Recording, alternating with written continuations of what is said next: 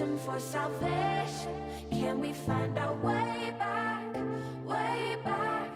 Caught up in confusion, need a resolution. Can we find our way back, way back? No more running, no more running, no more chasing. No more running now, I'm running out of patience. Caught up in confusion, need a resolution. Can we find our way back, way back?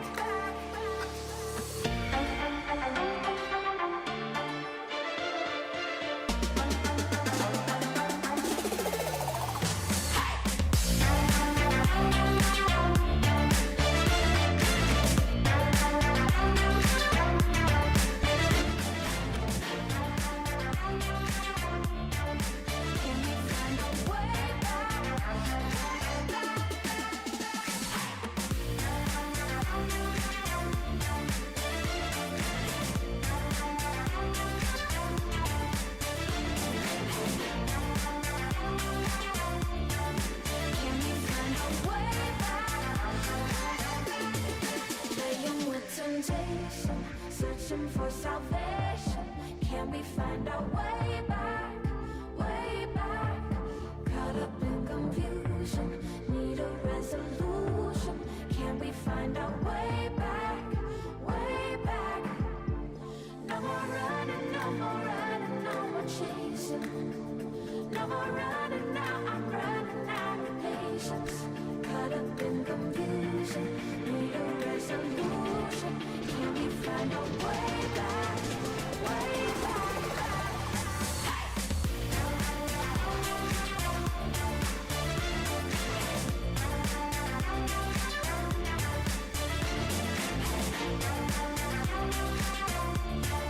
Can we find our way back?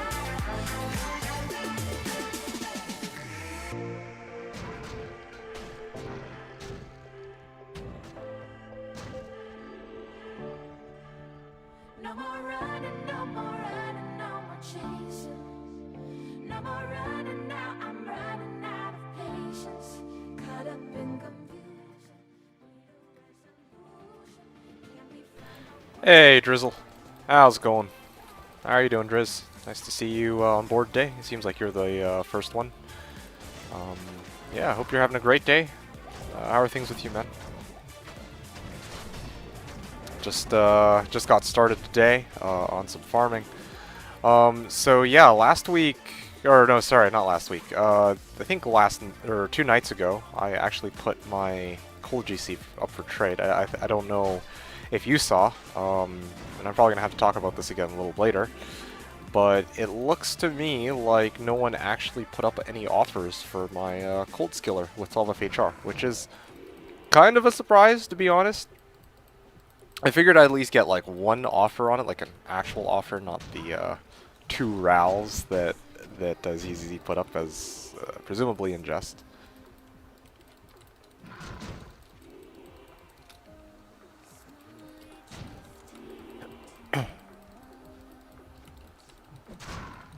Yeah, so what's up, Driz? How are you doing? Let me actually pull this up too while I'm at it.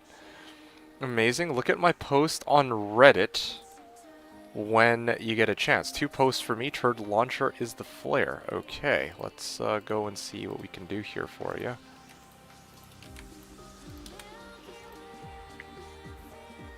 Whoa, what? Is this for real? Jeweler's Tiara of Speed. Shit, what the fuck?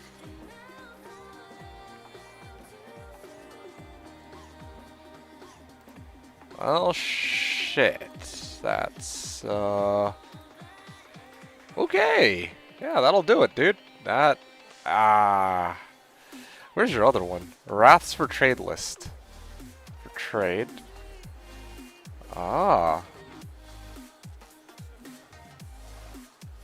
Damn, that is insane though, guys. Here, I gotta actually show that. Well, actually, it's only just you and me. I'll wait until later to show it, but that is fucking insane. I didn't realize you just found this. Where did you get it, dude? Where did you find this bad boy? That's crazy. Jeweler's Tiara of Speed. Jeweler's Tiara of Speed. J-Toss, I believe it's called. J-Toss. Well, I guess usually it's known as A-Toss, but this one's a J-Toss, which I think is roughly the same thing.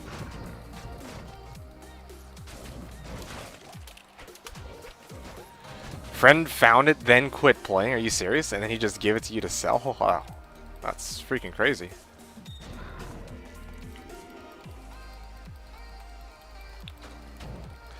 Yeah, that's awesome though.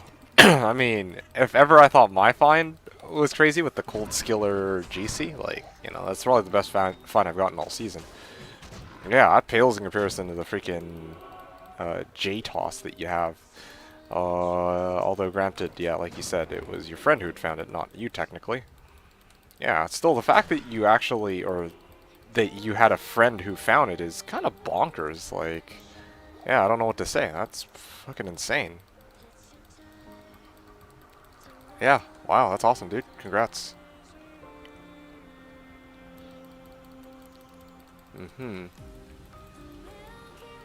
Alright. Let's carry on here.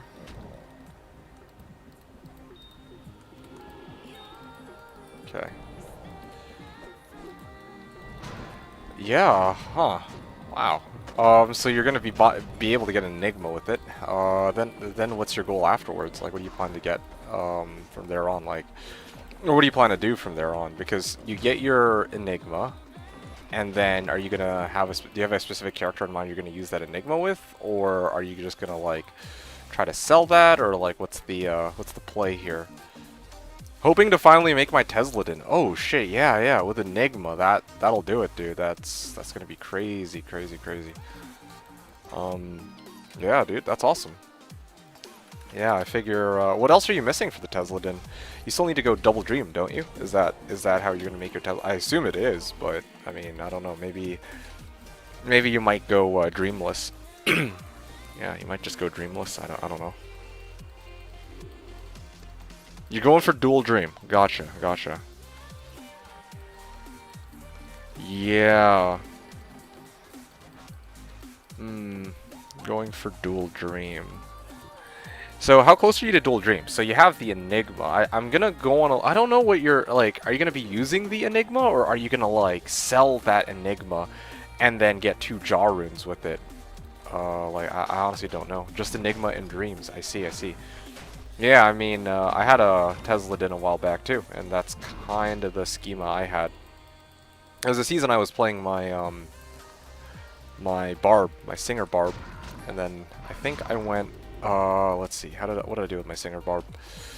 So with the Singer Barb, I went and farmed keys, and I sold a Pally Combat lifer with, well, 40 to life, and then after that, I had like. Well, my character was already pretty much done, so I didn't really have any other thing I could do with it. Hey, a mole! Alright, I can add that to the list here. That's pretty good.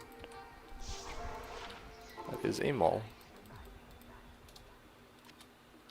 Alright. Oh yeah, I gotta update the mole counter here.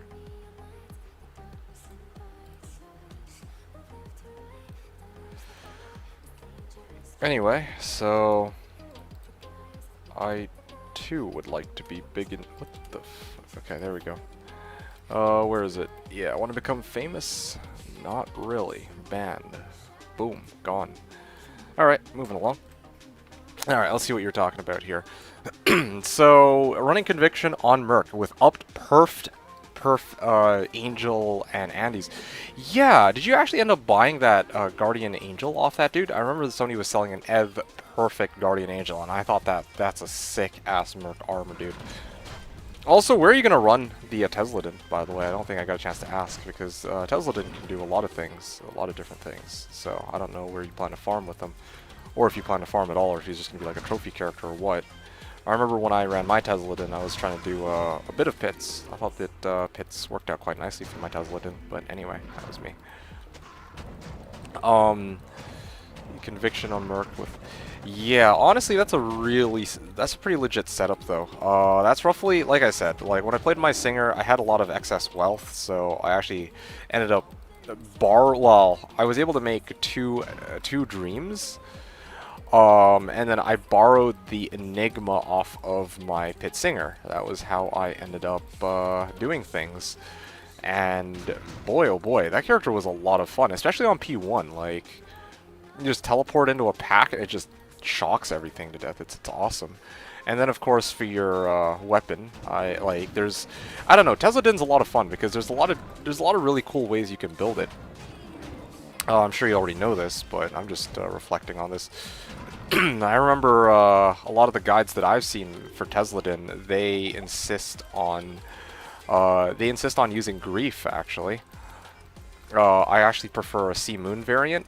And I mean, if I had unlimited wealth, I would absolutely make a six-socketed phase blade, I suppose, with 6 5/5 lightning facets. That's how I would want to make my own, but that's of course I don't really have. Well, that's not my build this season, so I'm obviously not going to be making one. But yeah, I'm just thinking like, yeah, Tesladin's a fun character. Nope, got one from Corey. Still Trav Bug Dury. Whew, that's crazy, dude. So you're gonna be rocking Tesladin for Trav Bug Dury, eh? Alright, that's pretty cool. You can imagine, how crazy it would be. Like, I think Crescent Moon gives a chance to cast Static Field on striking, doesn't it? Like, you can basically teleport in with Conviction, and then you could just proc Static Field, and Holy Shock also amps your damage by quite a bit. Playing with weapons using Grief for 7% off per Sea Moon, both in PB. I see. Yeah, I never really paid much attention to the variable role. I assume that this is for ED. Never really paid much attention on ED for Sea Moon. It's never really been my main focus.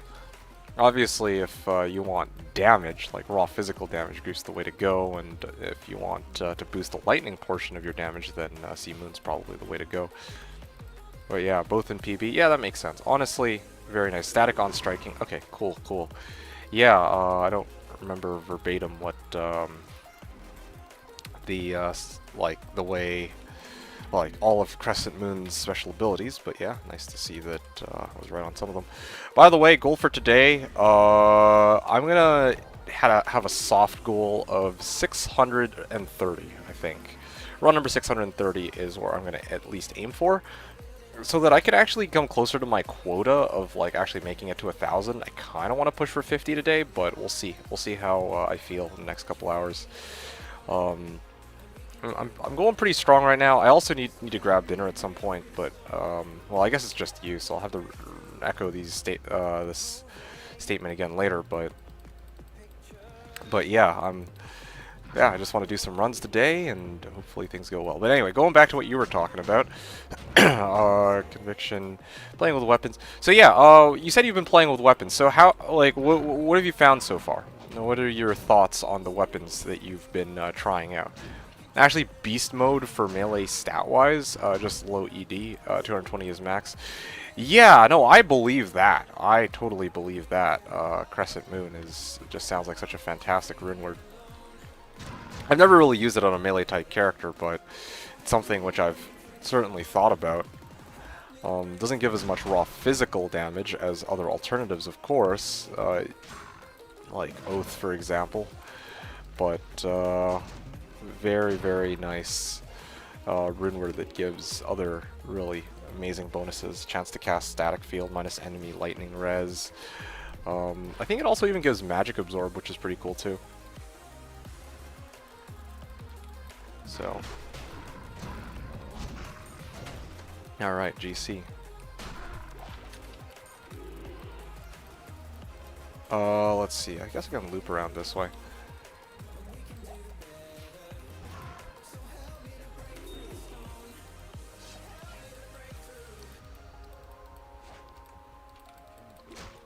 Sea Moon clears packs faster, but Grief just wrecks Dury even after factoring statics. Oh, okay, that's really cool. All right, so you've done some research on that.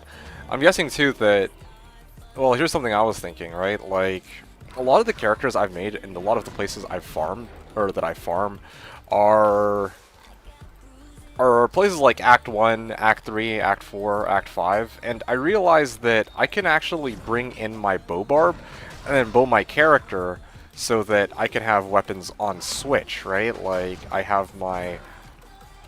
Oh man, imagine if that was a Sur instead of a Soul. Anyway, you know, like, I could have, like, Grief on my main hand. Or, no, sorry, I could have Crescent Moon on my main hand for clearing packs, and then on Duriel switch over to Grief, if that's the faster killer. I think that was, well, I did something similar back when I was running Questbug Jury 1,000 times. I used the Telly Staff specifically on Switch, and then, well, I mean, obviously that's just a Telly Staff, but in this case, like, switching between killing shit, that's always fun. Played in Hero Editor with it a bit to see how I wanted to build it. Okay, I see, I see. Wow, that's so cool. That sounds like a lot of fun. Yeah, I can't wait for next season. I have a really cool build that can be customized too. I know what I'm going to be playing as. And I think I have the routine down with Deuce Crim. But, of course, that's going to be a couple of... It's going to be about 2 months down the line. We're still quite a ways from that. However, it's just nice to theorize about, so...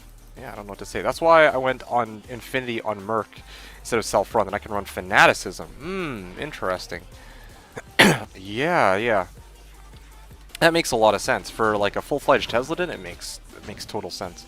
When I was making my Tesladin, I was very committed to maximizing the shock potential, like the pulse potential, rather than the overall like on-hit damage. But in your case, that makes total sense. You go like that's exactly something that came to mind. I'm like, if you're going to be running a Tesladin, you've got these 2 dreams to provide you the Holy Shock aura, and then your Merc is already rocking Conviction, so that frees up 1 slot for you to do whatever you really feel like it. And, of course, Fanaticism, if you're actually going to be hitting shit, is the solid choice here. So, I don't know, man. That is awesome. That is honestly really cool. Yeah.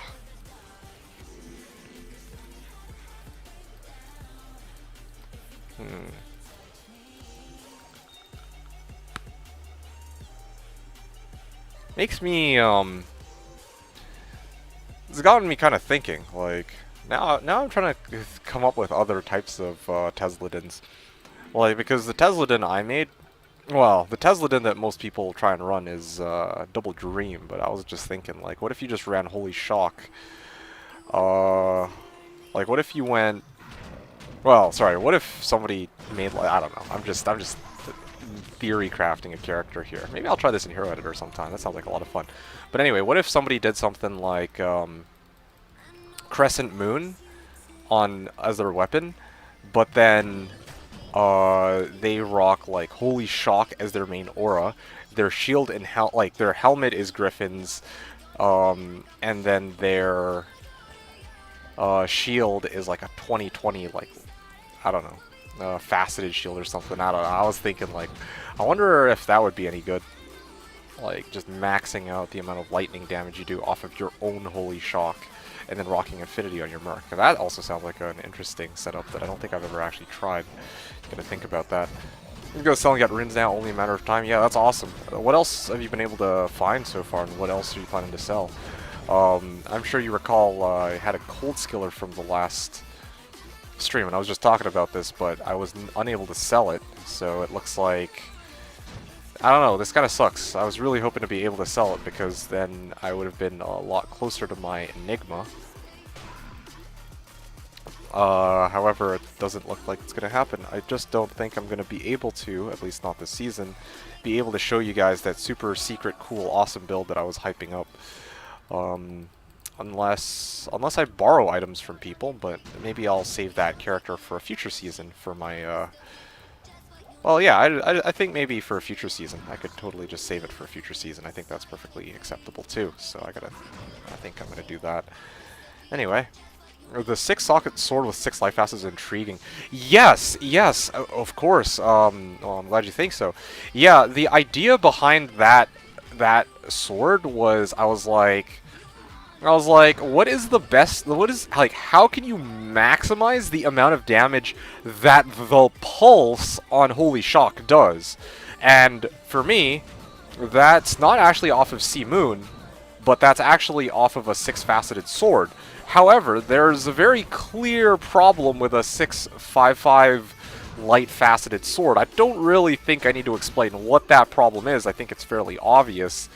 But really, just to say it, just in case it doesn't, like, it's not already apparent, it's simply the sheer price associated with finding 655 light facets. Like obviously, if you have unlimited wealth, then, you know, this isn't a problem. Like, let's assume you can just spawn items into the game, right? Like, that's what I do with Hero Editor. Then, yeah, for sure, it has the maximum damage potential.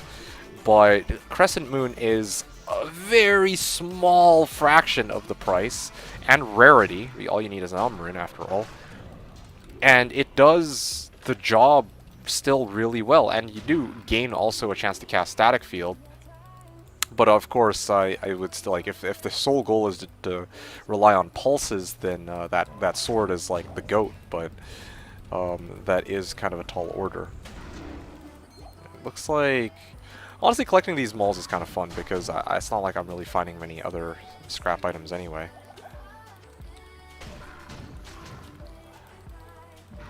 Let's see. That's 12 at the moment. Really? Wow. How much were you able to sell that fire res Molcharm for, dude? Man, that's awesome, dude. Like, seeing how much progress you've made is crazy. Makes me kind of wish I had a bit more time to actually farm. Like, I make time once every Wednesday, or every Wednesday to play and farm Moz, but actually, like, trying to be able to finish this character, reach its full potential, man. I don't know. That's motivating. Then there's also that other issue of I still want to practice P14 and P28.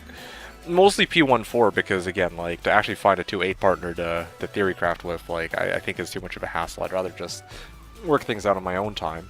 But point is, there's definitely some, like, P14 practice I want to do, because after doing the P28 with Seth, and having ZZZ kind of helping provide some advice along the way, it kind of got me thinking. I'm like, all right, well, there's still a lot I have to learn. Like, I already knew this going into that 2-8. But yeah, I have tons to learn. But yeah, I definitely, like, for me, it's not even. I just kind of want to, like, see what I can do if I do another P14. I haven't done that in some time. I want to actually see what I'm capable of. I've gotten a little bit better, I guess, with managing boxes, so maybe that might allow me to actually get a faster time. Maybe shave off an hour or a few hours. I don't know. See how easy it is. It's honestly fun playing through the game with 4 boxes. But anyway, sorry, I'm going way off topic here. Let's go back to talking about this fantastic character of yours, your finds, and your upcoming Tesladin, and my theory crafting, because this is honestly a lot of fun. It's kind of nice, just you and me for once. I mean, you don't usually get a chance to chat. Usually, I think you end up lurking because a lot of other people end up just chatting here and, you know, just having in the background while you do your own thing. But anyway, so let's see here. Yeah, so a lot of GCs and SC. Yeah, found the 7MF11 Fire Res Small Charm this morning. That's really cool. Yeah, okay, so that's 12 at the moment. Just sold my 5.5 for 2. Yes, exactly. And this is honestly a pretty generous price. Like in the past, I've bought, well, okay, granted it was a 5.5 white lightning facet, so I paid like 6, I think, for mine, so that was a lot higher than it normally goes for. But like, I've seen, I don't know, I see light facet go as low as 1.5 ohms, and on average it's usually something like 3 or 4 ohms. So for me, I'm kind of surprised that that there wasn't nearly as much demand for that 5.5 light die facet. Anyway, Point is, it's not an easy purchase, or it's not something easy to purchase. It's not easy to come by. Just the sword by itself, like you need to find 6/5/5 light facets. Like you need to find people who actually get light facets. Like 6 people who find a light facet. You got to buy all of their light facets, and this is not even factoring in the competition. And that's just a lot of work. That's honestly just a lot of work that goes into that, and like patience, right? Like what if you find 4/5/5 light facets, and then nobody else finds one? Then what do? You're kind of screwed. And then of course each of those light facets are like, I mean, assuming there's no other bidders, like at least 2 ohms, right? But if there's multiple bidders, then it could very easily skyrocket up to roughly 5 ohms. Trying to make such a phase blade is kind of a tall order. It's not easy. Oh, hey, ZZ, what's up? I'd find them if I committed to them. 6/5/5 light facets? You mean like self-find them or like trade for them? Because if you trade for them, then yeah, like it can be done. But those things don't really just grow on trees, at least not where I come from. Those are difficult to come by, even if you farm like Duriel non-stop. Like, you find the facet once every 100 runs, right? It could be a fire facet, like just the fact that, yeah, it could be a fire facet, it could be a ice facet, or sorry, cold facet, it could be a light or poison facet, it could be a 3/3, a 4/4, a 5, well, yeah, it could be a 3/3 or a 4/4. You never actually know. I don't know. You could just do a poor man's faceted sword. You could just stuff a bunch of -5s in there if you really wanted, or like a collection of lightning facets, especially as temps. I guess that's no big deal. But later on down the line, you're probably going to want to step it up a little bit. But anyway, that's besides the point. Bug Duri is big payoff. Oh yeah, absolutely. Bug Duriel is fucking amazing. Like I cannot think of a better source for unique and set items. Yeah, okay, maybe Bugged Meth can hold a candle, but the thing about Duriel is you don't really need any special prep. You just need to have a second character who just goes and fucking kills Duriel for you, and then you're good to go, and you never have to really worry about it again. And once you're fully geared out, and you can kill him in like 20 to 30 seconds. Very, very straightforward. Hey, on 3 Watcher, what's up? 1,000 Duriel runs feels good, man. Yeah, 1,000 Duriel runs, yeah. Had to be 30. Yeah, it would be hard. Hey, what's up, on 3 Watcher? Yeah, no, so Bug Duriel is a very big payoff. He gives a lot, but like in terms of like unique set items. But of course, like even Bug Duriel, like that's best case scenario, right? Even if you're rocking like 1,000 MF, those 5/5 light facets simply aren't going to grow on trees. Even after having run 1,000 Duriel, I think I only ended up finding 7 facets, none of which were 5/5 light that dies, or 5/5 light. Right? Like, it's not easy. Probably 2,500 plus at the moment on Duriel runs. Yeah, how many 5/5 lights have you found? 1, I think, so far, right?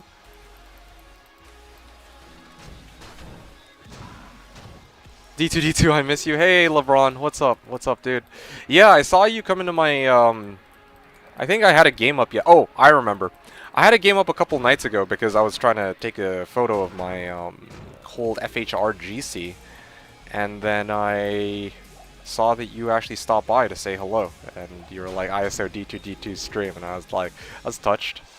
But yeah, LeBron, how are you doing? Hope you're having a good day. Hope the rest of you guys are too. On 3, ZZZ, and... well, I've been talking to Drizzle the last half hour, basically, so... Yeah, we're just talking about Tesladins, having a really fun discussion. And, yeah, LeBron, I was saying. Did I win your GC auction? I guess technically speaking, you kind of did.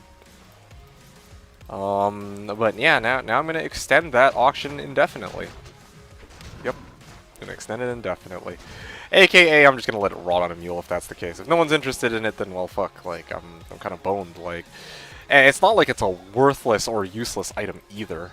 But I guess it's useless now for most people because evidently no one is taking an interest in it. Scammed. Did you actually post? Yeah, yeah, of course I did. I didn't post it right away, but I also thought about it, and I'm like, yeah, I don't usually like to post something and leave an item up for an auction for a week, okay? I prefer, if I do an auction, I prefer that the auctions are done over the span of 48 hours usually. Like, I don't want to fucking keep people waiting until Kingdom Come. So anyway. Yeah, one found 32 facets so far. Yeah, that's pretty cool. Having a great night, get some draws, baby. Yeah, sounds good. Sounds good. So you said having a great night or have a great night as in you're heading out? Either way, yeah, good to hear that you're having a stellar evening. Yeah, and I'm just doing my runs. I'm going to see how far I get. I was hoping to, like, my soft limit or my soft minimum here is going to be 30 runs. But I started my stream a lot earlier than usual today. Well, maybe not a lot earlier than usual, but a bit earlier than usual. Usually I start like 8:30 my time, but I started today's closer to like 6:45. And hoping next week I can even potentially start it even earlier, but yeah, we'll see how that goes. Anyway, besides the point, you'll pay $5 for it, but only via Twitch sub. Yeah, okay. Seen quite a few cold sorks this week. You should spam chat about that GC. Okay, well maybe we can try that actually. A cold sorks ISO a cold GC with 12 FHR. I have a for trade post on it on subreddit. There you go. 30 runs per week should only take you 6 months to finish. Honestly, this time around I'm actually close to the I'm past the halfway point, and I think given the next few weeks, I should be able to make it to at least run 750. And then after that, I could probably find a day or two on one of these weekends where I can just marathon the rest of the runs. That's kind of what I'm thinking. But we'll see. We'll see what ends up happening. I mean, if I finish, I finish. I'm really hoping to finish this time around. Did the first 350 in like 1 week. That's true, I did. But, you know, I've actually been able to get through the next 250 runs, which has been kind of nice. And the weeks that have come after that slowed down a lot since then. It's true. I could pick it back up by just, like, finding a... Kind of like, think about this, right? Like, I was able to make some time for Seth do the P2, or the 2.8.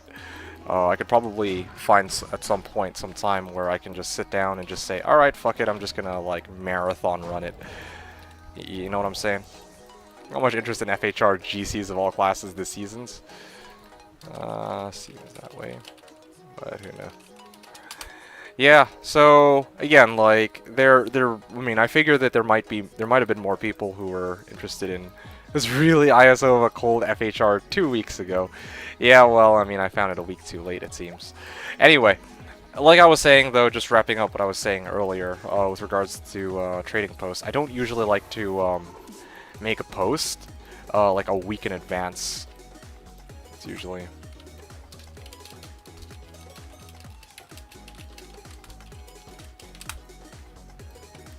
Yeah, I don't like to like leave people hanging for that long. BM Trader B2, okay. Yeah, let's see what else you guys are talking about. Doesn't it take forever to get to Duriel? Okay, so... forever in what way? Like, normally it is difficult. I shouldn't say difficult, but usually it takes a while because you don't know exactly which tomb you have to go and fight, like, kill Duriel in.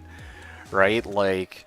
At least on BNet, this is the case. Like, you don't know exactly which tomb it is. You can find out by going to Arcane and then killing Summoner and then seeing which sign is missing. Or you could, like, bring somebody else in the game who hasn't done the quest. Or some shit like that. Although, I guess, if you do that, then they still wouldn't be able to do the quest in your game. So they can't see it anyway. But anyway, like, on Slash, if you go to Duriel, with map hack active, you can see exactly which tomb it is. Where you need to actually go and fight Duriel. So in reality, it doesn't take all that long to figure out where Duriel is. And once you have teleport, well, with teleport, like with a sword, or even with a teleport staff, getting there is actually fairly trivial. Like, even when I did 1,000 runs of Quest Bug Duriel, I actually used my melee Zeal Paladin, believe it or not, to do those runs, and it was, I mean, it wasn't as smooth sailing as. Anyway, besides the point though. So 6 light facets of sword. You ever heard of Sea Moon? So yeah, I mean, obviously, yeah, Sea Moon is an option. It's very true. But I was talking about if you really wanted to min-max, okay, like, and price were not a factor, then a 5/5, like a faceted sword with 6 5/5 light facets would be the more clear-cut option for actually maximizing the damage, at least like the lightning damage on your pulses from Holy Shock Aura. Now, again, like the price of a 6-faceted sword is indeed a problem, which is exactly what I was saying. Ripstream refreshed worked. Okay, interesting. I don't know if I'm dropping like a ton of frames today or what, but certainly can't be as bad as the other week when my stream was like freezing every couple of minutes for whatever fucking reason. I never really found out why it was doing that. Hasn't done that since, but we'll see. The Shoota's over. Okay, yeah, like, just, you know, use the Shootas on a fucking Tesladin, and, I mean, I guess everything's a-okay, but... Anyway. Yeah, just use the Shootas on a Pally, you know, no problem, that's true, a Shootas is cheap. Anyway, but yeah, just theory crafting, honestly just theory crafting. You're trolling, yeah, I know you're trolling, but still.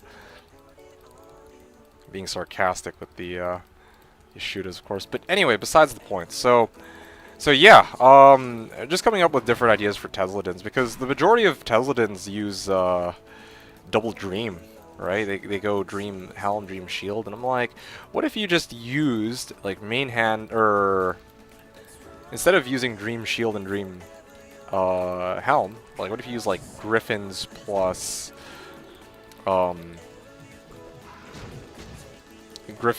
like a faceted shield, and then you just actually used your own Holy Shock Aura without having to rely on dreams to give it to you. That's kind of what I had in mind. Like how odd would that be? 2020, yeah, exactly. And of course, this is all hypothetical, okay? Like it's obviously like it's impractical to expect that in a season where I would ever rock a Tesladin that I'm gonna have like this many facets just lying around. But I like to just, you know, I like to like play around with the notion, like what would that look like? How would that feel? And I think that would honestly just be a lot of fun. So yeah, I think that's what matters, or at least thinking about it is a lot of fun.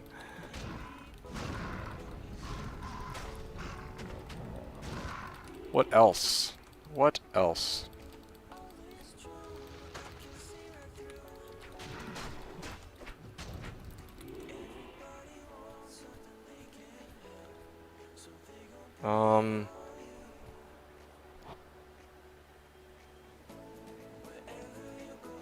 Yeah, but that's the main idea. Yeah, that's Duriel. That's why on Slash especially, Duriel is a very worthwhile option for a lot of players.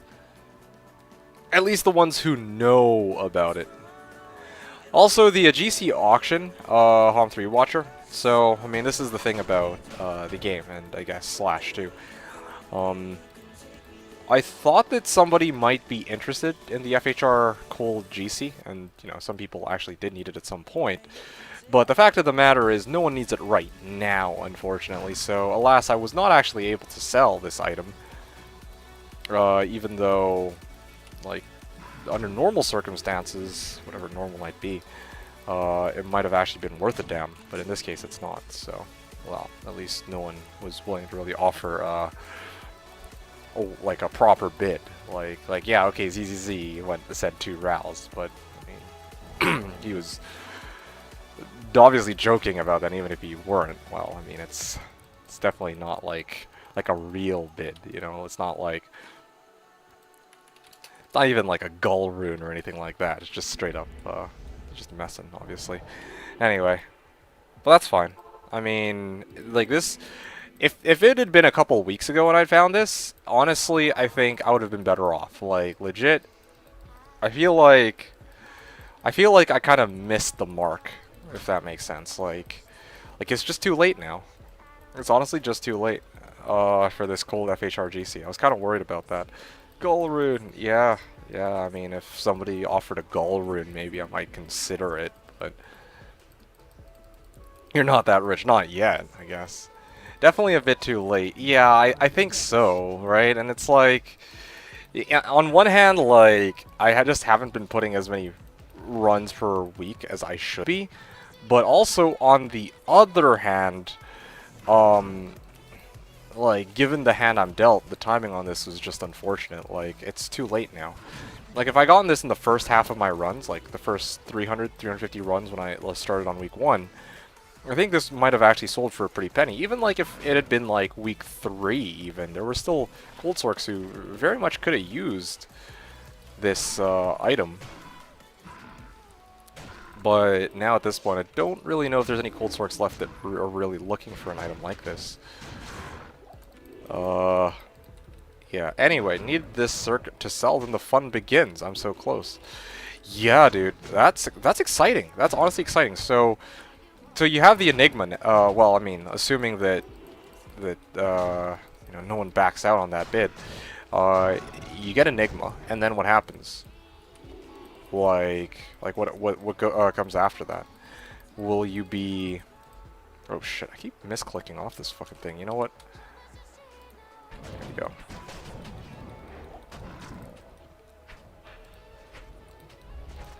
Yeah, so after that, you said that you're missing some items. Let me just recount here. You're missing jaw runes, right? That's what you're missing?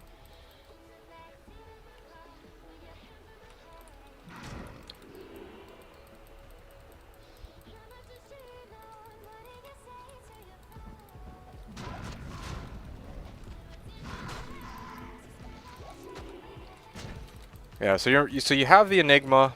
Now you just need the 2 jaw runes, and then I don't know what comes next after that.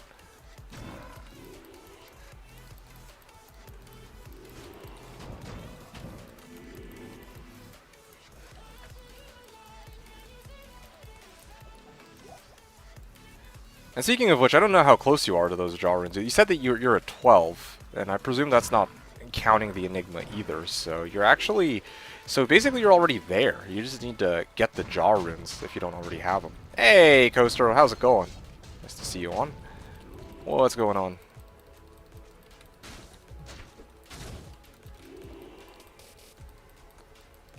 Okay, so yeah, just doing some runs today. Nothing special, Coaster. Chilling? Okay, that's nice to hear. What are you up to right now? I mean, you happen to drop by here. I don't know if you're playing something or been stuffing my face trying to gain weight. I see, right, because you had that issue with your digestive system, right? You're not at 12. I was saying that faceted sword would cost 12. Oh! Oh, yeah, I still, yeah, okay, that's what you meant. Yeah, okay, well, in that case, then, I do have to point out that, yeah, that's honestly, like, I wouldn't say best case scenario, but that's, like really, like, honestly, 12 for that sword would kind of be a steal, I think. Like, most facets would go for a lot more than 2, in my, like, from what I've seen. Anyway, I'm at 2.5 at the moment. I'm not countering anything under Vex. So you're at 2.5 without factoring in the Enigma. So then what happens then? You get the Enigma, then do you start rocking the Tesladin with Holy Shock by itself, or do you just not use it until you're actually fully finished building the character? You've been master debating with Be Like Lebred. Oh, he was actually here earlier, by the way. I don't know if you... I mean, I don't know if he's still here. I don't think he is. He said he was passing by. You're not going to use it until you finish. Okay, that's respectable, too. Cool. But what my next season build is going to be. Oh, wow. All right. You are still here. Oh, because earlier you said have a good evening. Having a good evening. So I didn't know if that was like a farewell or what. But yeah, all right. So Be Like Lebred is still here. So yeah, you're doing some master debating. I don't know what... I mean... Master debating. I don't know what there is to really debate about. I imagine it was you bouncing ideas off of him, but Wonder what the debate would have come from, but yeah, I don't know. Interesting. Didn't realize it was going to be such a difficult dilemma there. I still use Enigma, but not respec out of pure zeal. Okay. Okay, fair enough.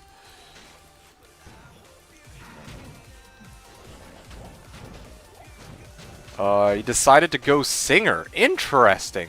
It's decided, it's done. I have a few builds ready, but I'm just debating on what to be. Yeah, speaking of which, I thought that you had originally said...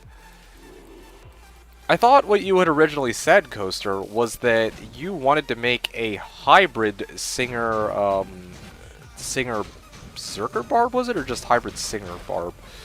It's Singer with something. I didn't know. I don't remember off the top of my head what the second skill was. I assume it was going to be Berserk, but hey, maybe my memory is failing me. I don't know. Well, it's decided, I guess.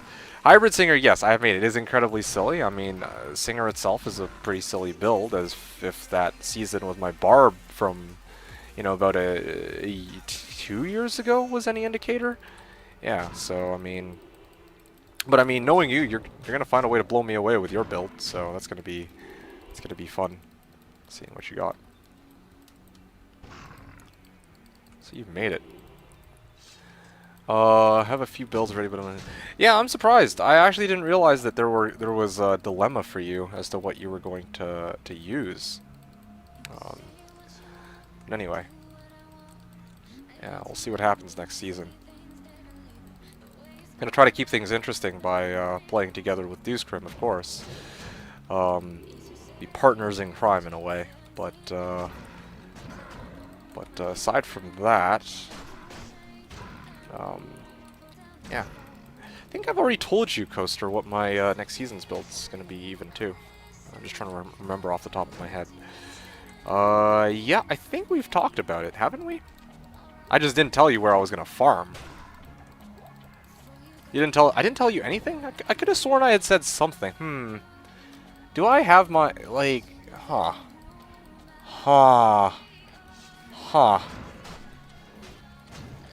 Interesting. Interesting indeed.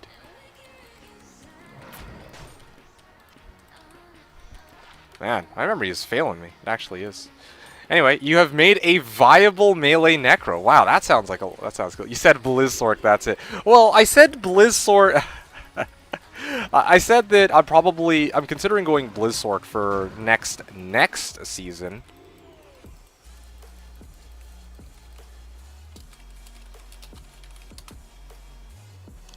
Yeah, I said that next season I'm probably gonna go Blizzsork because I actually want there to be a season where I actually properly farm Chaos, and really from what I can conclude, like, Blizzsork's the way to go. Like, I don't want to look. I don't want to just be like, all right, yeah, Blizzsork's the way to go because everyone else is saying it's the way to go. But like, I really would be hard pressed to find something at this point that's stronger than Blizzsork for Chaos.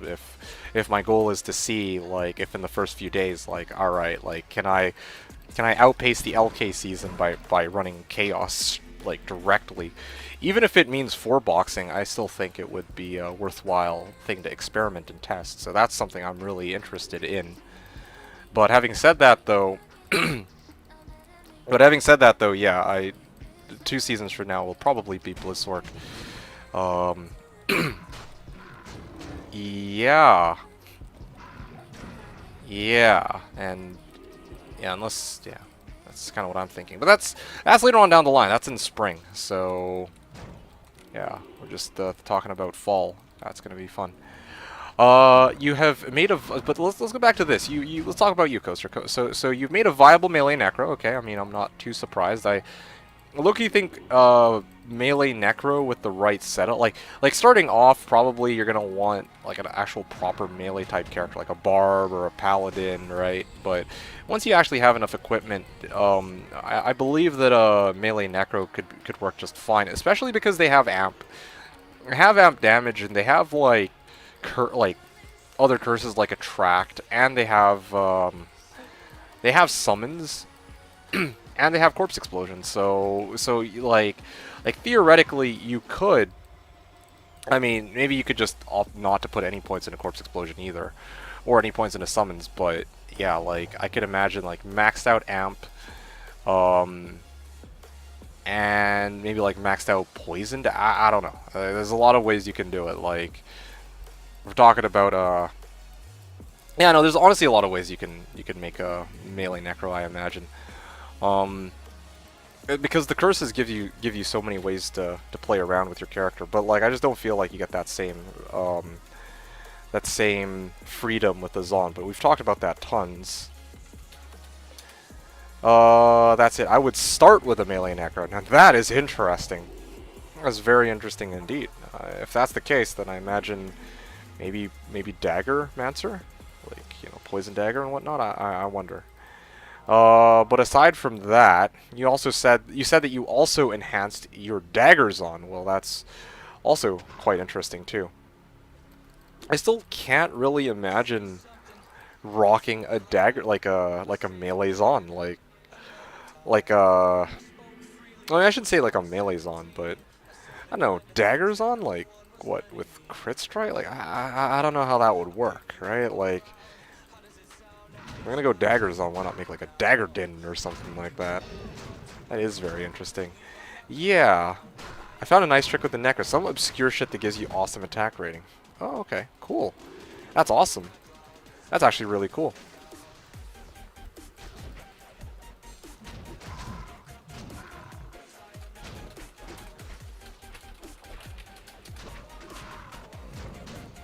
And it applies to the Amazon. Really? It applies to the Amazon. Wow. Oh, and I just found a code rune off of this crypt. I'm telling you guys, just hoping for at least a few more burrs, but it looks to me like this is going to be kind of eh.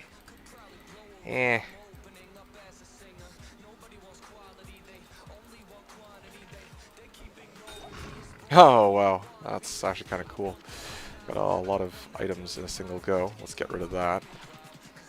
Let's see. Assault Helmet and War Gauntlet. Okay, come on, man. Give me the War Gauntlets. I believe this is, yeah, Hellmouth.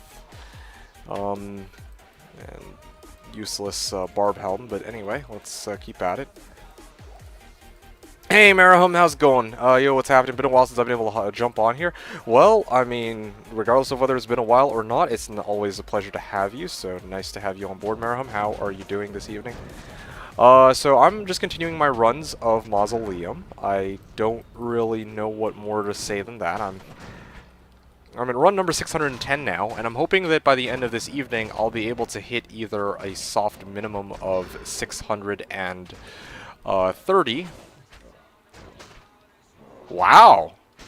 Wow, that's not too bad. That's honestly probably the best, well, I mean, it's the only real find I've gotten in the last 10 runs, but yeah, I like those boots. I think that's worth charting down as a drop, so let's put that in.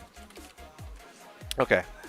30 faster run walk, 30 cold res, 26 light res, 30 cold res, 26 light res, and 23 poison res. Alright, what else do we have on these boots? Half freeze duration, and 50% gold find. So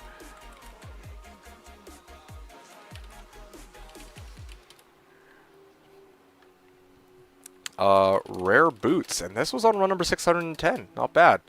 Another Plague roll, 1 skill, third one. Dude, I'm telling you, Plague is totally borked. Like, I don't think I've ever gotten a +2. Or maybe I did, actually. Maybe I'm misremembering. Oh no, Martial Arts Assassin. No, I think it was +1 on both. And fucking...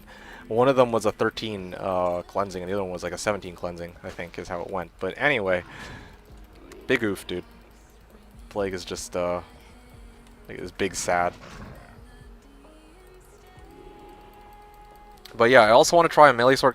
Yeah, Melee Sork is easy enough. I honestly think Melee Sork, like, it shouldn't be that difficult to make. Like, because at a very bare minimum, you could just go max out Enchant. Like, if all else fails, you can always just rely on Enchant and maybe some, like, Fire Mastery or some shit. I don't know. And maybe, like, Energy Shield too? I think that would be pretty legit. Go Energy Shield with fucking Enchant, and you get a shit ton of attack rating, and you get a lot of durability, which are two of the biggest and yeah, like, those are probably the two biggest drawbacks to to making like a Sork as a melee character. Not as much attack rate, like base attack rating. And it's not like, you know, you get like sword mastery or anything like that, or like fanaticism aura, but they have enchant, and they have energy shield, and they have frozen armor, so they can be pretty durable. They can be fairly durable characters, as long as they don't get mono burn, I suppose. Hey Yandere, how are you doing? How is it going at the Ravenlore cult? It is going pretty well. Just for you, I will summon some birds. There they are. I shall summon some ravens to do my bidding. But, yeah, it's going pretty well. Thank you for asking. We are just in the middle of doing some runs. We are 10 runs in today. And honestly, we haven't really found anything too useful. But, yeah, it's just the start, you know, so buckle up and enjoy the ride. We're just talking about a number of different really cool topics. Let me know if you have questions, as always. How are you doing, Yandere? But yeah, Melee Sork, I think, is just a really cool concept, and I think there's a lot of really cool things going for a Melee Sork. Yeah, I would be down to see something like that. I'm trying to think what other things that the Melee Sork has.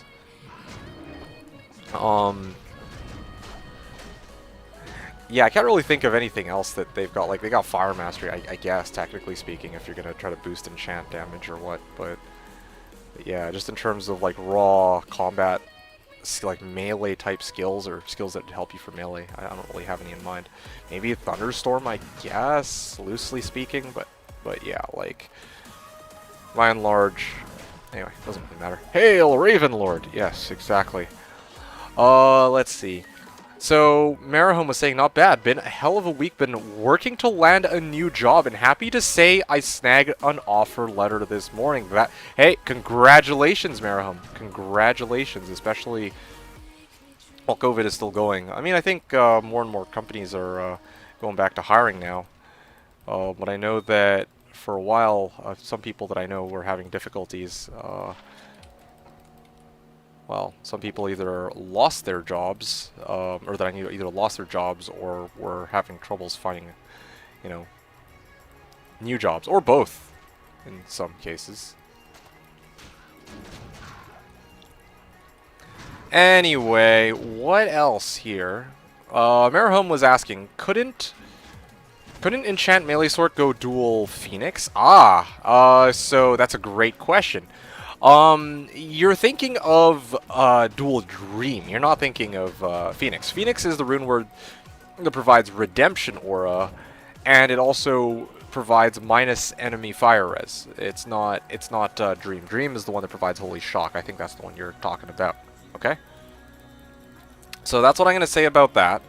But assuming that you're talking about Dual Dream, you can absolutely go enchant Melee Sork, and that's exactly what a lot of Melee Sorks actually end up doing. They rock Dual Dream with Passion Rune Word, and they use Enchant, and then they max out Fire and Lightning Mastery. So I don't know, it's a very interesting build. Well, Bear Sork, basically. That's the name of the build. Maybe if I only summon one Raven, I'll get good luck. I don't know. I have to confess something. I'm recently giving Median another try, and I now have an addiction. Wow, that's awesome. I mean, that's great to hear that you are enjoying yourself on Median. I mean, as I've always said, Median is kind of interesting. Like, I actually really enjoy Median. I was able to get into Median. But I really wasn't able to get into, well, I wouldn't say super into Median, but kind of enjoyed my time a lot more on Median compared to POD, but of course, not trying to give any shit for POD, of course. Glad you are enjoying Median, though, Yandere. Coaster is saying he will not be using Dream, so that's very interesting.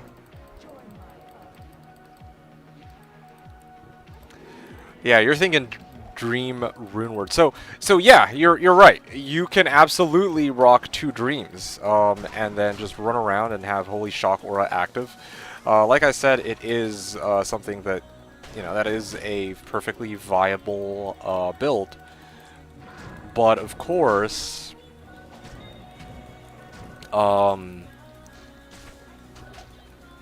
Well, I mean, there's a lot of different ways to make a melee Sork in the first place. I think that's just the bottom line. So, Holy Shock with bear form is perfectly acceptable, but there's plenty of other ways, and I think Coaster has his own spin on things. I want to stray away from the mainstream dual dream shit. Yeah, that's the other thing too. That I mean, I expected as much in the first place. Yeah, like intuitively, if we're talking about like a melee Sork, Enchant is pretty much going to be a must from start to finish. I don't know if Coaster agrees with that. Maybe he doesn't, but like I just can't really think of a good reason why you wouldn't rock Enchant. Not even for the fire damage, but just for the attack rating. It's such a massive boost to attack rating that I'd really be hard pressed to imagine a reason why not to invest in Enchant. Yeah, just off of free AR, it's pretty bonkers. However, for Dual Dream, like if you're rocking like an endgame character, a lot of people intuitively will be like, okay, yeah, go Dual Dream and then combo that with like melee, loosely speaking, on a Sork, right? But I figured that Coaster, being the hipster he is, probably, if we're talking endgame where pretty much everything in the game is available to you, like hypothetically, then yeah, he's probably going to want to stray away from Dual Dream and try something else. Now, I don't know what this is quite going to look like, but I can't wait to see what he has in mind. Maybe Fortitude with Grief? I don't know. Yeah, who knows? There's a lot of different ways. Enchant has plus AR, so I mean, good luck hitting something with that. Oh yeah, exactly. Enchant is a given, right? From that's what all I was saying from earlier. Like from start to finish, you're probably gonna want Enchant, and probably Energy Shield. Like just the idea of having Energy Shield, and possibly at least one point into Frozen Armor. Like I think those are pretty. Like I think those are givens. But after that, like there's no guarantee for anything else that Coaster has in store. Dual Dream included. Like honestly, just trying something outside the realm of Dual Dream. Like there's a lot of different options out there for sure. The one thing I do admit though, you know what? Something, the thought had just occurred to me. I was just thinking about this very carefully in my head, alright? And I mean, I'm going to stop it right after this, but it was just a thought I had. Normally, melee characters have to choose between going Fortitude or Enigma, because, you know, if you want to be mobile, you're going to want Teleport. But then, of course, you sack the 200% extra enhanced damage from Fortitude in order to do this. But the Sork actually doesn't have this drawback, so actually you could probably run Fortitude without any real drawback, because your character inherently has Teleport, while you can maintain the extra damage from Fortitude. I don't know. That was one thing I realized. So I'm on to something. I hope. I think Coaster is kind of giving me the tongue face as a kind of like a nod towards that. Maybe.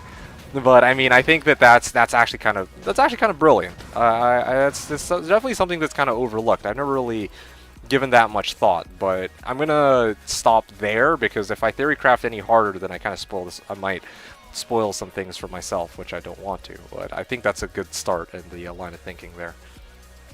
But yeah, cheers, Coaster. Now let's keep at it. Yandere was saying, did you say I play PoE or no? I completely forgot. I said I like PoE, right? Not POD, but PoE, like Path of Exile. I've always wanted to try Path of Exile, if nothing else, so that I could actually have an informed opinion about it. Like a lot of the games, like in the past, there's games that I haven't been interested in, where I'm just, you know what, I'm going on a tangent. Let's just give you a direct answer here.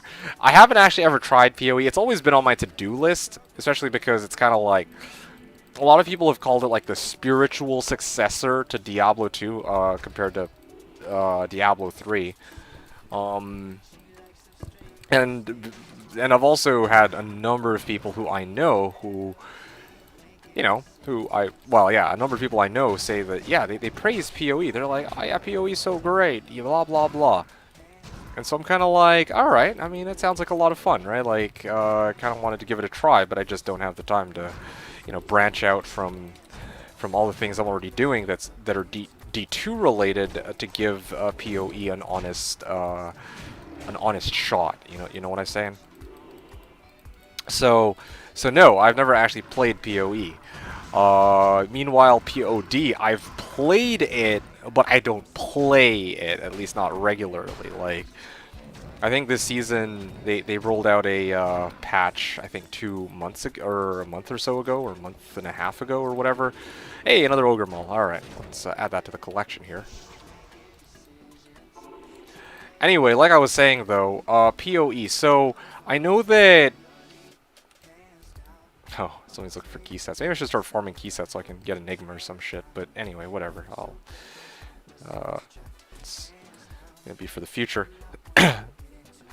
Like I was saying though, POD.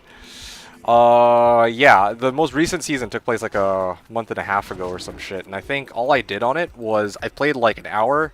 Not even an hour. I played like 30 minutes just to see how long I could maintain #1 spot for as my Poison Creeper Druid. That's always fun. I can always start off at #1 on POD, even though I know really nothing about the game for the first like hour or so, and then it tapers off fairly quickly because, you know, I simply cannot compete with people who are both more familiar with the game and playing like 8-man squads who actually have like a proper leveling schema up, you know.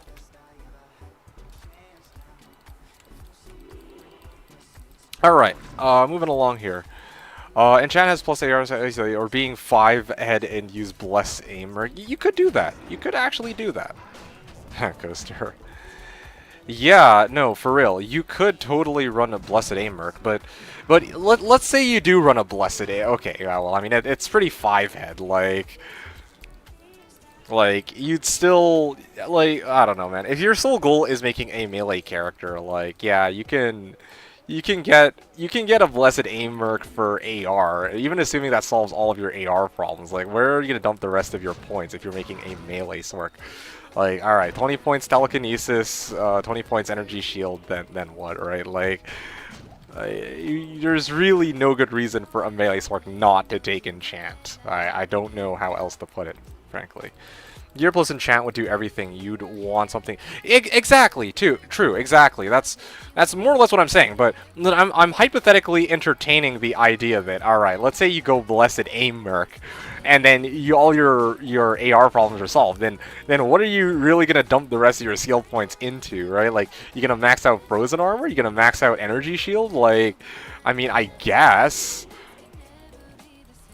So, you probably go for Might. Yeah, I mean, more or less, I can't really imagine going anything other than Might, frankly. Like Defiant? No, honestly, that's what Energy Shield and Telekinesis and Frozen, whatever the fuck would be for, right? Like, I don't know.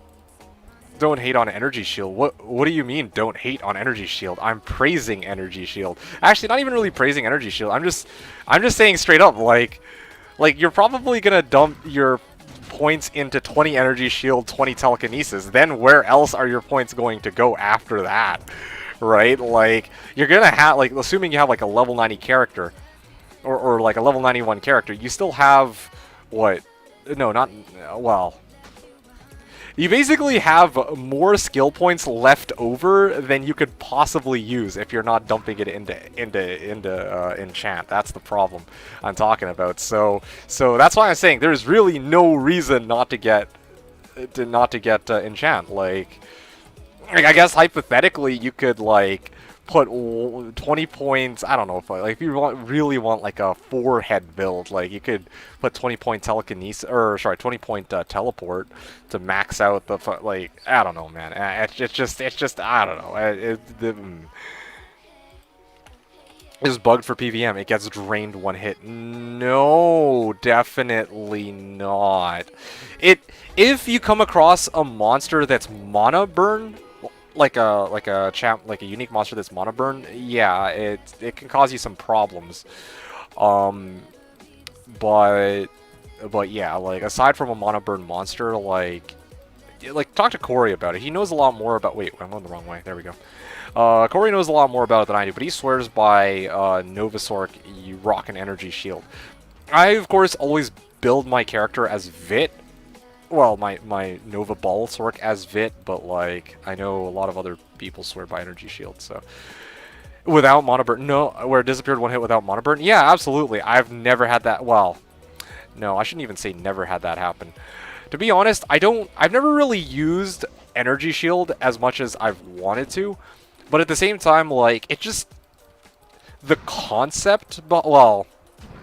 The fear of running into a monster that has Mana Burn for me is it's too risky. Like I know it's softcore and I can afford to take that risk, but why would I? That's kind of how I feel about it. But of course, barring that, like, yeah, like Energy Shield. I mean, talking in the context of a melee Sork, even having melee, like, what if you're just going to be meleeing everything, I can't really imagine a reason why, you know, you wouldn't throw some points into Energy Shield and just use that as like a secondary health pool in a way, right? I think it'd be pretty legit.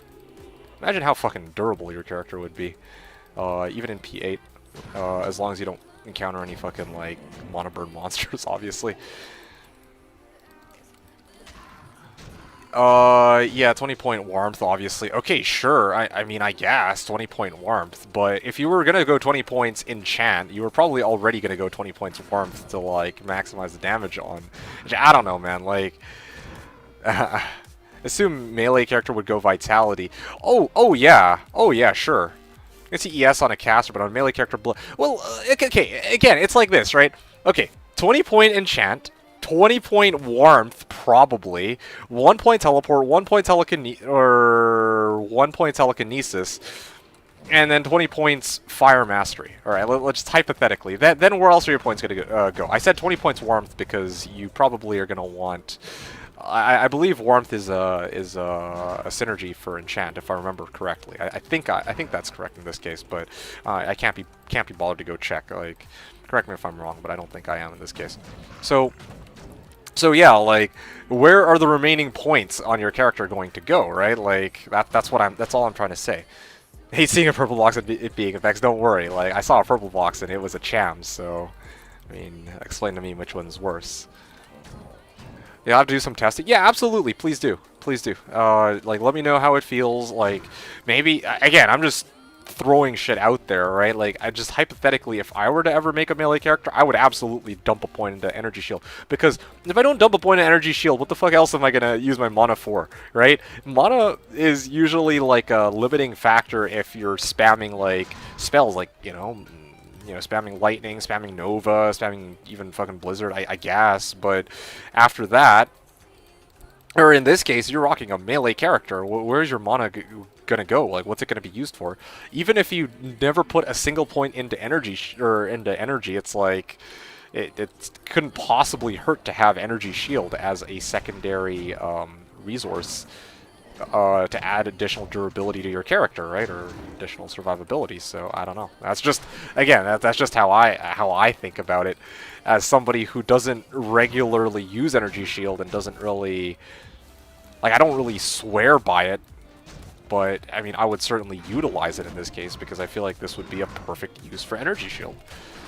This is one of those cases where even Mana Burn would not really do me much good. Like, okay, great, well, one of my health pools goes down, and then after that it's like, alright, well, I can just do whatever I want now. Probably gonna chill after this run and just mule while I wait for the servers to restart. Yeah, I think that's what I'm gonna do here. What really broken with ES to me is that most of the time the damage you take toward health will not get to hit recovery threshold. Yeah.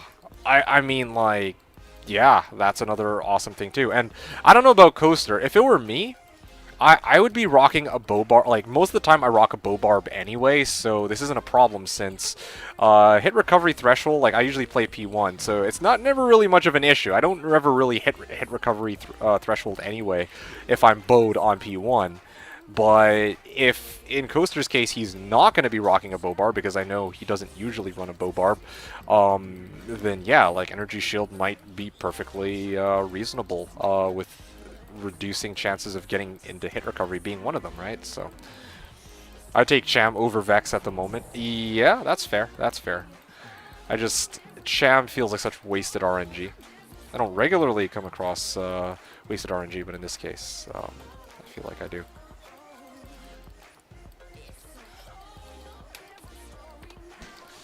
Okay, one sec.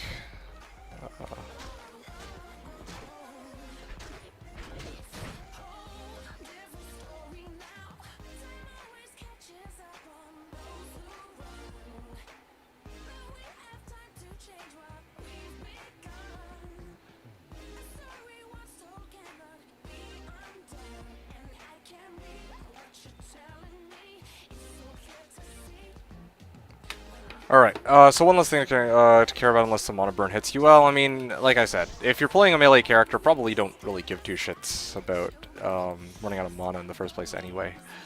Hey, characters who are viable by themselves. Exactly, right? So that's why I would be using Energy Shield here as a way to augment the character rather than as something to, like, rely on, I guess. At least that's kind of how I see it. Anyway, besides the point, though, let's just go back to earlier. Let me clear something up. Yes, Hom3 Watcher. I did say I guess, but I think you maybe misunderstood what I meant by that. What I meant by that, when I said I guess earlier, is that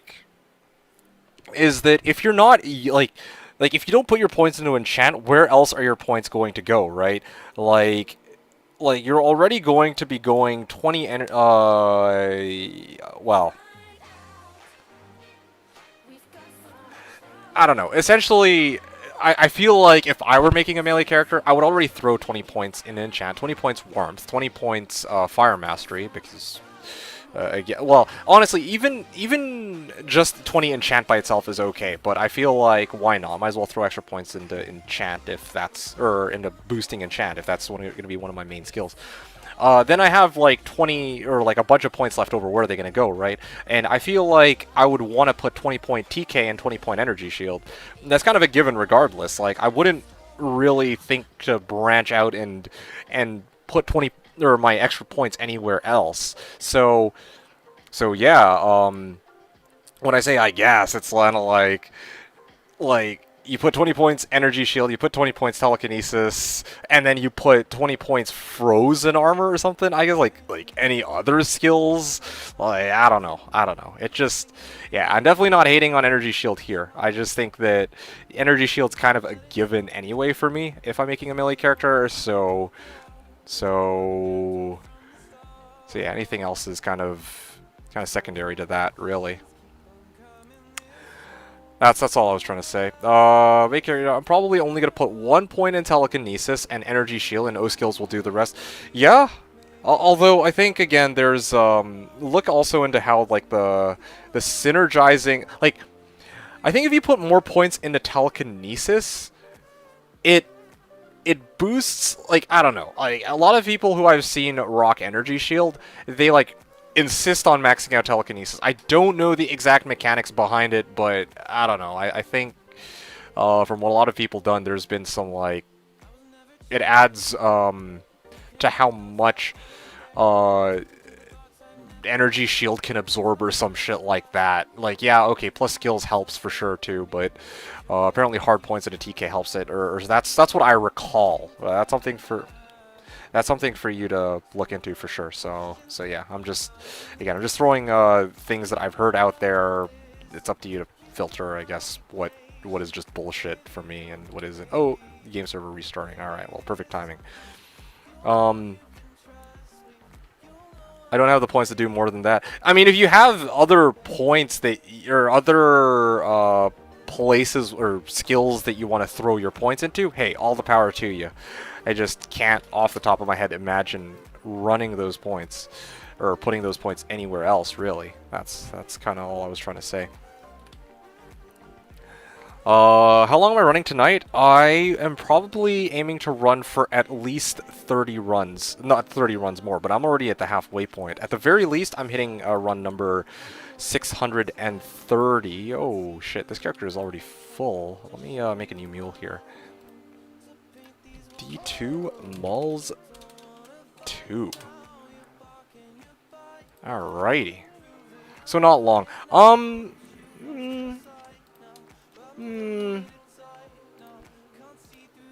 I am not. I set it a bare minimum. At a bare minimum, like I'm expecting to. Well, I'm expecting to make it to at least 11 tonight. Although I do have to go grab myself some food in a little bit. Yeah.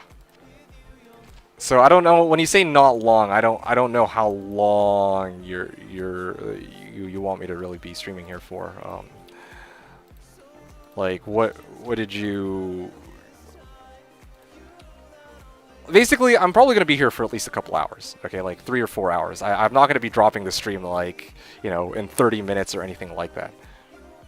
Discord stream. Oh, you want to be on Discord? If you want to be on Discord, I can even go right now if you'd like. That's totally cool too. Although I guess we're also kind of talking with people still in chat, and we're theory crafting. Yeah, we could do it after I eat. That's totally chill. That sounds like a lot of fun actually. Yeah. Yeah, we can do Discord stream after I eat. That sounds like fun. I haven't done that in some time, and it would be great timing. I think I'm going to tell you guys kind of my timeline for tonight then, okay?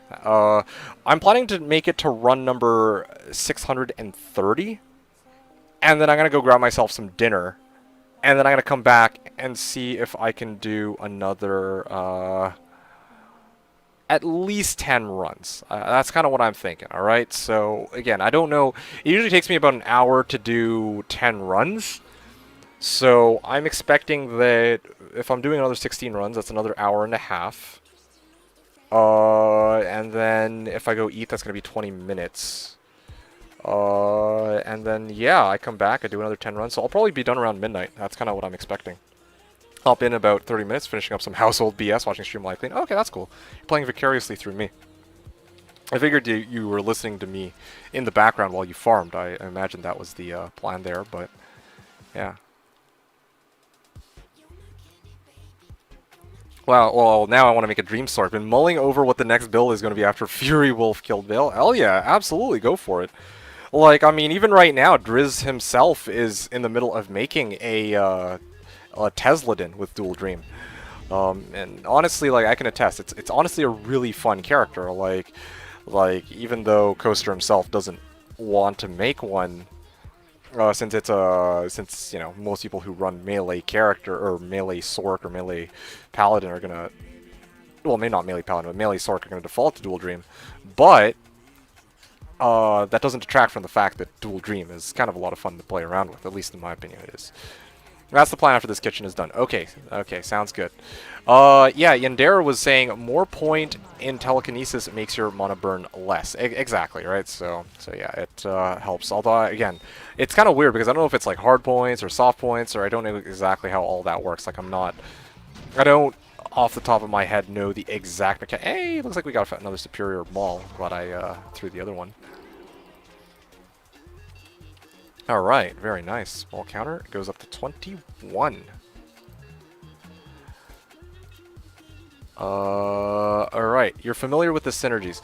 Yeah, I'm familiar with the synergy too. I just don't know exactly how the synergies work. Don't have the points to put it there. So I put it in as a plus. Okay, cool. I see.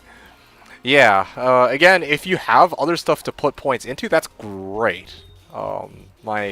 My pea-sized brain hasn't quite come up with anything for which I would ever want to put extra points into, is kind of the bottom line for me. But if you got something else you have in mind, like maybe, I don't know, fucking chilling armor or something, then fantastic. That's great. Yeah. And I'm going to rock a Vitality build. So yeah, that's awesome. Like, I think also if you will be going for, like, it sounds like you're going Fortitude, then all the more, I think even Fortitude gives point, well, actually no, it gives plus to life, I think. It doesn't give plus to Vit, but anyway. Yeah, I don't know. I think it sounds like it's going to be a fairly durable character. So yeah, looking forward to seeing how it'll turn out, Coaster. So, and I'd like to confirm that I will not use, so you won't even be using Fortitude. Very interesting.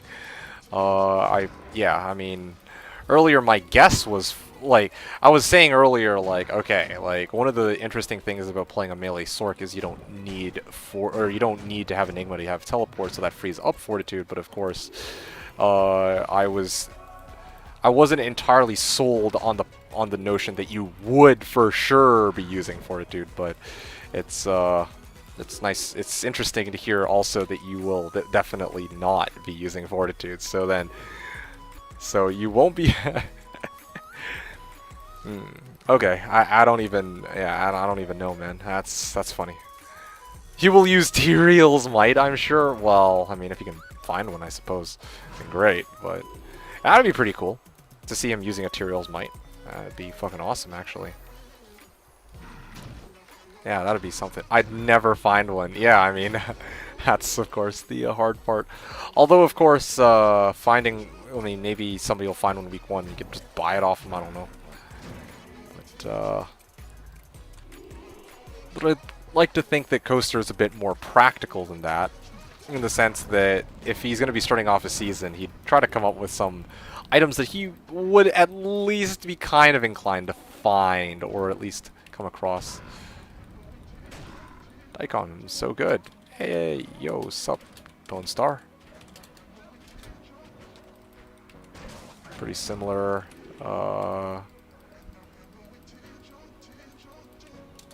No bots, dupes.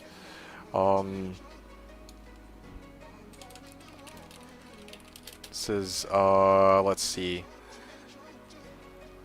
Plague Rumor got enabled. Drops are different. Map pack multi-box allowed. And, Declone spawns off Gulrin.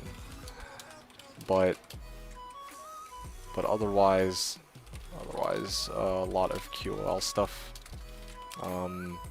Let's see. What do I say? Like, global chat channel, no RD, no RD. Let's see. What is the other shit? No Q timer, unlike BNet. Slash armory, which shows care inventories and skills. Yeah, I don't even know what else.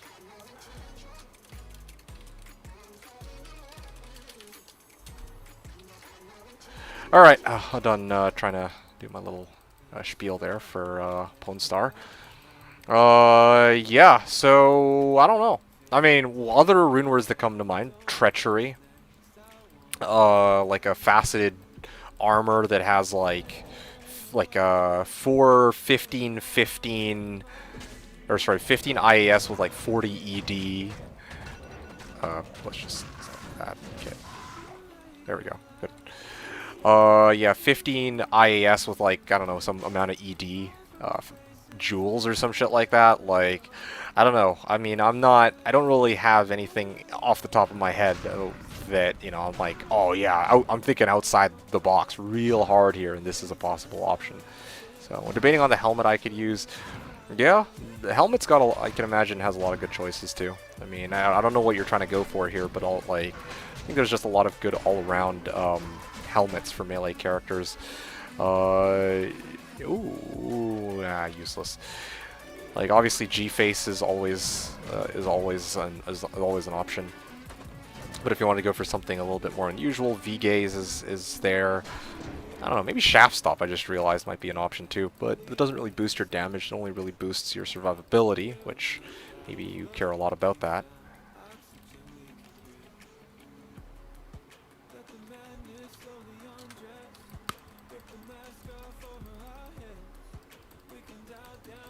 Current offer is Enigma value +2 on Circlet. Are you serious? That's insane.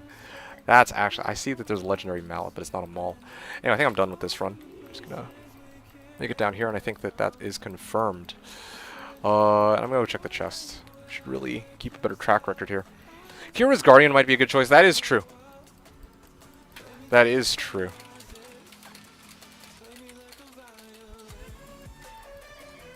Yeah, that is true. Kira's Guardian for res. Again, I don't know. I don't know. Probably you're gonna need to find some balance of like survivability and attack rating. Well, actually, I think Enchant should handle attack rating pretty handily. And then, of course, you gotta also have presumably some physical or maybe you're making a melee Sork that isn't dependent on physical damage. I don't know. I don't know. I don't know. Hard to say. There's so many different ways to build the melee Sork, I think. Like, you can even go Passion, try to go bear form or what. Or no bear form. So many other cool ideas. I think Beast Runeword too. That's another really cool option. If not Passion, then Beast. Yeah, I'm pretty on board with that. Beast Runeword. Getting excited, might use this for the next season. Yeah, I don't know. I don't know. There's yeah, there's a lot of really cool ideas. I remember not too long ago you were saying you're running out of builds, but shit, dude, like already just thinking about just the sheer number of melee Sorks you can make is kind of exciting. Kind of hypes me up. Although I kind of have a pretty clear-cut idea as to what I want to do for next season and the season after. The season after that one, I might be at a loss. Well, I'm not gonna say I'm gonna be at a loss. Like I'll always have some ideas in mind. Like, yeah, but I definitely haven't really planned beyond next season. Even next season, if I'm gonna be swimming in wealth, I don't really know what I'm gonna be doing with all the wealth. Or maybe I won't be that wealthy. I don't know. I should maybe have a contingency plan.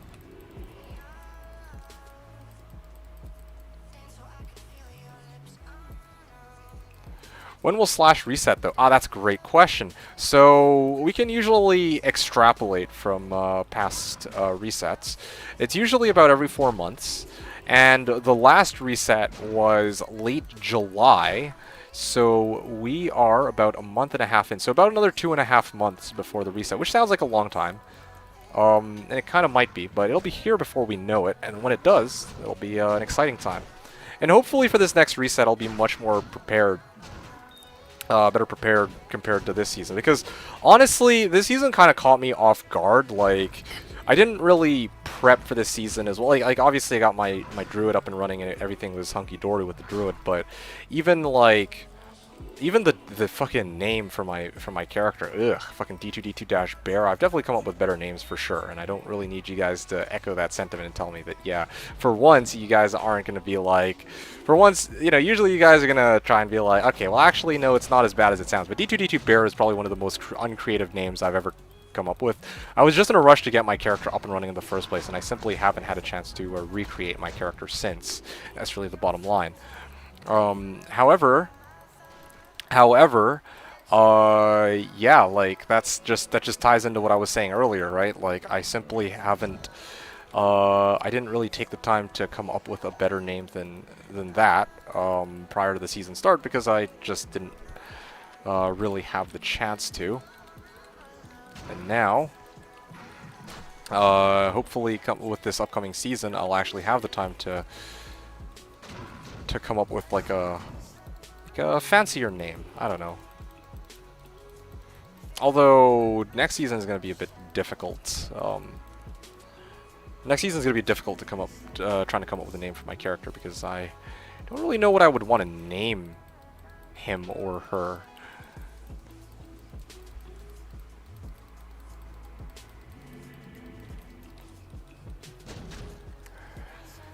Anyway, yeah, when will Slash reset? So yeah, I expect that the next reset is going to be sometime in November, probably mid or late November, is usually the routine. Sometimes a bit later, but usually November is pretty consistent. And yeah, that's gonna be a pretty fun time. Yeah, I don't know. I think that's going to be a pretty fun time. I don't know what else to say. Be right back? Okay, sounds good. Alright. So that was run number 615. We're at the halfway mark, so we got another hour and a half to go. Then we shall, I'm going to go grab some food after that. So yeah, that's kind of the plan here.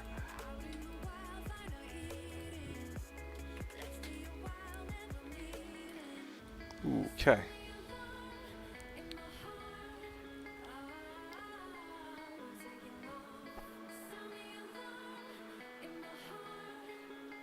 Funny thing is, if I maintain this pace, if I do like 50 runs a week or some shit like that, then probably I can hit 1,000 runs by the time the next reset occurs. But yeah, I'm gonna definitely want to find some time prior to like accelerate the runs, if possible. Anyway, that's gonna be for just the amusing for later on down the line.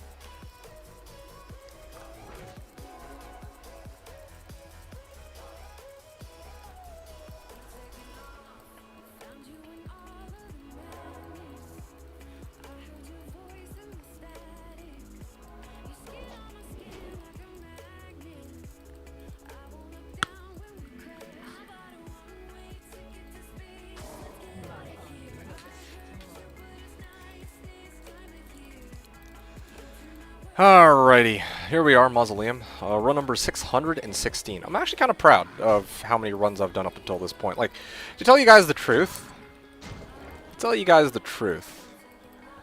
I think that... I kind of think that this is more impressive than... Okay, no. Let me take a step back.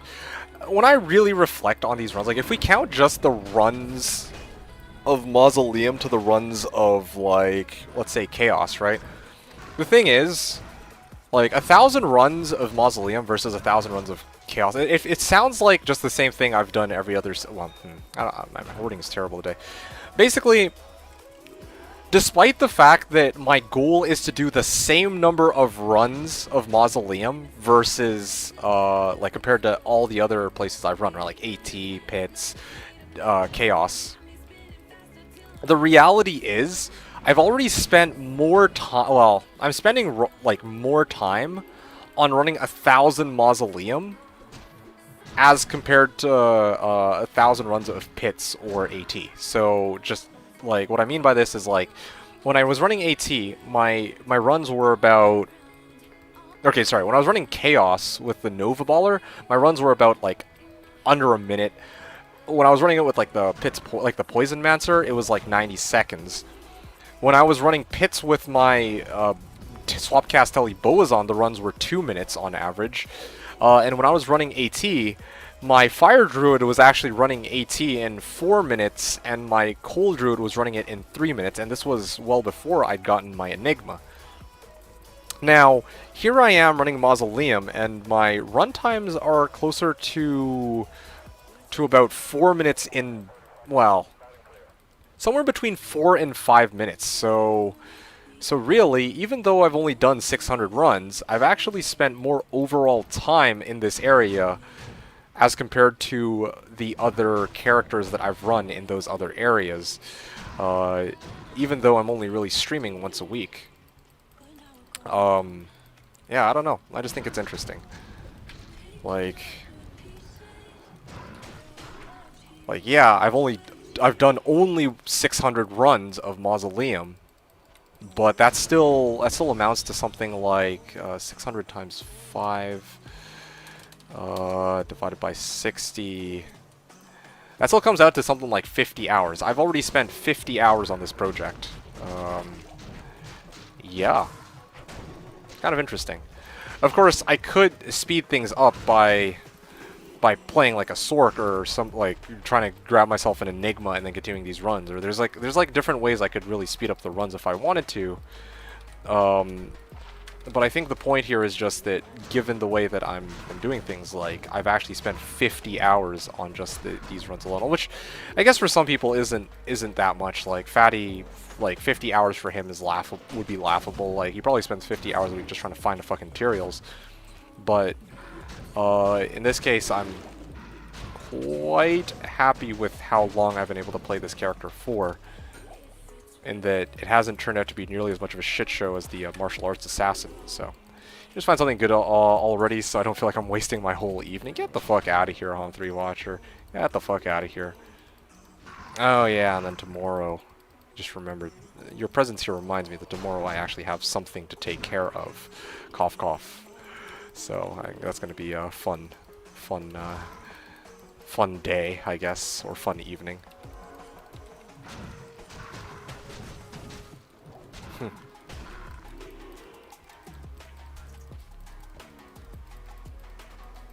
One 20 FCR, 15 all, one assassin. That's funny. Or two assassin. Yes, actually, yes. It does happen to start with S and end with X. And I mean, yeah, it's, the only question is how many letters long is it? Because, you know, if I said 3, then, well, that also would be great. But anyway, let's go next run.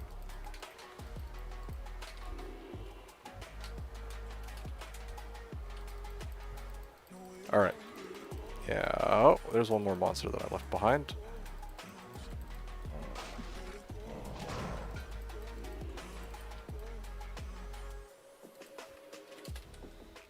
I'm glad you saw what I did there. Oh, I wasn't sure if that was on purpose or not. That was pretty good. That was actually pretty good. I admit, I gotta give you props for that. Cleverness. Anyway. I don't know. Man, this is exciting, though. This is actually kind of exciting. Oh, by the way... Hey, unfortunately, knowing you, there won't be any real. Yeah, it's absolutely true. I don't know if that's really unfortunate, but yeah, there absolutely will not be a release until Sunday. Yeah, Blue Balls, exactly. And that's assuming that it does get done by tomorrow, which I'm again really optimistic that it will be. Assuming all goes fine and dandy. So I'll give you guys the update on. I'll give you the update for sure by Saturday. In other news, guess who finally got their fucking headset in the mail? Even though he already canceled the order because they took so fucking long to ship the fucking thing. There are pills that can help you get it done. Yeah, thank you for this. Yeah, I was low-key chapped, okay? Like, you guys already know this. You have an extra now. Yeah, it's gonna be my backup, I guess. But, like, dude, I legit can't... The thing is, I was like, okay, do I need to send this back? Like, did they make a mistake? But then I looked at the order details that they sent me, and then it apparently they just gave it to me for free. I guess it took so... Anyway, whatever, man. The fucking... Like, I don't know. I'm still not happy. Like, it came way too late. You know what I'm saying? Like, I already have the fucking thing. And then they finally give it to me. Like, oh, great. Thank you for this. Like, giving this to me months later after I had originally ordered it. Like, go fuck yourselves. It was funny. I didn't expect that. I'm like, oh, a package for me. Oh, well, I mean, thanks, I guess.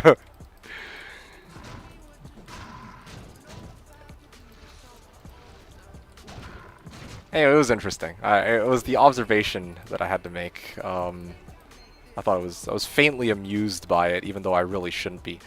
No, I was amused by it, but also a little bit irritated at the same time. Like, yeah, let's not do that. Or let's not use that ring. Let's not keep that ring. Well, that's okay. What matters now is simply that I have my headset, and I'm really happy with this one.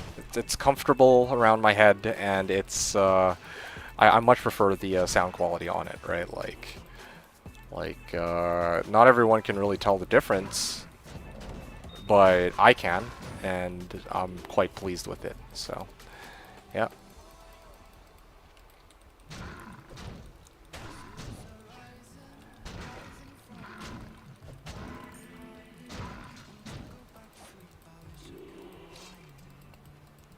Anyway, in other news, when is Baldur's Gate 3 being released again, guys?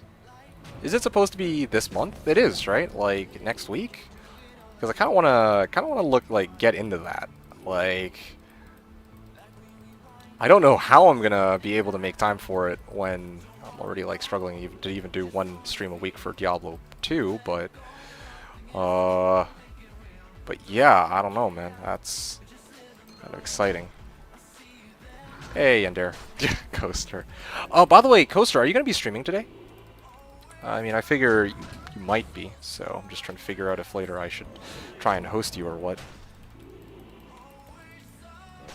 when I'm done here. You might? Okay. Yeah, that's basically it. Like, I know you usually stream later than I do, so I might just end up hosting you later. I know you probably don't give a shit, but yeah, just...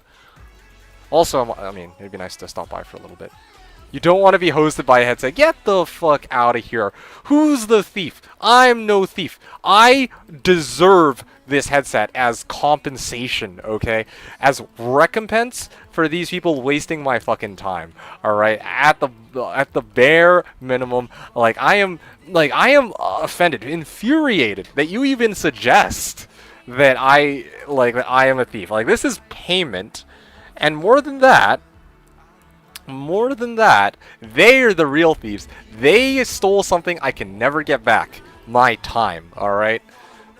That's a lot of time wasted. I am the victim here, alright? I am the victim. I got a laptop for free the same way. Okay, that's pretty cool, actually.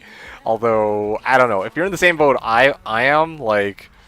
I'm just not happy that it took so fucking long to get my headset, because I needed this. I needed this months ago for so many different things. But alas, it took too long. I'm a bit new to this new lore of the Raven lore. TLDR. Oh yeah, sure. All hail the Raven Lord. Basically, oh man, I don't like explaining the joke because I feel like it kind of devalues it. But basically we have a dude on this server called, like, this is the actual original story, because some people think that it's because I refer to myself as the Raven Lord, but that actually isn't it at all. There's a dude on this server, his name is Marlies. He's a really chill dude. And yeah, like, we basically have to pray to him for good RNG, because he's like it's just a tradition you gotta follow. In fact, like yeah, I gotta do that right now, but yeah, basically the origin story is, I think Marlies, a long time ago, he was looking for, like, I think it was Raven lore? Or some shit like that? Or was it Raven for... Oh, fuck. You know what? Coaster probably remembers it better than I do. I'm gonna let Coaster explain it. Coaster, could you explain it again? Like, your memory is better than mine, so I could really use a hand here. Oh, you mean the headset. Oh, my bad. Okay, never mind. Ixnay that, Coaster. Oh, okay. Raven Frost, and he kept calling it Raven Lore. We were all confused to all hell. There you go. Okay, so he's looking for Raven Frost. Alright, well, this is actually good for me for future reference, in case I actually need to explain it to any uncultured swine. I mean, people who are out of the loop. So after figuring that out for like 3 hours, we're like, oh, Raven Lord. We started calling him the Raven Lord. Yes. There we go. Okay, so this is actually good for my reference, I suppose, but... God. Good times. So yeah, the headset. If you're talking about the headset that I haven't gotten, like, that I'm talking about right now, basically, I wanted a headset, like, my headset, like the one that I was using prior, well... My old headset broke down, and I wanted a replacement for it for so fucking long. And I ordered it back in May. And they were basically, as you would probably expect, they were all like, oh shit, you know, this shit might be, well, they didn't really say much about it, but on their website it was like, oh yeah, your order might be delayed because of fucking COVID-19. I mean, surprise, surprise, right? And they're like, alright, it will ship. Let's see, 100 PDSC, run number 620, I think. Anyway, yeah, so they were basically like, oh, yeah, it's gonna be shipping... No, you know what? I think it was worse than this. It was early May that I fucking ordered. Then they said it was gonna show up late May. And then late May rolled around. I didn't hear anything from them. So I went and checked back to my order, and then they switched the estimated time of arrival to, I think it was late July, actually. And then I was being stupid enough to actually be like, alright, yeah, this is a pretty low price for the headset that I wanted. I was like, alright, I'll tough it out. And then 2 months later, I fucking realize, well, I checked again, and then it got delayed further by another month. So I was just finally like, okay, fuck this. I'm gonna go and cancel this order and get myself a new head. And the thing is, I had to actually talk to their customer support, and they were like, yeah, like the order like is there, but we don't actually have any in stock, which is weird because at that point they should have taken it off their fucking website straight up. But basically, I got like a refund for the payment that I originally gave them because they didn't actually put the anything through the order, right? Anyway, long story short, yeah, they didn't pay up. I was pretty pissed off about that. I canceled the order. I actually tried to get a different store to give me the headset I wanted. They kind of did something similar. No, who am I kidding? They did the exact same thing, and they also had poor-ass customer support. And finally, I'm like, fuck this shit. I'm just going to order it off of Amazon. I didn't want to have to pay 90 bucks for a headset that normally only costs me like 30 or 40 bucks. But I was like, you know what? I waited way too fucking long for this. I should have just done this from the very beginning. I ordered it with fucking Amazon Prime, and I got it in 3 days, okay? Like I should, well, actually, not 3 days. It took a little bit longer than that. I was like closer to about a week. But I was like, I was so pissed off. I'm like, you know what, guys? Like, anyway. And then finally, a week after I got the headset from Amazon, they fucking, like, sent it to me 4 months late. Like, alright. Especially after I'd already canceled the order. So, these guys were, like, on the back of my mind. Like, I was not thinking about them anymore, man. I was done. So, you got the point. Alright, there's some chests here that I'm just opening up, but by and large, I think I'm just about done here.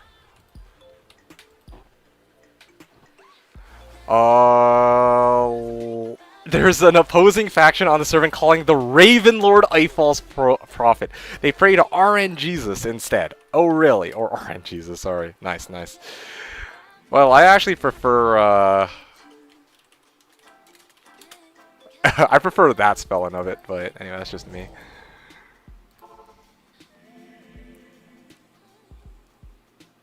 And eventually started praying to the Raven Lord for divine RNG. And ironically, I think you said, Coaster, ironically, Marlies actually tends not to be that rich, so, but we pray to him regardless. So we're praying to somebody who doesn't usually walk out with like 100 ohms at the end of the season. But it's still fun nonetheless. Like, it's fine, whatever. He tends to be dirt poor. Well, maybe it's because he gives away all his RNG to his loyal followers, you know? Like, I don't know.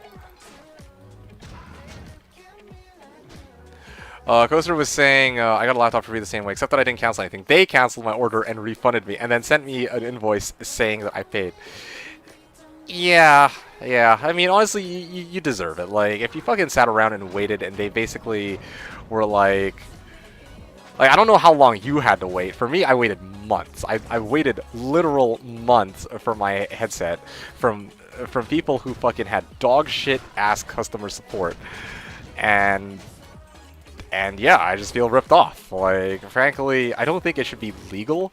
I don't even know if it is legal. I can't be arsed to find out. But like, for them to like false advertise that they have this product in their stock is kind of like, you know, like, what the fuck, man? Like, anyway, whatever. I guess no real damage done that I can really prove, but it's like, still frustrating nonetheless. He's just that generous. He just gives us his luck. Yeah, you waited a month for an $1,800 laptop. Yeah, it's like the length of time you waited wasn't as long as for me, but the value of the item you were paying for was significantly higher, of course. So yeah, it's like. And the big thing too is probably they probably told you, oh yeah, it should arrive in, you know, 3 to 5 business days or some shit like that, and it never arrives. It's like, well, what the fuck, right? Refunded. I got the laptop and invoice the following day. That is interesting. Okay. All right. I mean, all right. The following day. That's funny. For me, they canceled it. Oh, sorry, I canceled it months ago, and then they gave it to me months after I canceled it. So, like, I mean, I don't know what to say. Like, again, invoice said I paid, but still, I was confused to all hell. Only 6 months later, I showed them the invoice. They dropped it. Okay. They called you back 6 months later to ask if you got well, where the laptop they shipped you went when they had already said they paid it. Dude, that's fucked. Like, I don't know, man. That just sounds messy. In the future, Amazon all the way, man. Saying I hadn't paid. What the fuck? Anyway, whatever, man. This is why traditionally I actually have preferred going to shop in person. Like, that's the kind of person I am. I'm a very old school kind of guy, okay? Like, there's a lot of people I know, they love online ordering, right? For their products. They love online shopping, they love getting their shit delivered to them. Me, I like to be at a store. Hey, unique amulet. Come on, cat's eye. Oh, Mahimoke. Ugh. Yeah, I'm not turning down as a drop. Hate the online shit, it's a nightmare. Yeah, I mean, I understand why people like it, of course, right? Like I acknowledge, like, oh, it's convenient. It's convenient when you get the item you're looking for. But, like, for me, I like to be there, and I like to actually physically see the item before I buy it. That's the kind of person I am. Obviously, right now, that isn't really a viable option for me, or it's not a very wise option since, you know, COVID's a thing, and I'd really rather not go to a fucking mall and, you know, risk anything. And I mean, granted, we don't even know if shit might go back into lockdown in the coming weeks or months, or probably not, I'm guessing, because it costs too much. But anyway, besides the point, I don't really relish the idea of risking my neck.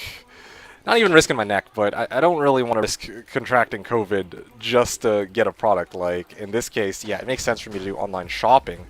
But if COVID weren't actually a thing, you could bet your ass that if I ever needed to make a purchase, I would be at the mall trying to buy whatever the fuck it is that I want to buy, okay?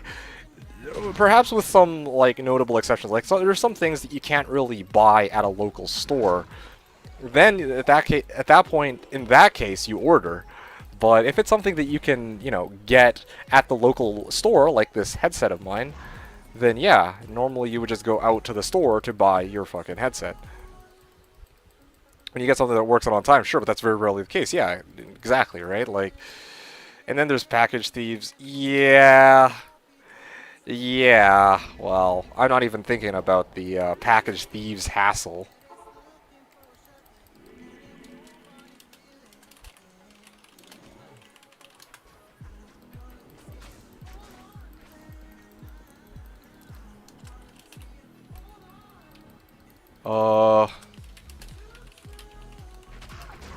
In the,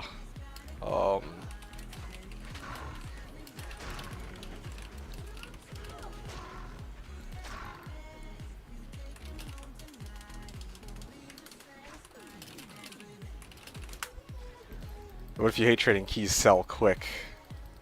If you hate trading, just farm the hirons you need yourself in Cow's Chaos.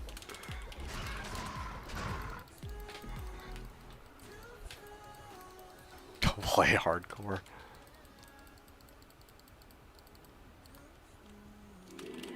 But keys are...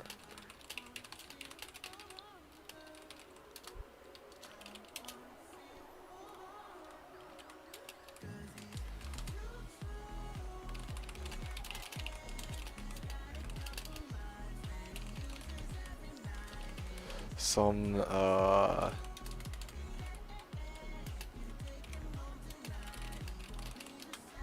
if you like malls, you've come to the right place, yeah. That was liquid asset after runes.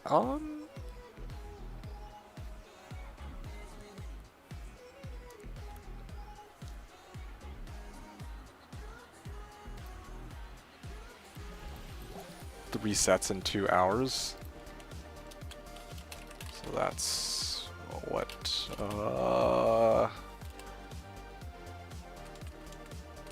so 3T3H3D in 2 hours.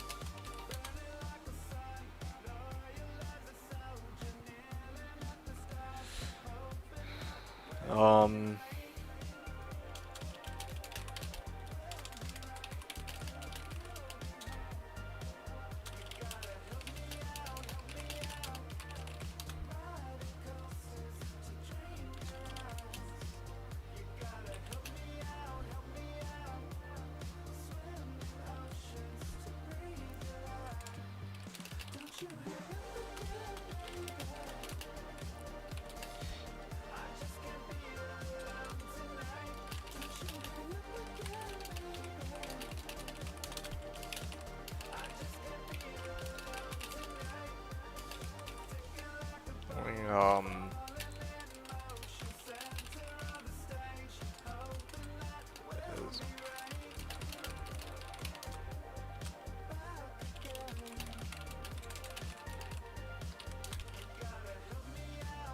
I almost paused. I could do better in 2 hours of CS.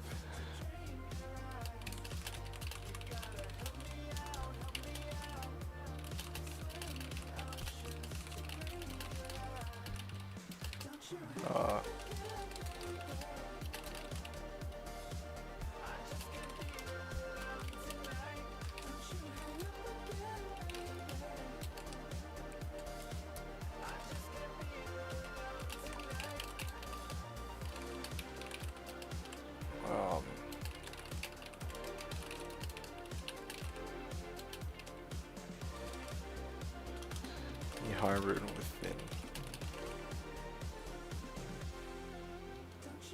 2 hours.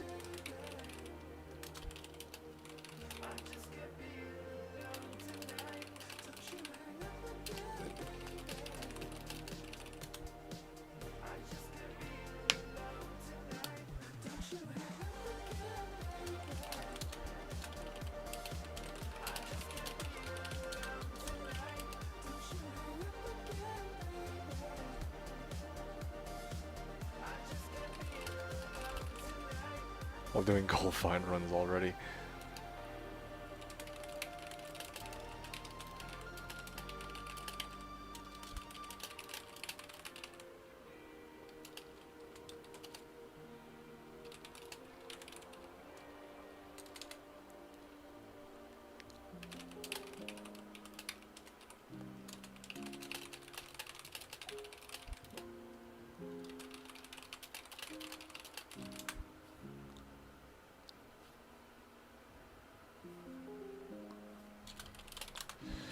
Alright, yeah, I just wanted to have a nice little civil chat with people in chat channel, since I think the discussion was that, Nid Kim was just saying that key farming is like, from what he's seen, the best way to make high runes, which is, which I would very much argue is just not true. I don't really think I need to say much more than that, yeah, okay, yeah, you can find a pretty stable amount of keys per hour, but that's it, right? Like, low risk, low reward.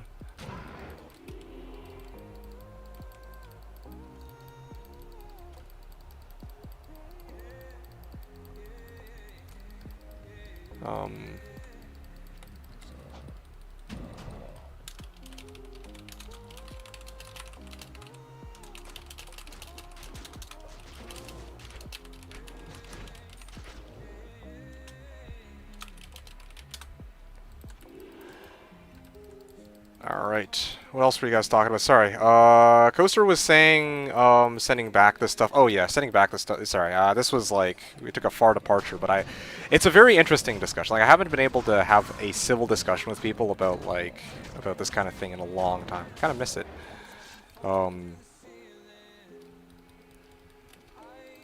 Anyway. Sometimes they just leave shit on your port even though it's a high value item that they need your signature for. Oh yeah, yeah, I don't trust that either for sure. Don't forget about the Mall next season. I see, that's the problem. I'm tempted to do a Mall 2 seasons from now, but it might be too late, you know? Like, the punchline, I need to hit it while it's hot. This season would have been the time for it, but I'm not rocking a character which trades in malls, dude. Like, I'm not rocking a character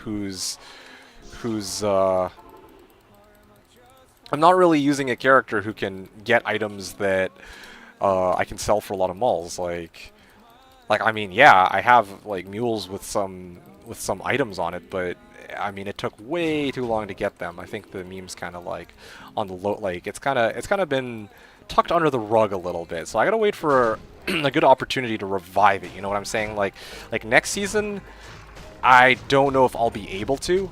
The build I'm playing, I'm not sure if it's going to be nearly so like great for getting a lot of items early on in the season. But I definitely know that the season that I you know, 2 seasons from now when I try to revisit Chaos, you know, Chaos is just so reliable for getting items like high mob density, Diablo kill at the end, etc., etc. I just cannot imagine not being able to run the Mall 2 seasons from now, but that, again, might be a little bit of far of a stretch, like, I don't know. Anyway, what else were you gonna say? Keys are only worth it if you either are desperate or if you run your own torches. Honestly, yeah, or if you want, like, stability. Stability in the sense that, like, if you're the kind of person, and I've been like this before, right? Like, if you're the kind of person who you don't want to have that possibility where, let's say, you run 1,000 Chaos and you don't come across a single high rune, or 1,000 AT and you don't come across a single high rune, because I've definitely heard, or sorry, 5,000 LK and you don't come across a single high rune. If you're one of these types of people, because this is a very real possibility. It can happen, has happened, and will continue to happen, where people run certain areas that are supposed to pay out, but don't pay out, right? If you don't want that possibility, you can go with the key set route.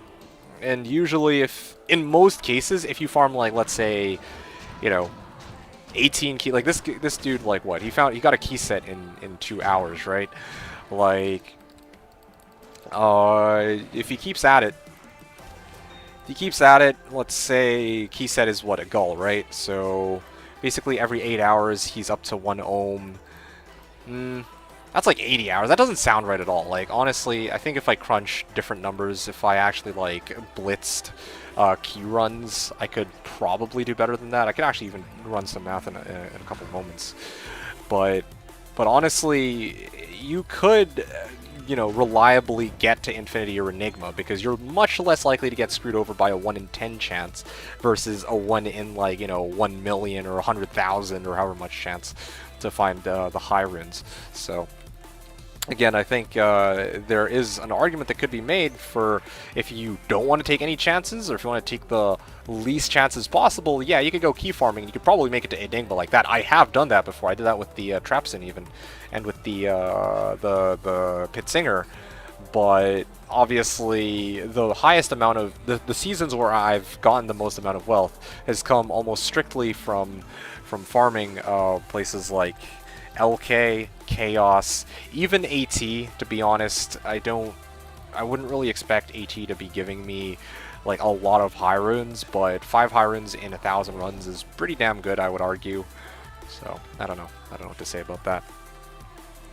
That's true too. You're at the mercy of whoever. Well, 30. You know, Drizzle, you said 3,800, but I was saying 5 grand, because that's how much Coaster ran. Now, I said, like, yeah, Coaster, you've got a point. You said you're at the mercy of whoever buys them. Now, in past seasons, maybe this season's going to be an exception, or maybe, like, some seasons it's different for you. Actually, for you, I think it's a bit, this hasn't been your experience, because you tried selling keys. In my experience, selling keys isn't difficult to do, or key sets isn't difficult to do. Like, I had 36 T keys, 36 H keys, 36 D keys, and people took it off my hands for, like, burr, basically, and I was quite okay with that. I mean, it's not a full-fledged Enigma, but I mean, I'd already had the means to get the jaw, right? If I really wanted to keep going down that route, I could have absolutely, you know, gone for Enigma or whatever, or gone for Enigma just off of keys alone. And you might also even argue that, hey, yeah, you know, people only really took that trade because, you know, people know me as the streamer D2D2. But really, I think the fact of the matter is there was a buyer who was willing to pay burr for 36 T, H, and D. So that's like, what, 12 full key sets? Swish had a late start. He's the only easygoing customer. The others are sharks. Well, I can't speak to the other customers, in quotes, but for me, the reality of selling keys is this. The usual price for key sets is gull per key set, right? That's how much I think is fair to expect to get, and that's how much most people are willing to pay. This season, at the start of the season, Dan was even buying Vex per 6 T keys, I think it was. which is, I think, also even better than the rates that I'm used to getting when I try to farm keys. So, again, like, now that it's so late in the season, like, alright, maybe it'd be tougher, I admit. And there are other factors, but from my experience, it's like, it's usually pretty straightforward selling out keys. Usually pretty easy selling out keys. Keys are... Oh, Marahum, sorry. Marahum, you still around? This was a comment from about 10 minutes ago. I almost missed this. I hate to bring... Okay, AFK for a few sounds good. Doctor in a bit coaster. Thanks for dropping by. So, I hate to bring up Enchant Sword build convo again, but I'm curious about how you feel with Delirium on Merc and Passion on Sword. Is there such a thing as too much CC? I don't really think so. I think, it really depends on... Okay, good, you're still here. Nice to see you. I really think it depends on what you're going for. This is my answer to you. I think it really depends what you're going for. So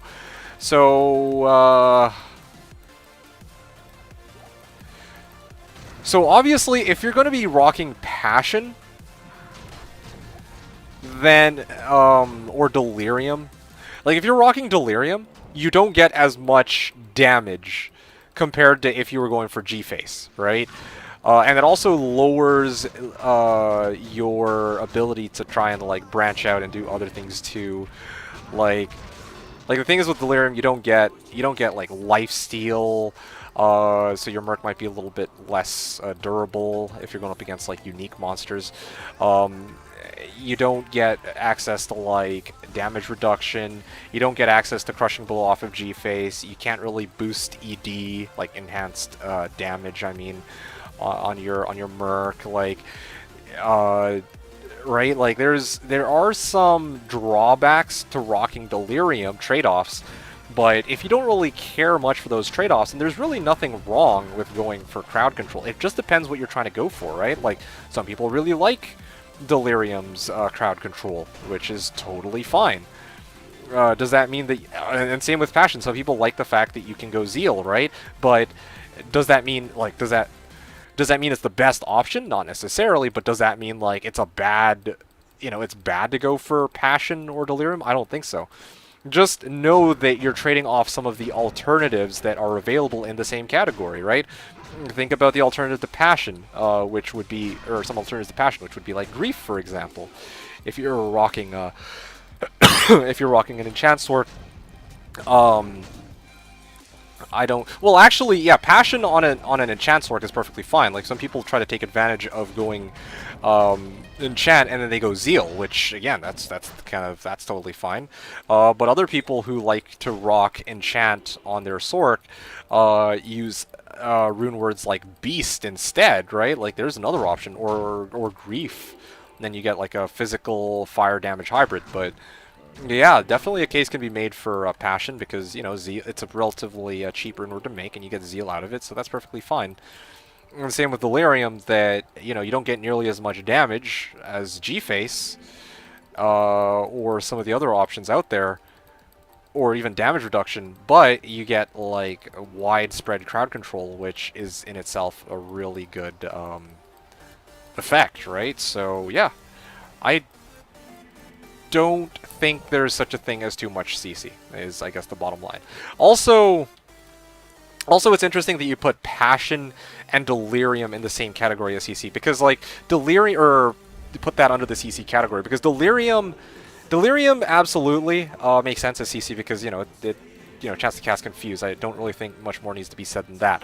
However, when you talk about Passion doesn't really have anything about it that offers crowd control, or that allows you to get your hands on crowd control for your character. Unless you're talking about, like, AoE rather than CC. Like, yeah, okay, like I used to always use these two terms interchangeably until I really learned, like, the actual difference, because these two are very different, right? Like, CC versus AoE. Like, you can have a single target CC ability, like Decrep. Decrep's a good example of single target CC. Like, it's not... Like, you can decrep multiple targets, but it's still, largely speaking, like a single target CC. He was referring to the blind. Oh! Oh, Passion has... Oh, shit, right, I forgot. Passion actually has hit causes chance to or hit blinds target, I think it was. Yeah, I don't ever really pay much attention to that. Hit causes monsters to flee. No, I think it's fine. I just know that, like, most people don't like to stack curses, right? I'm the same way. I don't usually like to, like, have two, like if I have a merc that uses decrep, like from Reaper's Toll, I don't want to be rocking gloves that give life tap as much as possible, right? But there's nothing really wrong. Like, it feels kind of like a waste to me, and also kind of like I don't want to really override curses, right? I don't like the sound of that. But, you know, there's nothing really wrong with that. There's nothing really wrong with, you know, having two different items that, you know, one will blind, one will cause the monsters to flee, and another one will confuse monsters. all it'll really do is just rotate between different CCs for the monsters that you're coming across, which I think is totally okay too.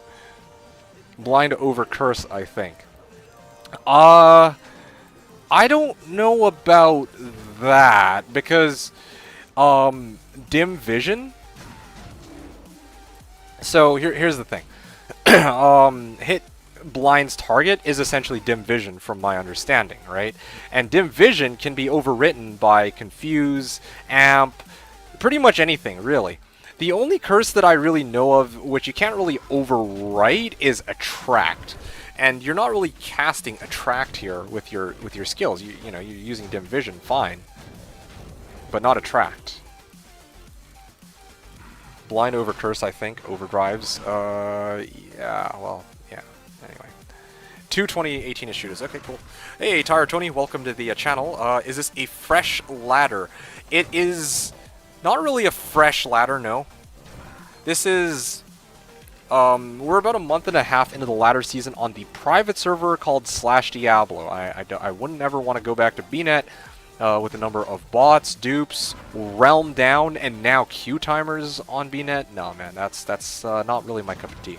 But meanwhile, here on Slash, we get the same close to vanilla gameplay.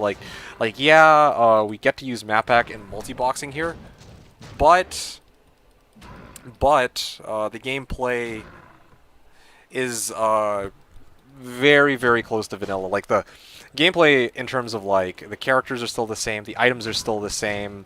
The monsters are still the same, and it really feels like what Diablo 2 should have been without all this round down and shit.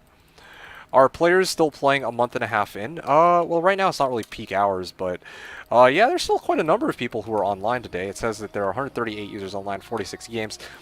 Do note that that number is a little bit skewed because we have access to multi-boxing, so we can have multiple windows of the game open at once. However, I think that even having like 100, well, with the number of players that you have present, if you find like a useful, like a genuinely useful item, you shouldn't have a problem trying to trade it out. You might have some problems trying to find people to play with to start, although we do have, I think, a public enchantress that can get you started. Anyway, yes, there are definitely players playing a month and a half in. But it's not nearly as crazy as like the first couple nights where there were hundreds upon hundreds of players. And of course, most of the players who are playing at this point in the season are, like myself, already in hell difficulty, trying to push our characters, trying to like MF, trying to like do Ubers, trying to trade, that kind of shit. So I'm gonna tell you what, okay? Just give it a look.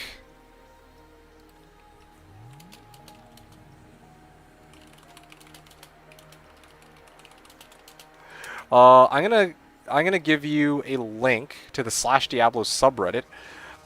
And here, let me. Here we go. About us. I'm just gonna give you a Slashdiablo launcher. Well, I don't know. There's a lot to read, but if you're curious, just check out these two things, okay? This talks about what you should know about for Slashdiablo, and this is the Slashdiablo launcher. The Slashdiablo launcher is freaking amazing. You just need to run this, and then like hook up your Diablo 2 directory. I do recommend making a backup copy just to be safe if you do decide to do this. But the idea is the Slashdiablo launcher automatically updates your version of the game or to what is compatible with Slash, and then hooks you up with the Slashdiablo gateway. There's also widescreen support. Yeah, HD like. Yeah, basically it's got an HD mod built into it, and it's freaking awesome. I definitely think it's at least worth checking out if nothing else. Yeah, like I said, there aren't nearly as many players as there were at the start of the season, but there's still quite a number of people playing, quite a number of people like myself who are still trying to finish their characters, and who play on and off. And it's honestly still just a lot of fun. Yeah, that's what I can say about it. Worst case scenario, you can try coming on this season, seeing what it's like, and if you don't like it, then you can always try to come back next season, for example. There's definitely no harm in doing that either.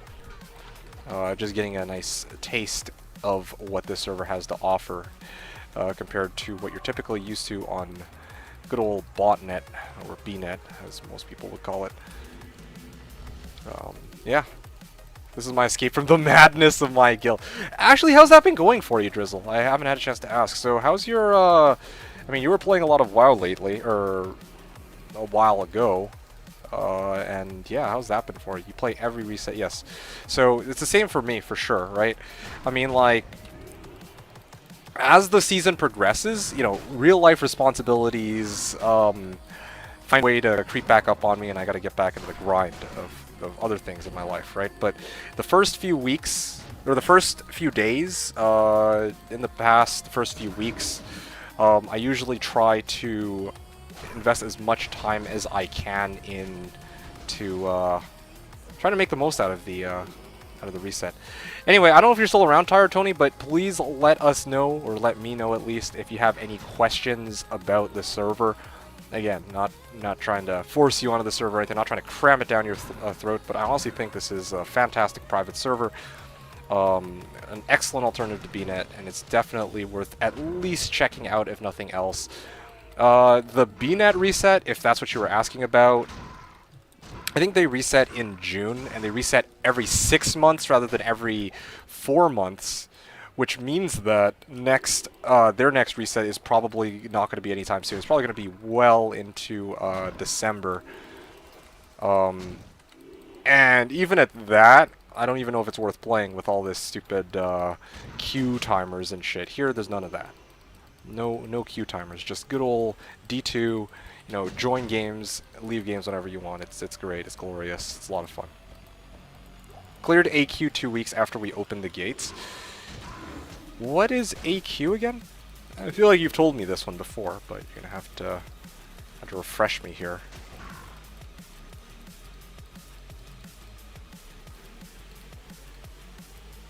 Okay, I'm trapped on something evidently, but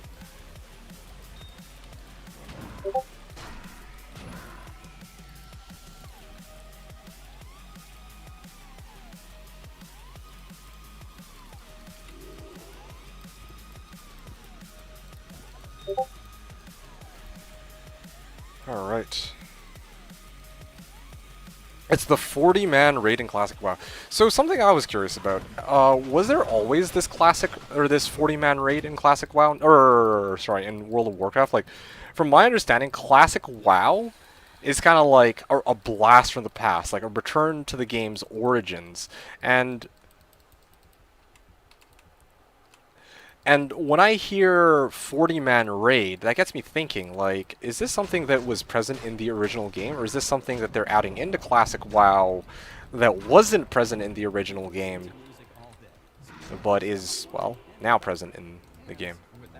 I don't know if my question makes sense. In Vanilla, after BC launched, it reduced to 25-man. Oh, really? Okay. Interesting. So this was always a thing in WoW Classic, that it could support 40-person raids, and they're just bringing that back. That is fantastic. I'm glad you're still having a lot of fun with that, though. Yeah, but you said to escape the madness of your guild. What is meant by that? Like, what exactly makes you sit down and be like, yeah, I don't feel like playing this shit no more. Because if it's me, if I'm really invested into something,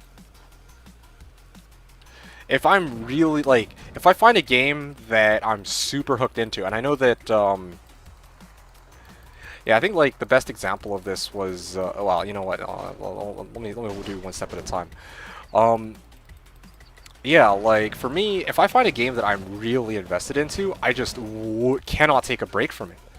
It's difficult for me to take a break from a game because at some point I'm just addicted to it, and I just absolutely would not want to take a break from the game, if that makes sense, right? Like I remember the season I was playing my Poison Mancer, back, I think 3 years ago. I think this was even before we met, Drizzle. I think. I don't know. I could be wrong about this. I think this was before we met.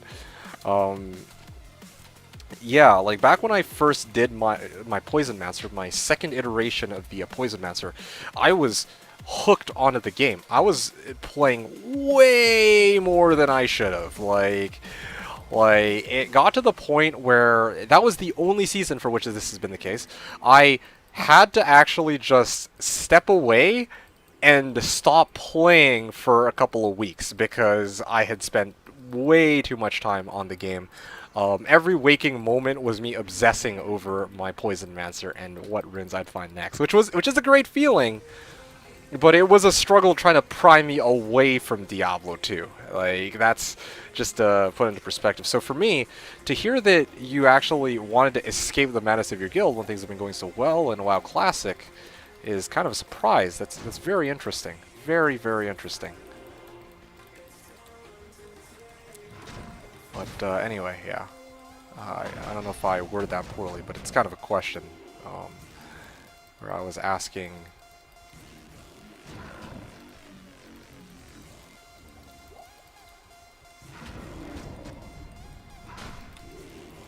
It's not the game, it's all the... Oh, I see. It's the extra stuff outside of playing. I run a progression guild with 2 40-man groups, massive Google Doc that I had to keep up to date. And you said that you're the leader for one of them too, aren't you?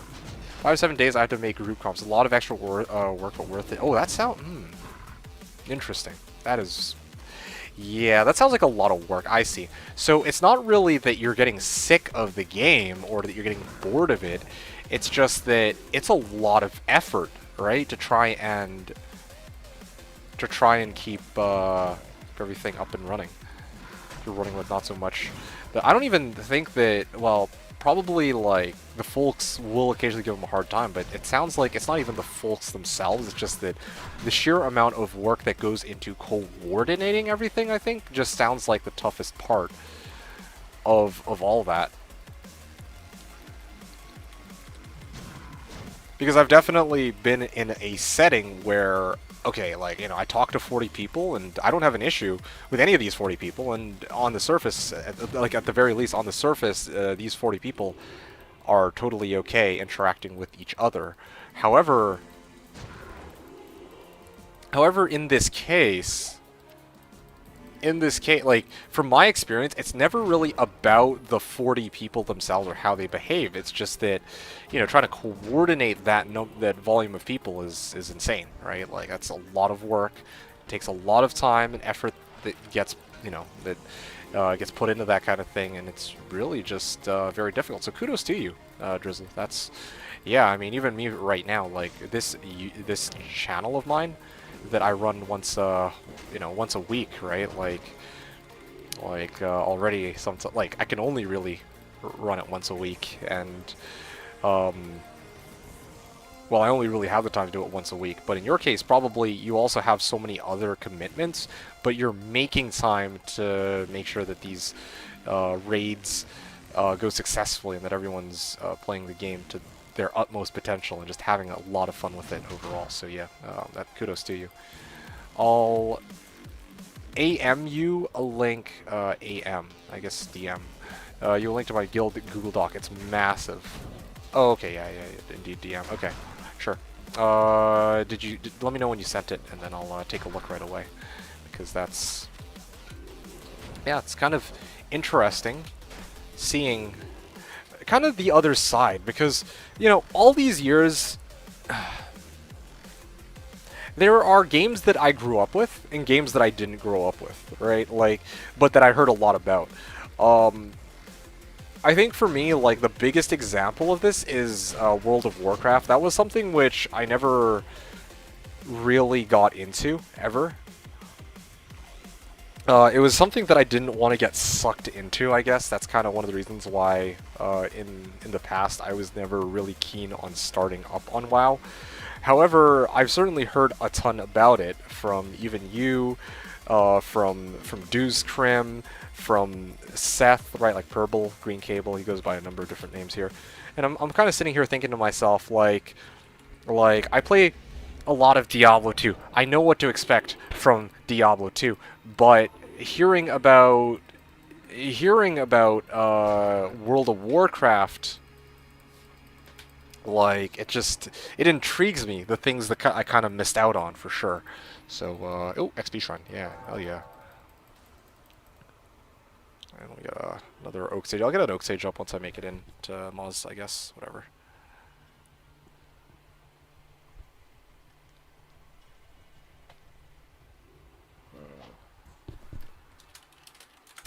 Join my army of the dead.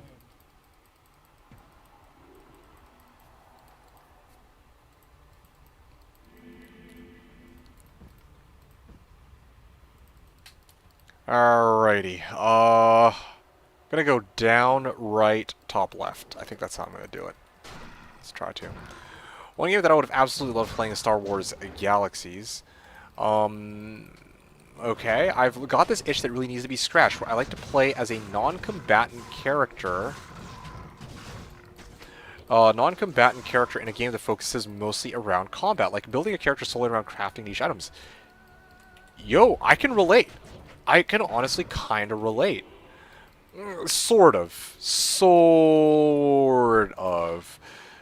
I'll chart this down as a drop, but I'm not gonna hold on to it.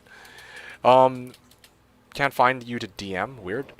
Just post the link here, unless you're really trying to keep it secret from everybody other than myself. In that case, yeah. Anyway. Yeah, but...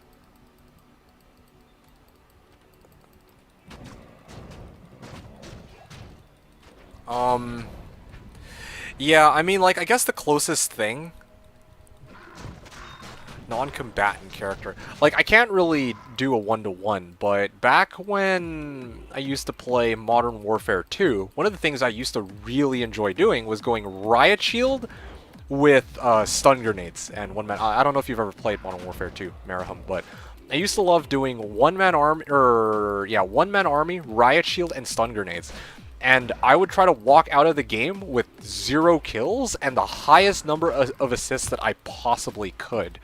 So technically, yeah, I still was a combat character, or like a combatant, but I wasn't like I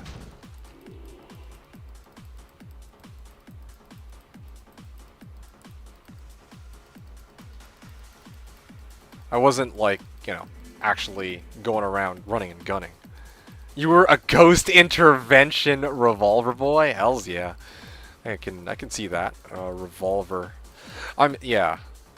From D2 to DM from Slash. Guessing it's you, but there were 3 for some reason. Oh, you were gonna try to DM it to me via Discord. Yeah, I had like, you know, I think previously I used to show up through the web client, and then finally I just made a fucking account on Discord to make things easier.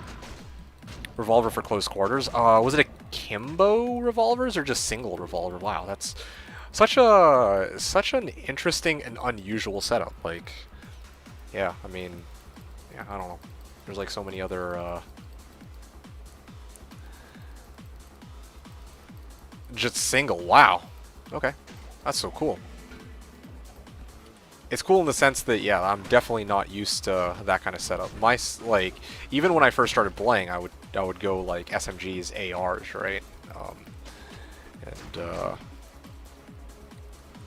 I remember one of my classes was Barrett 50 cal with M9 tactical knife, stopping power, sleight of hand, and steady aim. And I would just run around hip firing the Barrett. That used to be the funniest shit. But anyway, Because I could aim down sight. I played very stealthily. Okay, that's cool. Yeah, Cold-Blooded Pro is perfect for that, I imagine. And I'm guessing you probably also ran Ninja. Yeah. Wasn't camping, no. Okay. Sleight of Hand Pro and Ghost. Yeah, Sleight of Hand Pro, I would expect as much. I can't really imagine using any other tier 1 perk if I'm rocking an Intervention. Save for maybe Scavenger, I suppose. But anyway, sent it to you on Twitch message. Okay, cool, cool. I figured that's where you were originally just going to DM me in the first place. It's editable, so rather not post live. I see, but you trust me not to edit it. Okay, well, I will not do a thing. Although, I guess if it is editable, then maybe you shouldn't have sent it to me, because if some mysterious edit occurs, I don't want you to be pointing fingers at me. NW2 was the best COD game. Yeah, we've talked about this a number of times before, and yeah, like... Actually, we've never really talked about the best COD game. The thing is, I haven't tried all of the COD games, but I can tell you this. Of all the COD games I've played, Modern Warfare 2 was my favorite, and and Black Ops 2 was, in my opinion, the best. Best as in well polished. And, like, I don't know, it's kind of weird, because, like, you don't all... Usually, if you have a game that's, like, you consider to be the best, it's also the one that you might have had the most fun in. But in my case, I don't actually categorize Modern Warfare 2 to be in both these categories, because for all of the fun that I had in Modern Warfare 2, I think that it was a pretty kind of imbalanced game, like, to be honest, like, and there were things that Black Ops 2 did that built upon the successes of Modern Warfare 2. So yeah, because it came later, right? So, I mean, it's kind of cool that they made it even more well-polished, even if it wasn't the most fun entry in the series. Go ahead, disown me. I mean, I will fight you on this one, man. Black Ops 2, not Black Ops 3, not Black Ops 4. I'm talking Black Ops 2. Black Ops 2 was fucking GOAT, okay? Like, in terms of, like, back when I used to play Black Ops 2, I used to be very, like... I used to be very critical about it. I used to say, like, okay, it's a very well-designed game, but it wasn't... I didn't like it that much. But looking back at it now, I was very overly harsh about it. I think it was a very, like... It did a lot of things well. It was imbalanced. It was imbalanced. Yes. Yes, it was. It was so broken, but... I'm not saying that was a bad thing. I think that's awesome. I think it was fucking awesome. But if I had to try and take my bias out of it in a way, right? Like, I don't know if that's...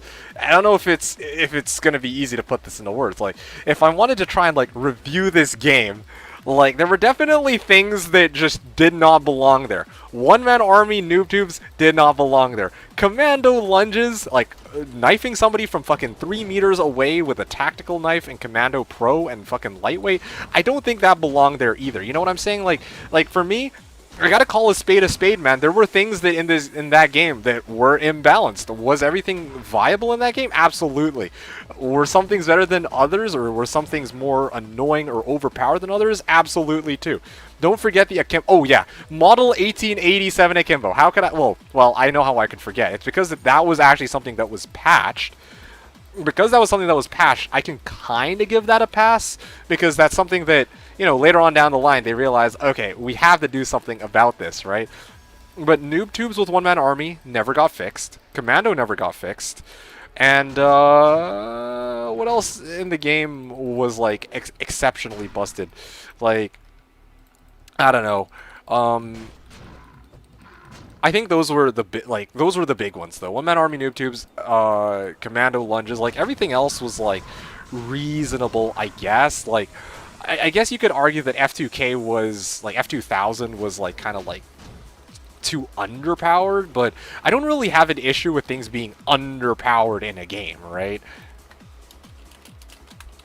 Yeah, I don't really have issues with certain things being underpowered in a game. It's when something is overpowered in a game that it's a problem, because then everyone ends up resorting to using that specific thing rather than using the underpowered things, right? Like, yeah. I don't know.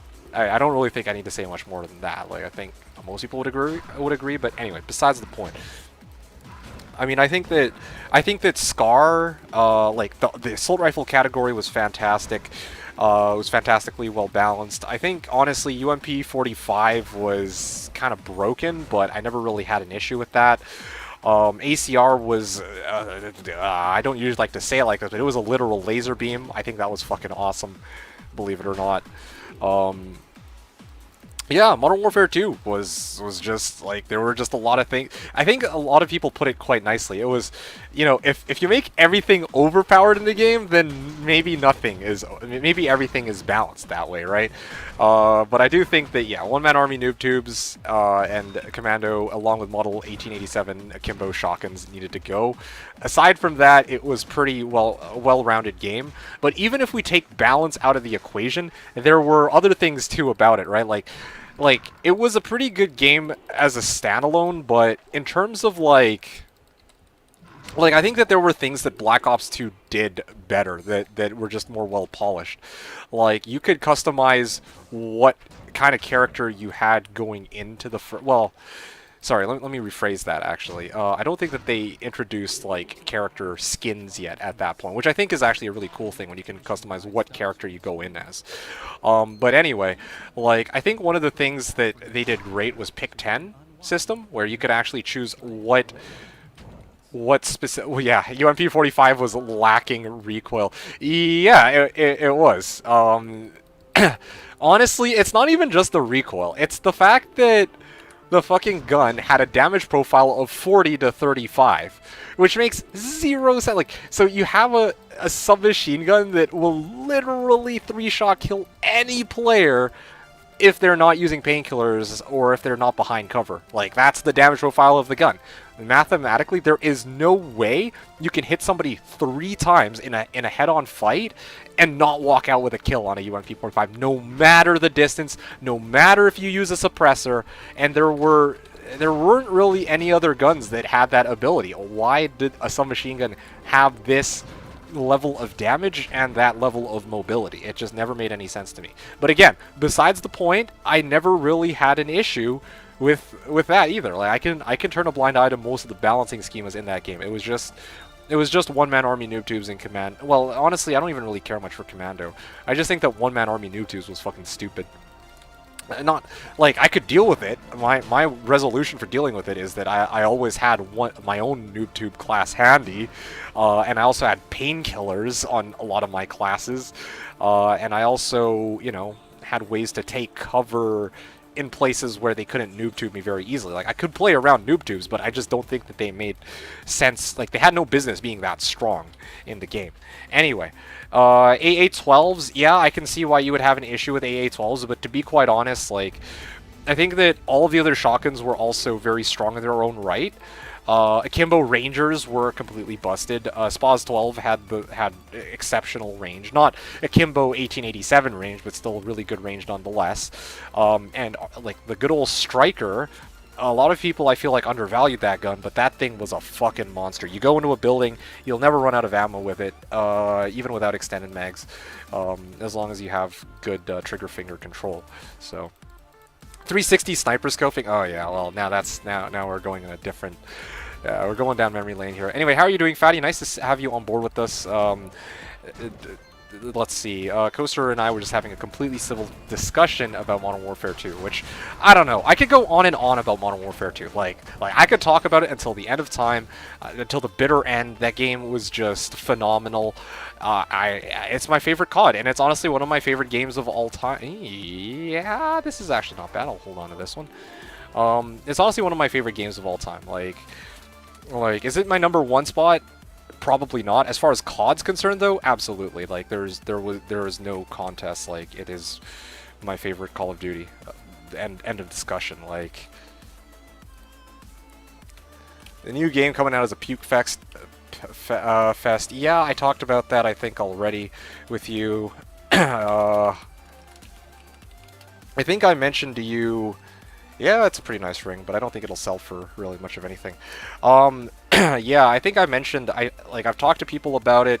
It's like, I've seen the trailer. I think the the trailer actually looks kind of cool. I'm glad they're kind of returning to the roots of characters that we actually give a shit about, like Woods and Alex Mason. But I also think that the multiplayer looks very uninteresting. I don't know how else to put it. Anyway, that's besides the point. All right, let's go back to some of the other stuff we were talking about. Sorry, this was... we went on a really long tangent. I left Marahum really hanging out here.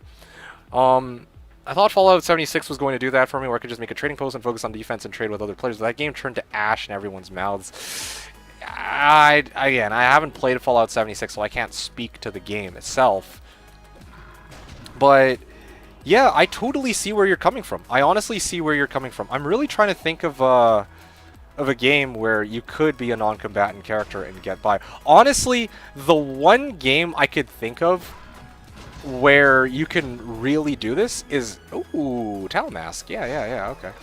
That's worth turning down as a drop. Is actually RuneScape. I think I will...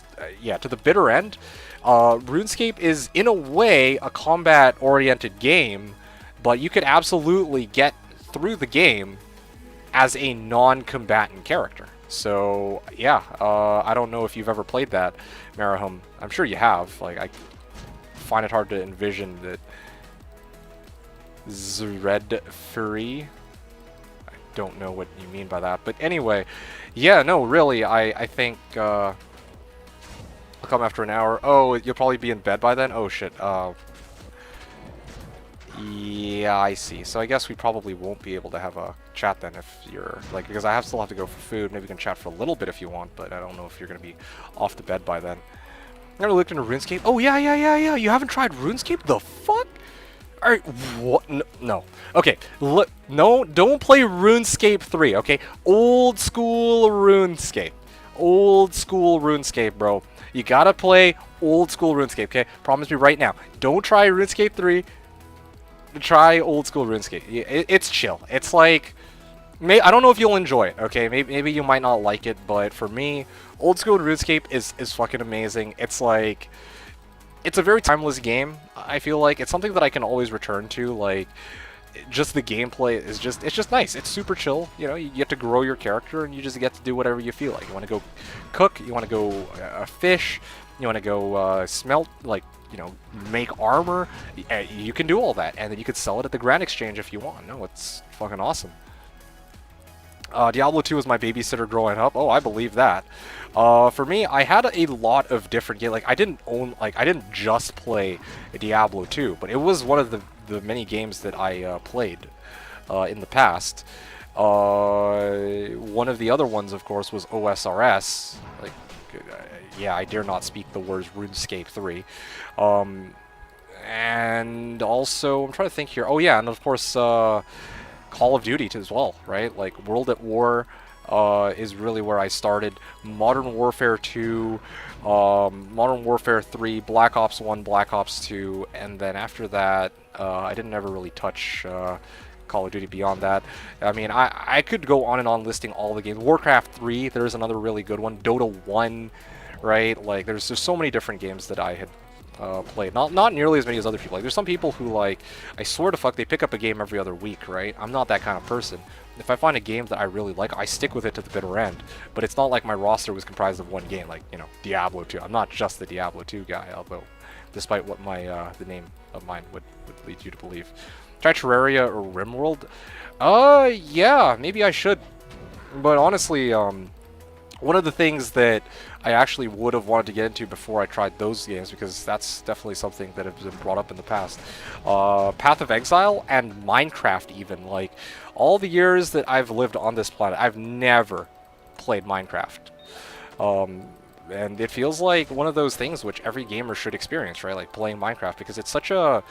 like, that's the epitome of, like, an open world game, where you can build anything you want, you can do anything you want. But, and, you know, like, people have done so many different mods for Minecraft. I can't imagine that being a game where you'd ever really get too bored with it. But, yeah, again, I myself haven't played it enough. So, or, well, I haven't played it. And that's the other thing, too. You have a server. Exactly, that's my point, right? Like, you invited me to join you on a server, and I'm like thinking to myself, well, yeah, like it just goes to show more reason for me to try Minecraft if I were to try a new game or Path of Exile. D2, WoW, Halo, COD. I play 3 out of 4 still, and it's been 20 years. Yeah, right. Like, I mean, go figure. Like, think about just think about how many people got fucking hyped for remasters, okay? Like just think about that for a second.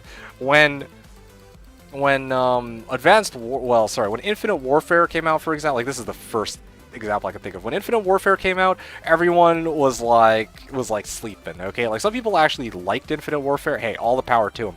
But a lot of people who grew up with the series could give less of a shit about Infinite Warfare. It became a meme. But then as soon as Modern Warfare returns, like we see familiar faces like Captain Price and Gaz, right? It's kind of like, hell yeah.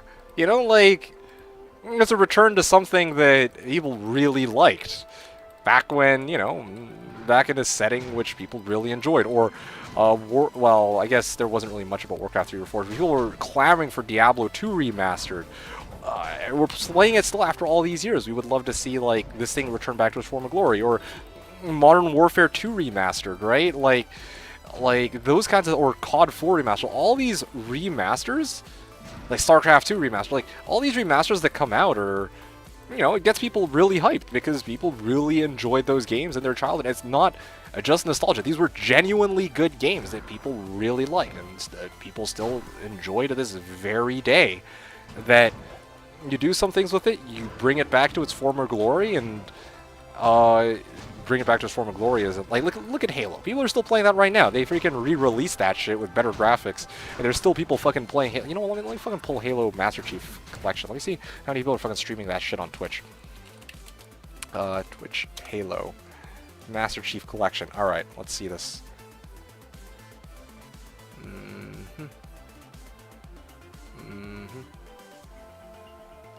Okay, well, not nearly as many as I was expecting, but still. It was pretty hot. Let me see if actually the Halo category might, because they might have split it between Halo and Halo 2, or Halo the Master Chief Collection. No, I guess not. Anyway, my point was, remasters are fucking goat, okay? Like, some people don't like remasters because it's like, oh, we're just paying money to get the same shit again, right? Like, we've seen the gameplay.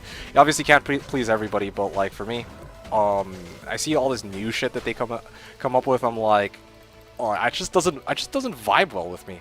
Honestly, of all the recent games that have come out that I've seen, the only one that I've really liked is actually like that's actually like new, but that looks like a really fun game to try is like Fall Guys. At least multiplayer-wise. Like, obviously, there's a lot of really cool single-player games that have come out in the past couple of years. But I don't know, man. Looking at Call of Duty, looking at Diablo. Blah. Blah. D2, WoW, Halo, COD. Yeah.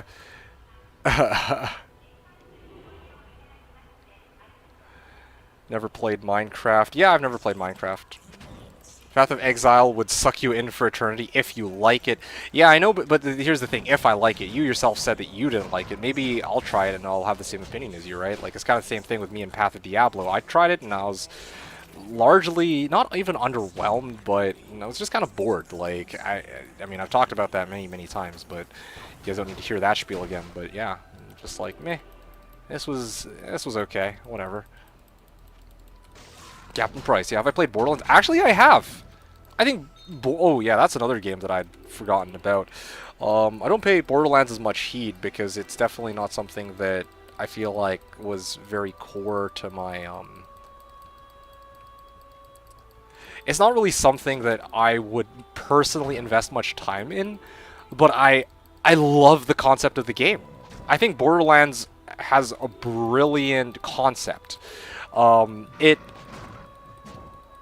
brings me back to the olden days when couch co-op used to be a really big, maybe not like a really big thing, but it used to be like a huge part of growing up. Like, maybe not even growing up, but just like gaming wise, like nowadays it's all online multiplayer, right? You'd be hard pressed to find to find a game which is like couch co-op. Where you could play with like 4 people, you know, and you're all just having some fun, trying to shoot monsters and shit. At least that's kind of how I feel. A lot of the games are either single-player focused or multiplayer focused, with like 5-on-5, 6-on-6, right? Like Dota, League, that kind of shit. I think that Borderlands was pretty fantastic in how it, like, at least for the brief period of time I played it, like, it's not a game where I could play for really long periods of time. Like, I don't think I could do like a 20-hour Borderlands session like I can with Diablo 2. But I think that if, you know, I had some friends over, Borderlands 2 is Borderlands is just one of those games which I would be quite happy to be like, hey, yeah, you know, come on over, play this, and honestly, I could just say that I could have a lot of fun with that game, playing with other people. So, yeah, I think Borderlands is pretty freaking awesome, and it's kind of a nod to kind of. It feels like they weren't really going for like cash grabs. I guess that's kind of the big thing, right? Like there's some games which nowadays are like I look at like Call of Duty Modern Warfare. It feels like there were a lot of design decisions that were made that were catering towards making as much money as they could. Whereas Borderlands is like, you know, it's this game which you buy it, or I don't remember if it was I think Borderlands 2 was, hold on a sec, let me just check something. I don't want to embarrass myself here. Was it free, or was it because I played at a friend's place. Yeah, here. Okay, I remember now. Okay, so Borderlands, I remember why I'm mixing it up. Borderlands 2 was a paid game, but the problem was that, or the thing was that for a time they were selling it like really discounted, and then people told me to try and get it, but I wasn't really interested in playing Borderlands, even though I have a very favorable opinion about the game. Anyway. So yeah, I have played Borderlands. I think it's great, and yeah, it's one of those games I'd absolutely recommend to people. And I think it's also very unique. Like, I've never played a game like it before. The art style, the atmosphere, the gameplay. Well, the gameplay feels kind of like an RPG shooter. Like, I don't think I've played anything like it before. And co-op too. Like, I don't know. Just put all those things into one game, and none of this fucking DLC or bullshit. You know, just go in, play with a couple of friends, and just have fun, right? Like what happened to those good old days, and Borderlands does that really well. Yeah, I absolutely think it's a game that I'd vouch for. Anyway, moving along. If you like secret role games like Mafia, you should check out Among Us if you got a group of friends to voice chat with. Ha ha! Damn, you got some really rich assumptions. Friends to voice chat with. Ha ha! Well, I mean, anyway. So, after playing PoE for 15 minutes, I just went back to D2. Okay. Yeah, so I played HCSSF and I absolutely loathed it. What, you're talking about... Oh, you're talking about PoE. Because I had to copy a build that goes against everything I stand for. Yeah, no, I hear you. I feel you. Like we have different... We have similar philosophies, and also well, they're kind of different, right? Like, I don't, again, like, my approach to a game is different from yours, but I have a very similar philosophy when it comes to gaming, right? The whole point, like, the enjoyment of a game for me comes from actually exploring it, trying different things to figure out, like, what works best for me, what's good, what's bad, what weaknesses certain approaches have, what strengths it has, you know, niche, like, less used things. Like, sometimes people will be like, oh, this thing here sucks. And then I'll be like, no, I actually don't think it sucks, right? And then I'll try to see if, you know, it's great or not. Or maybe something is actually a lot more overrated than like a lot of people make it out to be, because there's, you know, hive mind is a very real thing, right? Like, you know, especially with Twitch streamers nowadays, Twitch streamers tend to be, mechanically speaking, some of the better players especially because, you know, they spend more hours on the game, so naturally if, you know, you spend like 40 hours a week fucking playing a game, you know, you're going to probably know more than the average player. But a lot of people take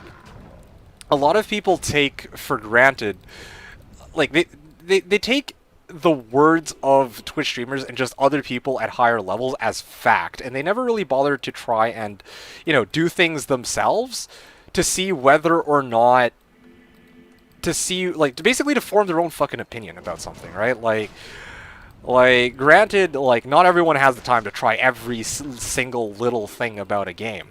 However, I think it's worth it to kind of like, you know, when I play Diablo 2, I'm not always going to run Blizzsork. Every time a new ladder reset rolls around, I want to try a different build, right? For years, people would say, like, oh yeah, Sork, you know, Sork into AT is like the way to go when, you know, you're trying to get runes and shit. It's like, fuck, no, you don't go to AT for runes. You go over there for orange boxes, for some XP, for like a mix of, like, you can occasionally get runes there too, right? But you know, I don't know. I just feel like a lot of the fun comes from the exploration of a game, and if Path of Exile, you know, if you feel like you have to copy and paste a build to compete, then yeah, I can see why you feel that way about the game, Coaster, for sure. Tired AF at the moment. Gonna hit the bed now. Good night, boys. Okay, sounds good, Yandere. Thank you for tuning in. I hope you enjoyed my rants and rambles and the discussions that I had with the people from the chat. As always, a pleasure to have you here. I will be back, of course, next Wednesday, but probably tonight I'm going to try to push for either run 640 or 650, depending on how I feel by run 640. Okay, so thank you for watching. I hope you had fun, and I will see you again next time. Yeah, you have yourself a lovely evening. Have Among Us, no friends to play with, rip, yeah. Yeah, PoE has this answers gem system that is unlocked progressively as you play the campaign. Try doing any form of planning when you don't have all the options available to you. Yeah, I mean, again, I haven't played PoE, so I can only really take your word for it. This is why I'd like to have my own informed opinion about it, right? Like, I'd love to see it for myself and then actually just be like, okay, yeah, I agree or I disagree. It's kind of like, just, I mean, that is a bit of a tangent. It's kind of like Black Ops 2 and Modern Warfare 2, right? Like, I agree with you that you say that Modern Warfare 2 is the best. I think you would also probably say it's the most fun. I would agree that it's most fun, but it's not the best in my opinion. And I can kind of agree and disagree based off of my observations, right? But the Path of Exile, I can't really say. But from what you've told me, like, I just can't imagine enjoying a game where I feel like there's only one way to play the game, or a specific character, I guess. I don't know. This is something everyone agrees with. Even Corey agrees with me. He's a big fan of PoE. Yeah, like the thing. Oh, I picked up an Eth Ogre Maul. I didn't even notice. My bad. Hold on. There you go. There's another Maul right there. Ogre Maul. Anyway, look. Like, here's the interesting thing. For me and PoE, right? Like, when it comes to D2,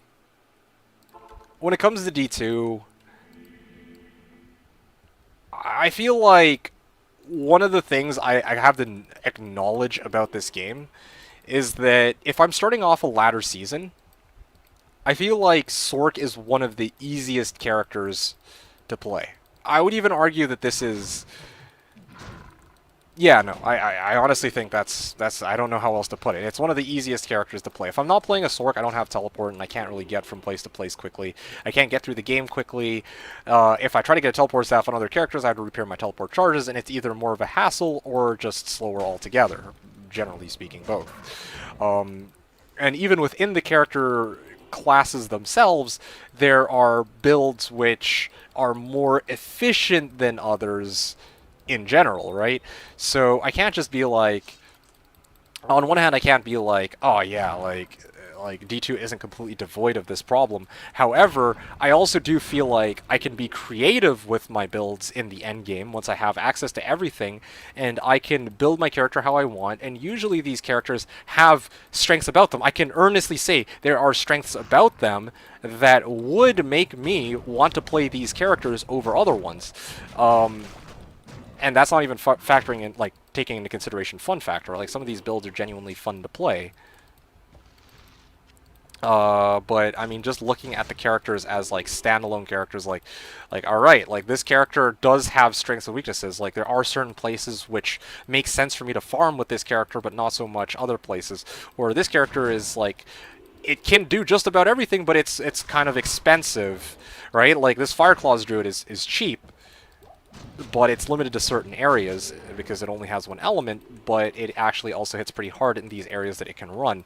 But meanwhile, you have shit like Light Sork, like, okay, yeah, you can make a really strong Light Sork, but you definitely need an Infinity before it can reach its maximum potential, right? Like, there's obvious, I can justify there being pros and cons for these characters, and that's kind of why I don't really mind gimping myself, in quotes, gimping myself, because it doesn't, you know, at the end of the day, I don't really feel too bad about playing some of these characters or some of these builds, because they do have their strengths and weaknesses. These are very obvious to me. I don't know what Path of Exile is like in this regard. It's not only one way, but to get to the point where I can make a character, I'm going to have to play like 300 to 400 hours to understand what the fuck I'm doing, or copy a build. It gives you some guidance on where to go, where you could take the time to read and do some planning. Okay. Or copy a build. Yeah, that's fair. Yeah, I can kind of see why you would say that, yeah. Although, I don't know about the guidance aspect. Actually, it's funny because I feel like Diablo 2 does a lot less hand-holding than a lot of other games. And I think this is actually a great thing. A lot of games are very centered around, like, oh, you know, they tell you, oh yeah, you know, you got to do this, and you know, there's very specific ways that you should build certain characters, and later on down the line, you can, you know, respec your character. In Diablo 2, it's really up to you to kind of discover for yourself what classes or what setups are good for beating the game, and also what setups are good for farming. Although I guess early on farming, well, a lot of people are just going to tell you Blisswork straight up. Just ebug this Hellforge plate, was hoping for 3 got 4. That's a good thing, isn't it? Now you can actually make a Fortitude with it. But, yeah, wow, that was run number 630, and I'm just about done. I will probably do a couple more runs just because I'm still in the middle of a discussion with Coaster, but I do want to go grab some grub in a little bit. So yeah, let's just finish up this discussion, and then I can go grab myself something to eat, come back in 20 minutes, and continue on my runs, be on my merry way. There's a passive attribute Constellation that works along with the gem system build setup, but without knowing exactly how you're going to use putting points in there is a waste. And there's no respecking available, Coaster? So my main complaint is that it's totally not user-friendly. I couldn't be bothered with it. I see. Yeah, that's fair. I think sometimes less is more too. Like here, there are three things you really need to worry about with your character: your stat points, your skill points, and your gear. And that's really about it, right? Like, yeah, there is, but you have to pay. All right. Well, anyway. Yeah, I don't know what more to say than that.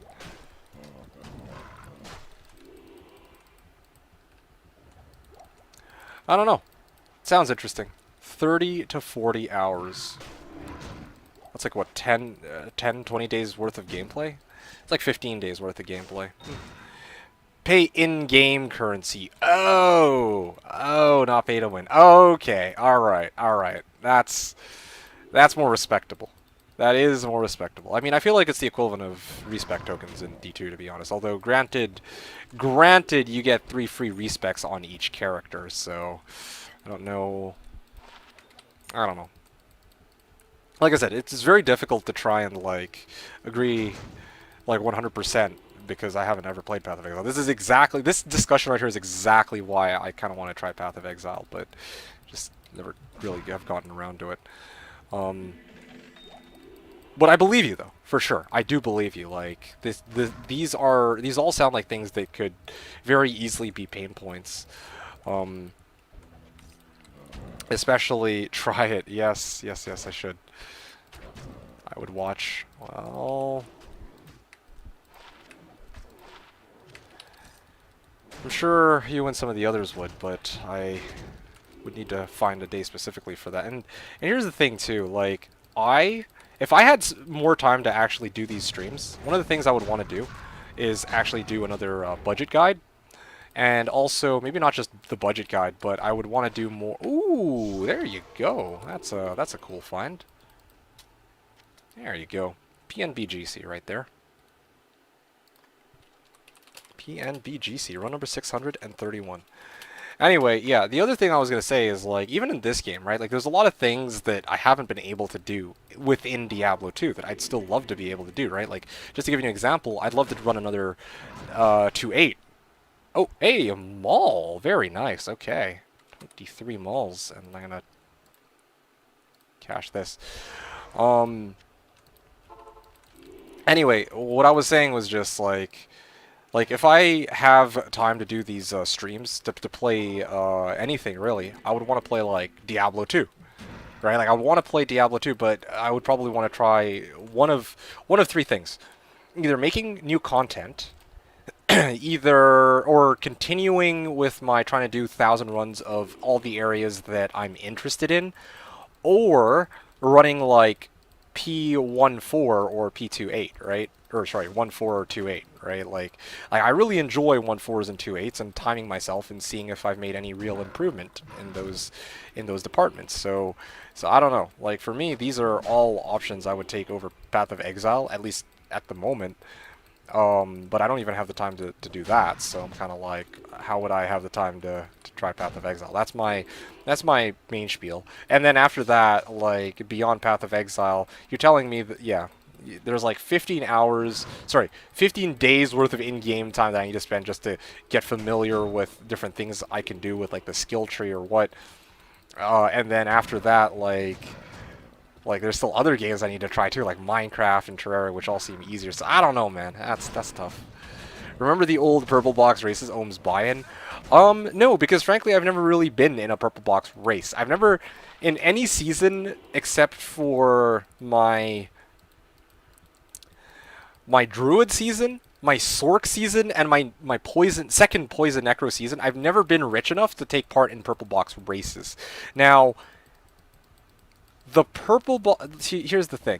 Even in the seasons where I played the Necro and the Druid, like the Druid, I didn't get high runes fast enough.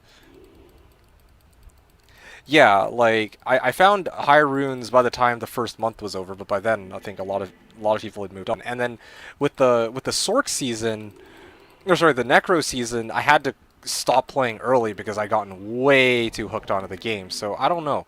I just cannot for the life of me envision doing a purple box race.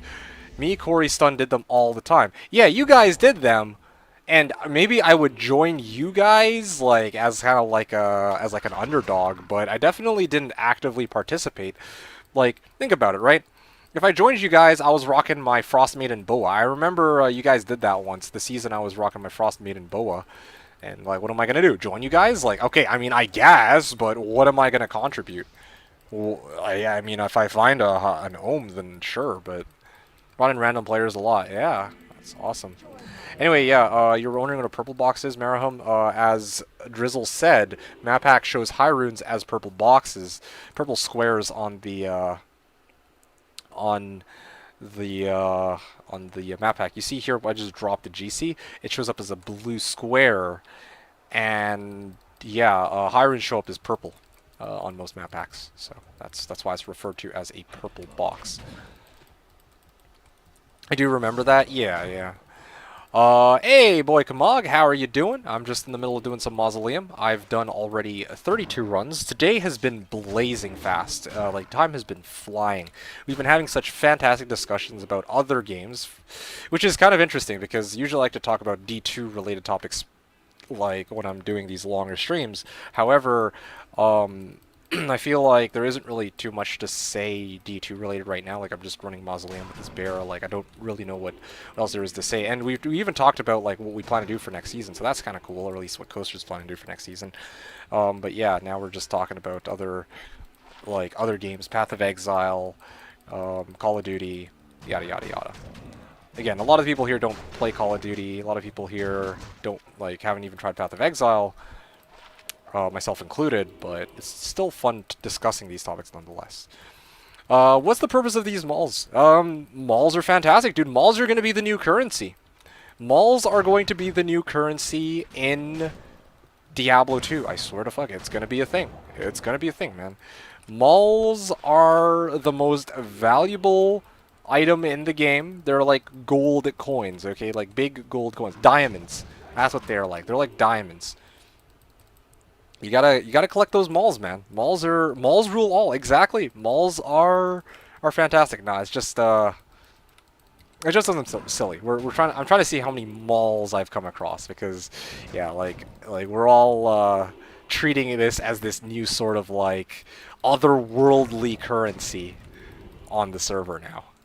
Just because, well, not all of us, but only the cool kids. Anyway, how are you doing, Kamal? RimWorld is great. It's a calling imagine game that gives you total freedom. Want to take a poor girl's dog, cook it, and feed it to her? You can. Want to harvest the organs of your prisoners and sell them on the black market? Sure. That is even cannibalism. It's really good. I believe that. That sounds like a really good game. Honestly, that sounds like a great game. Yeah. Oh shit, 50 traps. I need to go to bed, but today is so good.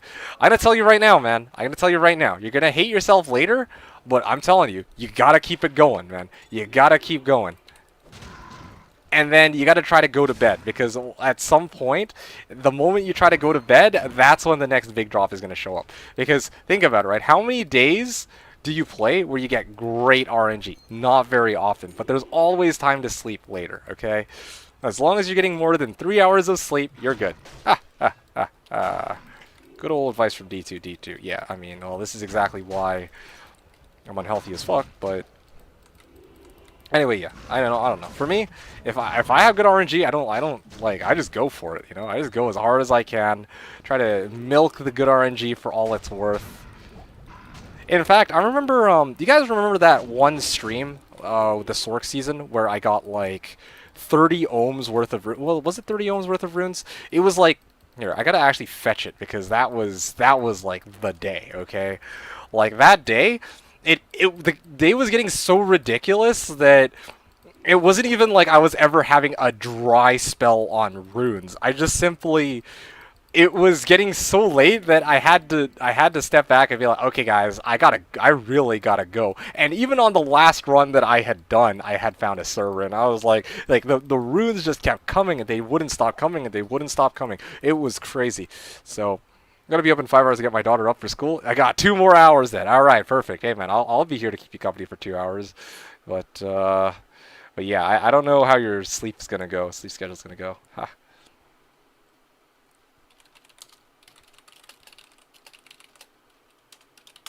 Alright, hold on. Let me... 1,000... Results of 1,000 chaos runs with seal glitch and 0 MF. Alright, let's take a look at this. Luckiest... Luck...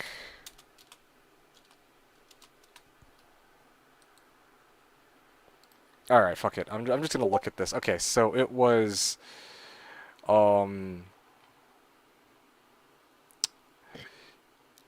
Here we go. So it was in a single stream. I found Burr Om Jaw Cham Burr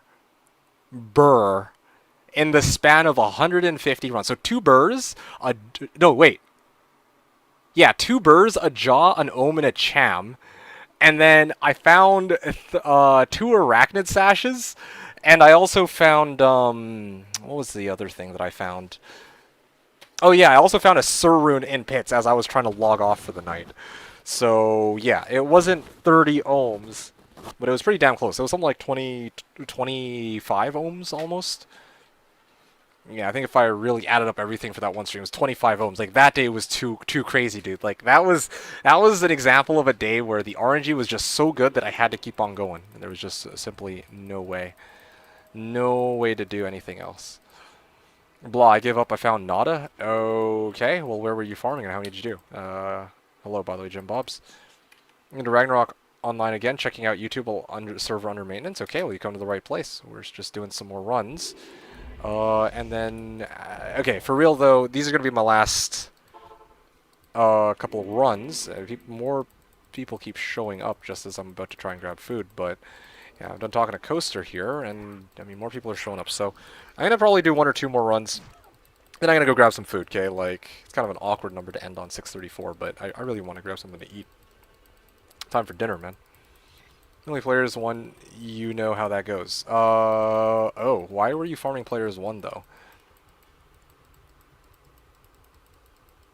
Fatty was also asking, ever played Torchlight? No, I have not. It's again the name of another game that no one's ever told me. Oh yeah, D2D2, you should try Torchlight, but I've heard about it a couple times, but never really tried that one either. I'm afraid.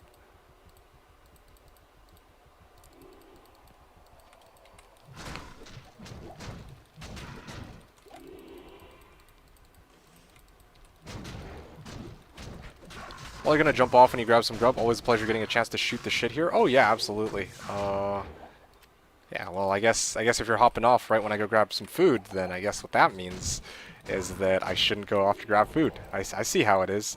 No, I'm just messing with you, of course. But yeah, okay, sounds good. I mean, appreciate you tuning in. It's always a pleasure to have you. Yeah,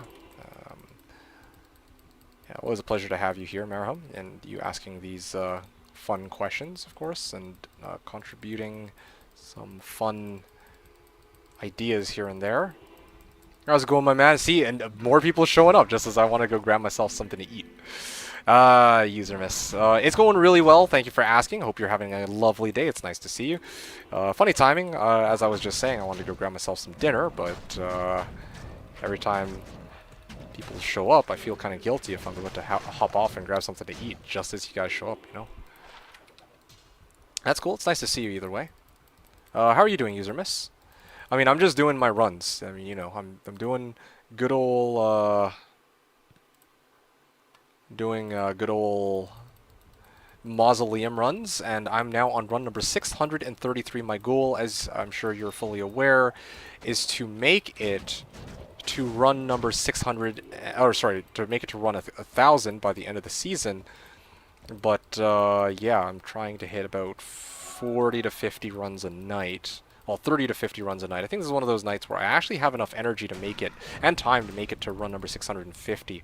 But we'll see how I feel when I come back from dinner. Maybe I'll just crash. I don't think I will. I think I'm actually in a pretty good, feeling pretty good today. But yeah, we'll have to wait and see. All right. But yeah, user miss, you are well. Okay, that's good to hear. What are you up to right now?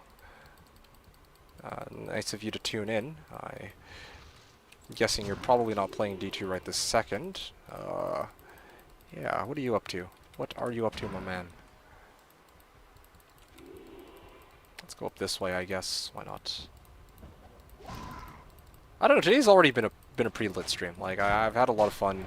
Really cool, interesting discussions, and honestly learning a few things here and there about Path of Exile, and yeah, I just got a chance to talk to a little bit of everybody, so it's honestly been a pretty glorious stream so far, so kudos to you guys for that.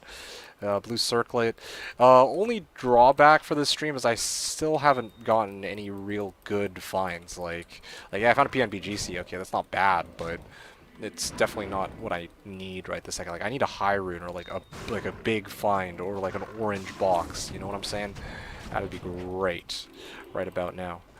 But so far, no good. Alright, that was run number 633. PoE is just okay, says Jim Bobs. Okay, well, what's your experience with it, Jim Bobs? Feel free to share. Actually, just got off of work and checked Twitch for my favorite streamers, and you are on, so all is well. Alright, that's great to hear. Well, alright, well, I'll tell you guys what. I'll go through this one by one. So user miss, again, appreciate you stopping by. Glad to know that you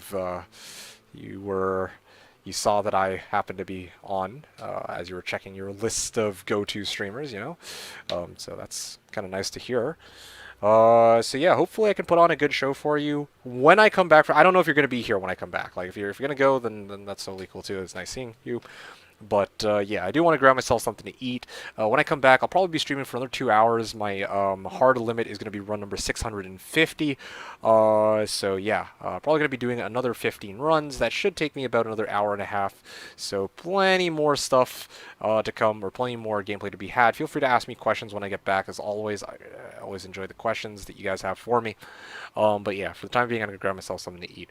Jim Bobs, I'm going to ask you quickly, what is it about PoE that you think makes it okay? Feel free to share your opinion. When I come back, I'll address that. We can have a nice, fun, hopefully civil discussion about it. And then finally, Drizzle. Enigma +3 now. Going to bed, brother. Yeah, sorry we weren't able to, go into Discord chat together, but maybe we'll do that for next time. Yeah, if you're free. Yeah, I'll be probably around next Wednesday. I'm gonna try to make it a habit to start earlier than freaking 8:30 in the evening. So yeah, if I can manage it, of course. So yeah, hopefully we can chat then. Going to bed, brother. Enjoy your food and praise Ravenlord for our bountiful bird drops. Yes, praise the Ravenlord. And yes, thank you. I will try to enjoy my food. Again, much appreciate you tuning in, and I will see you again next time. Hopefully next week. All right. I will now go and grab myself some grub. So yeah, talk to you guys in a bit. And when I come back, we will continue these runs. It's going to be run number 634 next. And then I'll get to address what Jim Bobs is saying about PoE. So stay tuned. I'll see you guys in, hopefully, 20 minutes. Or 18, depending on which of these counters are correct. So see you guys later.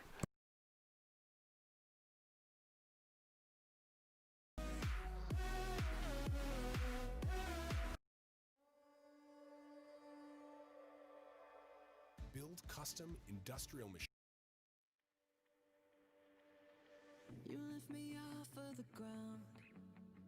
I close my eyes and I wait for the come down. I used to live in the now. Now I'm wiser to think that we are bulletproof. Teens with thicker skin, now we just bruise. We were hopeless and we're hopeless now, but I remember we threw our fists in the air, singing. I remember when we were kids, never scared, yeah. And the sky went dark, we used our hearts to guide us. You showed me you care, and I remember, yeah, I remember.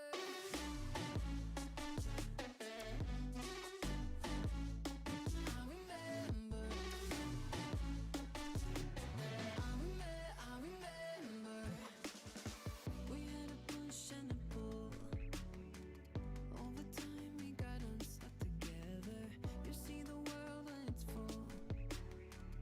In the light you could see we were never bulletproof. Teens with dreams of love without a clue. We were hopeless and we're hopeless now, but I remember we threw our fists in the air, singing. I remember when we were kids, never scared, yeah. And the sky went dark, we used our hearts to guide us. You showed me you care, and I remember, yeah, I remember.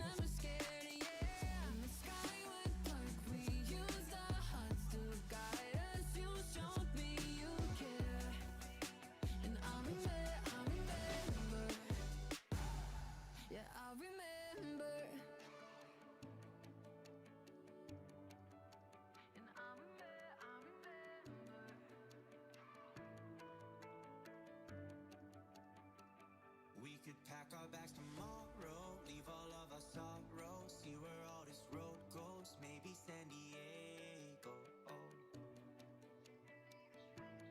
Maybe San Diego. Roll down all our windows, just see where the wind blows. One leg out the window, sit like a flamenco. Sit like a flamenco. You can run and you can hide. You can look and try to find. Take a breath, open your mind. Take it one ride at a time.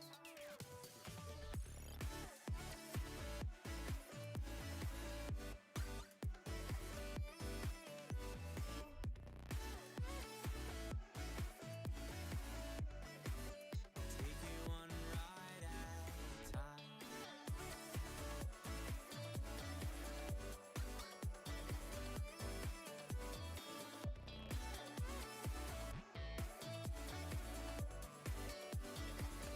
We got lost an hour ago. Where did all our time go? Where we are, no one knows. Maybe San Francisco. Maybe San Francisco. We could roll down all our windows, just see where the wind blows. One leg out the window, sit like a flamenco. Sit like a flamenco. You can run and you can hide. You can look and try to find. Take a breath, open your mind. Take it one day at a time. You can run and you can hide. You can look and try to find. Take a breath, it'll all be fine. Take it one ride at a time.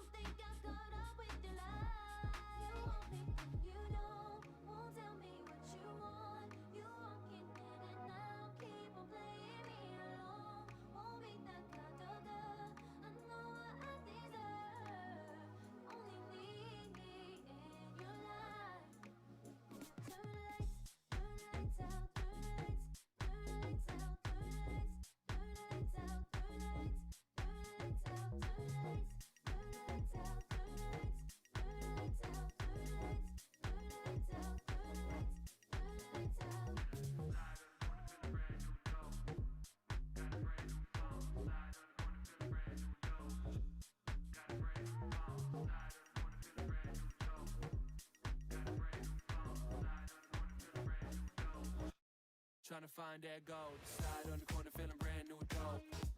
Got a brand new phone. Side on the corner, feeling brand new dope. Tryna find that gold. Living for diamonds and finding a match. Broken, I'm bummy, but still got some cash. Making it dash when I'm running up past. Can't calm down, don't know how to relax. Belly the beast, ripping the beat. Killer cam, killer OG.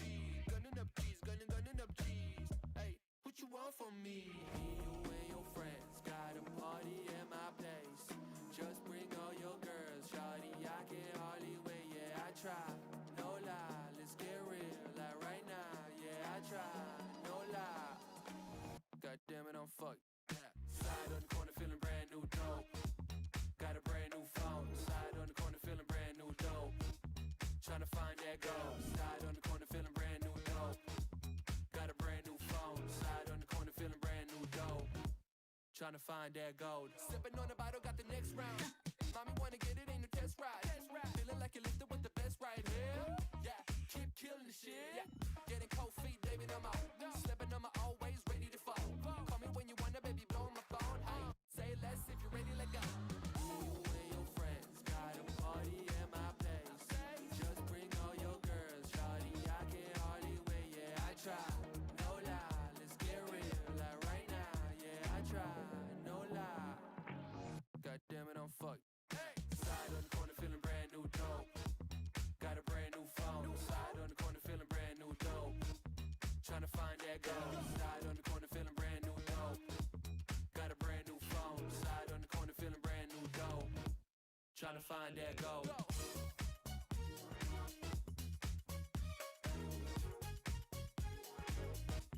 Tryna find that gold.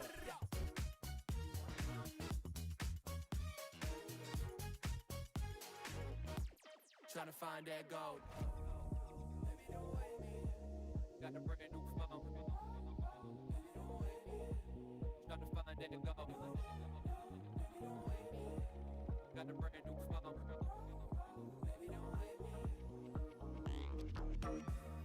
Push my buttons, come and let me know. On your speed dial and put the time on hold. Glass half empty, but tonight's so full. Just call me up, that's a brand new phone. Side on the corner, feeling brand new dope. Got a brand new phone. Side on the corner, feeling brand new dope. Tryna find that gold. Side on the corner, feeling brand new dope. Got a brand new phone. Side on the corner, feeling brand new dope. Tryna find that gold. Side on the corner, feeling brand new dope. Got a brand new phone. Side on the corner, feeling brand new dope. Tryna find that gold. Side on the corner, feeling brand new dope. Got a brand new phone. Side on the corner, feeling brand new dope. My friends all say I lost my mind, lost my mind. I keep talking about you all the time, all the time.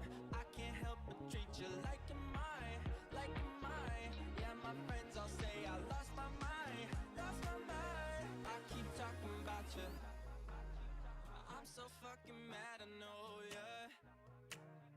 Cause you're driving me insane. Don't you say I never told ya. Loving you is such a waste of my time, such a waste of my life. Thanks for breaking my heart. And those feelings that we both had when I leaned in and you pulled back and you said that I can't have your love. My friends all say I lost my mind, lost my mind. I keep talking about you all the time, all the time. I can't help but treat you like you're mine, like you're mine. Yeah, my friends all say I lost my mind, lost my mind, lost my mind. I've been different since I met you. All my friends, they say I've changed. And I've been trying to forget you, yeah. But you've been stuck inside my brain. Such a waste of my time, such a waste of my life. Thanks for breaking my heart. My friends all say I lost my mind, lost my mind. I keep talking about you all the time, all the time. I can't help but treat you like you're mine, like you're mine. Yeah, my friends all say I lost my mind, lost my mind. My friends all say I lost my mind.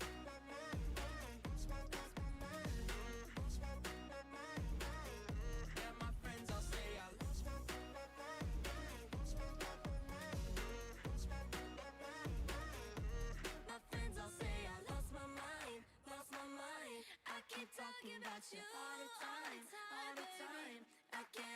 treat you like you're mine, like you're mine. Yeah, my friends all say I lost my mind, lost my mind. My friends all say I lost my mind, lost my mind. I keep talking about you all the time, all the time. I can't help but treat you like you're mine, like you're mine. Yeah, my friends all say I lost my mind, lost my mind. My friends all say I lost my mind. Yeah, my friends all say I lost my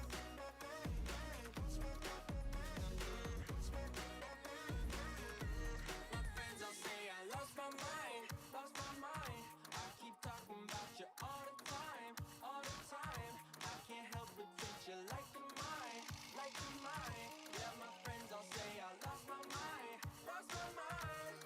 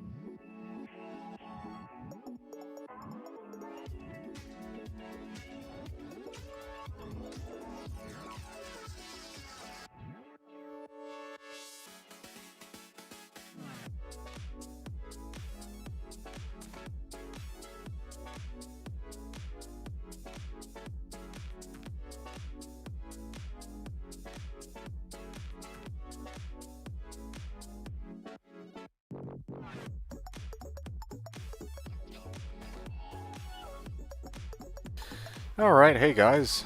What is going on? Drizzle, are you still around?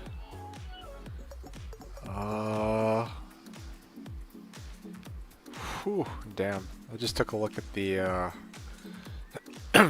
the link sent to me by Drizzle, for trying to organize his raids. I've never been a sweet time, hardly even smooth when it comes down to a cute girl. Oh, Coaster. That's funny. Just checking out your coal. What are you doing? Oh, that's funny. That's good. That's good. That made my evening. Much appreciated. Chicken. Chicken and tomatoes, actually. Yeah. This is some pretty good shit. I think it was yeah, sorry. It was leftover Church's chicken. And yeah. Yeah, no, it was good. Chicken with tomatoes. Not a very unusual combination, but I like it a lot. It's a little bit of salty with a little bit of sounds tasty. Oh, it was fantastic. Oh, it was amazing. You got the best of both worlds, I guess. I don't know how else to put it. Yeah, you got a bit of salty. You got a little bit of like I don't know how to describe the taste of tomatoes. It's like sour-ish, but I don't know. I like it. It's good. Okay, I got a jaw today, so you're right. Oh, so LeBron actually did end up getting a jaw. I don't know if, well, you don't always say this, but I guess LeBron's hanging out. Just looking at the rest of the chat here. Let's see, what are people talking about? There were a lot of things that were said actually that I've missed out on. So let's acidic. Yeah, but that's, I wouldn't really say that something tastes acidic, you know, like, I don't know. Remember him saying later, man, Godspeed, see you next week. So that was earlier. Jim Bobs, are you still around? He was talking about PvP on PoE. That's going to be the topic that I'm going to go into as I do my next runs, but I want to read through what everyone here is saying, of course. Okay. 50 seconds for glitch on Novasork. Damn, that's crazy. It's 2 minutes full clear. CE, Necro, or Javazon.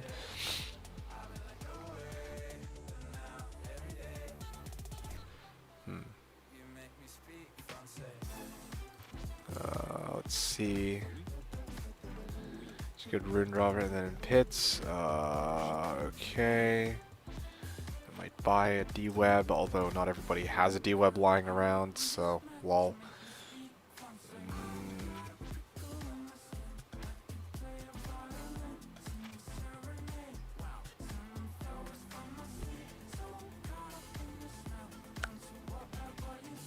Okay, I think I've gone through everything. Nothing really too crazy. Hey, PB Gold, how's it going? Nice to see you. I'm about to go into run number 634 right here. Fatty just said WTFGG. Yeah, the Reaper. Oh, shit.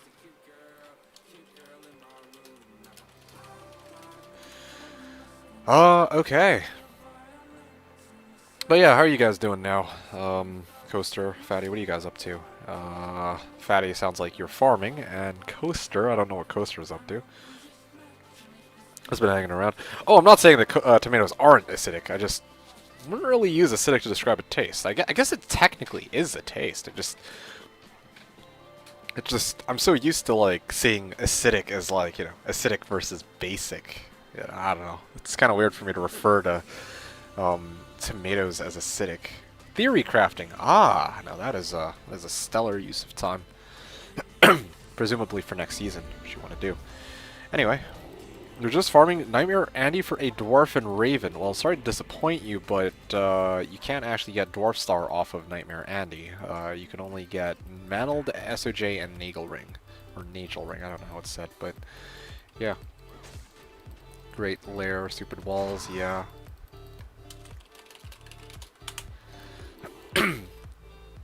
But yeah, just hopefully maybe that helps you save some time.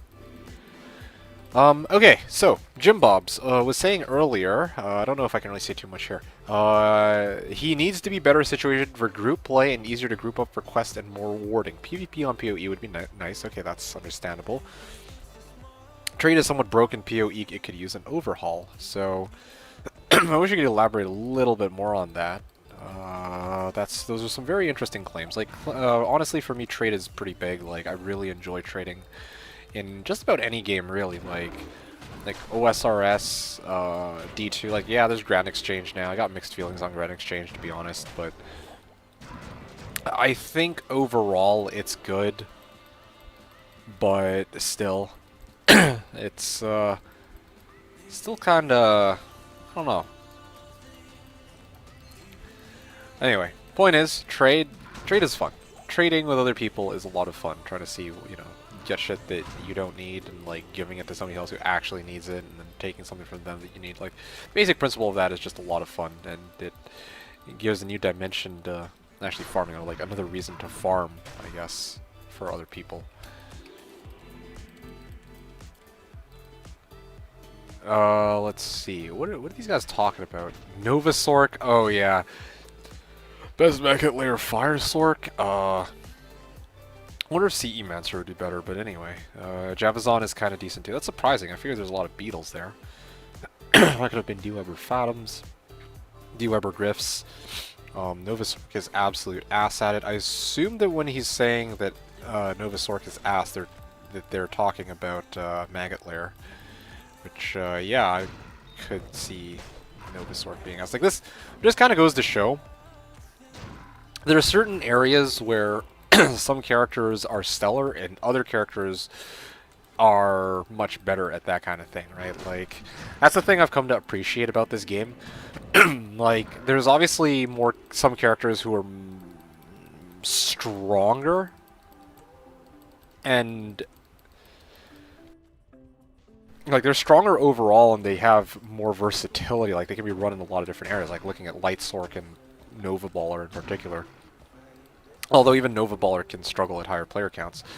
But at the same time, like, I look at, you know, people talking about, like, farming Maggot Lair. Well, you're not going to be farming Maggot Lair with a Hammerdin, even though the Hammerdin is considered one of the best builds in the game for P8. Like, yeah, you run a Hammerdin Chaos, which is great, but, I mean, if you want to do things like Maggot Lair, if you want to do things like Arcane, probably you're not going to be rocking a Hammerdin for that. I guess, technically speaking, you could run Arcane with a Hammerdin, true, but it's like, why? I think that's something that's better left for... I wouldn't even say... I was going to say Fireball Sork, but I don't know, man. My biggest issue with Fireball Sork in Arcane Sanctuary, I mean, it sounds great in theory, but there's just too many fire immunes there. Stupid moon clans or whatever. Okay, so, yeah, PB Gold, you said you're farming for Dwarf and Raven off of... Oh, Dwarf and Raven. I thought you said Dwarf and SOJ for some reason. Like, in my mind, that's what I interpreted as.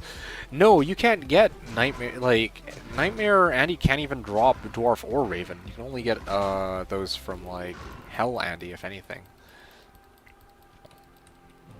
So yeah, I don't know what's up with that. Imagine farming Maggot Lair on an HD. Yeah, well, that's what I'm saying, right? Like, earlier I was reflecting on how in this game, like, different characters have different places where they do really well. Like, I think Barbs are especially good at Pits and a Trav. But obviously they are not nearly as solid for example, like Full Clear Chaos. Or like LK, well, yeah, LK compared to Sork. That kind of thing. I don't know. It was something I was musing about earlier, but besides the point. 634. I think I'm just about done here. Oh, true. Yeah, Whirlwind can absolutely do Chaos. But I'm not talking about...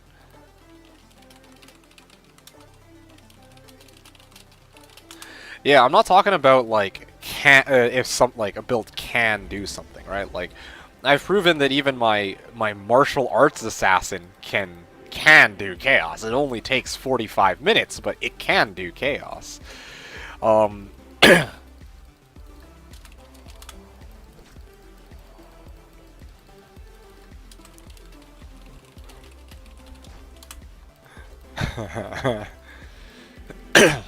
Warm News was saying, I keep telling everyone Pindle's where it's at. Well, I mean, I ran 5,000 Pindle, and I don't know. I don't know what this guy is expecting, but anyway. You can do Chaos. It may take hours and it can't be done. That's what I'm saying when you say Whirlwind. When you say, like, Whirlwind can do Chaos, like, true, you can do Chaos with a Whirlwind Barb, but, like, how long does that take, right? Whereas, like, if you just Seal Glitch Chaos, or if you Full Clear Chaos, Full Clear Chaos can be more easily done by Hammerdin or Poison Mancer, and meanwhile, the Seal Glitching can be done by some variation of a 200 FCR Sork. So, I'm, like, sitting here thinking to myself, like, I don't know, like, some of the characters in the game have very nice places that they can farm, that they stand out pretty well in, like Questbug Duriel. I think my Zealer did that pretty well. My my Whirlwind Barb from a couple seasons ago, I was doing Trav with it, like 30-second Trav, and I was like Horking, so that was pretty solid. And I don't know what these guys are talking about. GG Thul off Findle. What the fuck are these guys talking about? Anyway. Hey, Dan. This looks fucked. Yeah, well, every time you come to this stream, it's fucked. Mostly because you're here, but also partially because I'm usually doing some jank-ass fucked up build. I wouldn't blame you for saying that. WW with Bone Snap on Classic is godly. True, true. Anyway, so Fatty was saying D2, I found 15 ED, 3 AR, 5 socket phase blade this ladder as a Berserker. Okay, that's fantastic to hear. And also Koser was saying a budget melee sork that works okay. I thought you said that you already had a budget melee sork in mind that was working just fine. Yeah. As always, Dan, your input is much appreciated. I mean, I don't really think I've got anything out of the ordinary to really show you. I'm just doing my runs. I'm trying to do 1,000 runs of Mausoleum. If this isn't fucked already, well, or if this build isn't already fucked up enough, well, the fact that I'm committing myself to 400 more runs of torture is something else. BB Gold's saying, I'm gonna miss the next stream, I'm gonna be on a road trip for 2 weeks. Oh wow, that's really cool. That's worth it. Yeah, no worries, dude. No worries. There's always more time for streams later on.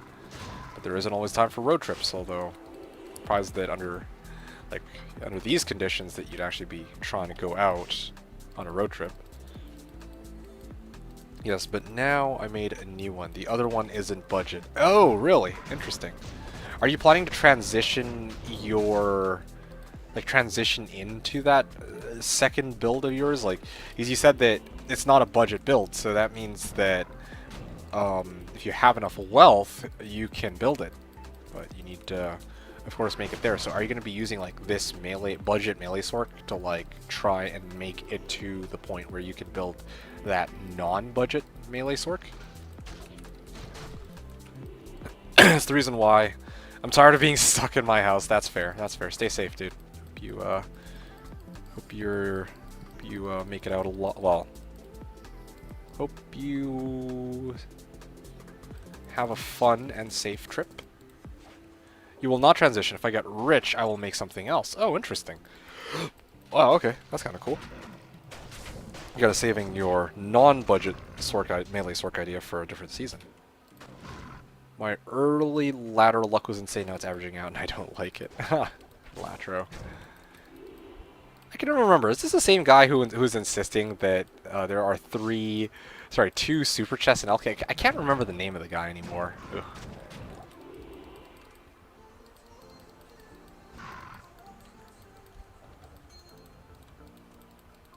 I don't think it is. Seems too chill.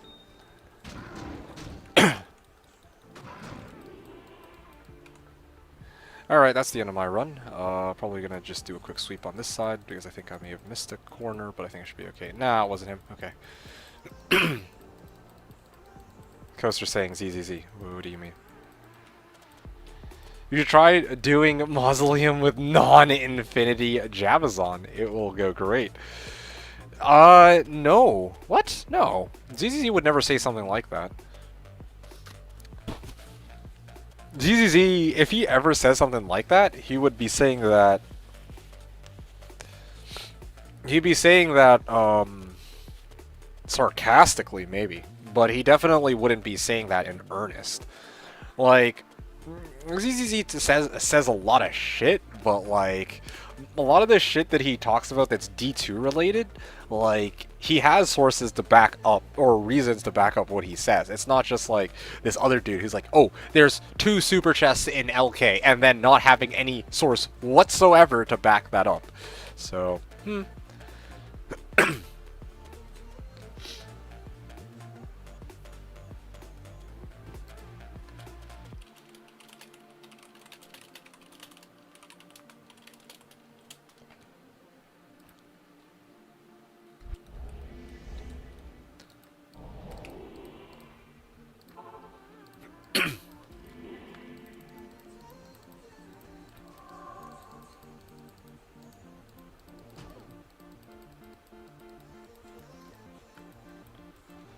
ZZZ is a scientist.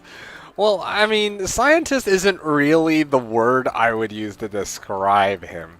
But the word I would use to describe him also wouldn't be the same word I used to describe that guy who thought there were 2 fucking super chests in LK, okay? Like...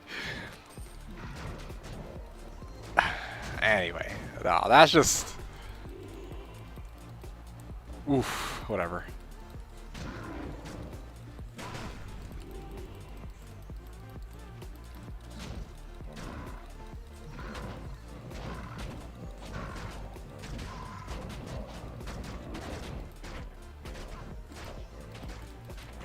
Do I have music going on in the background? Okay, good, I still do.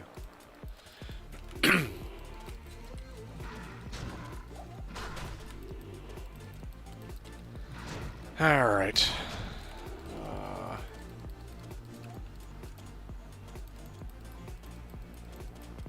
Let's go this way.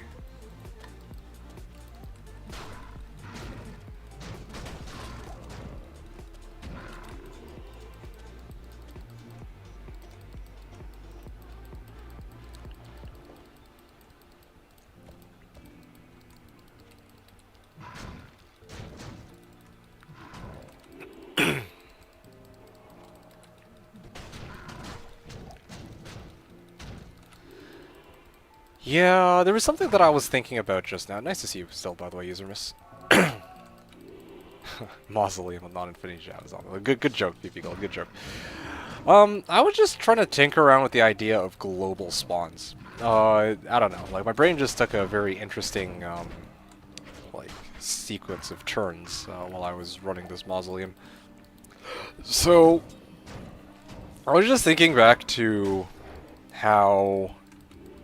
You guys remember how in the past it used to take like 80 SOJs to do a global declone spawn or whatever for back in like the BNet days, right?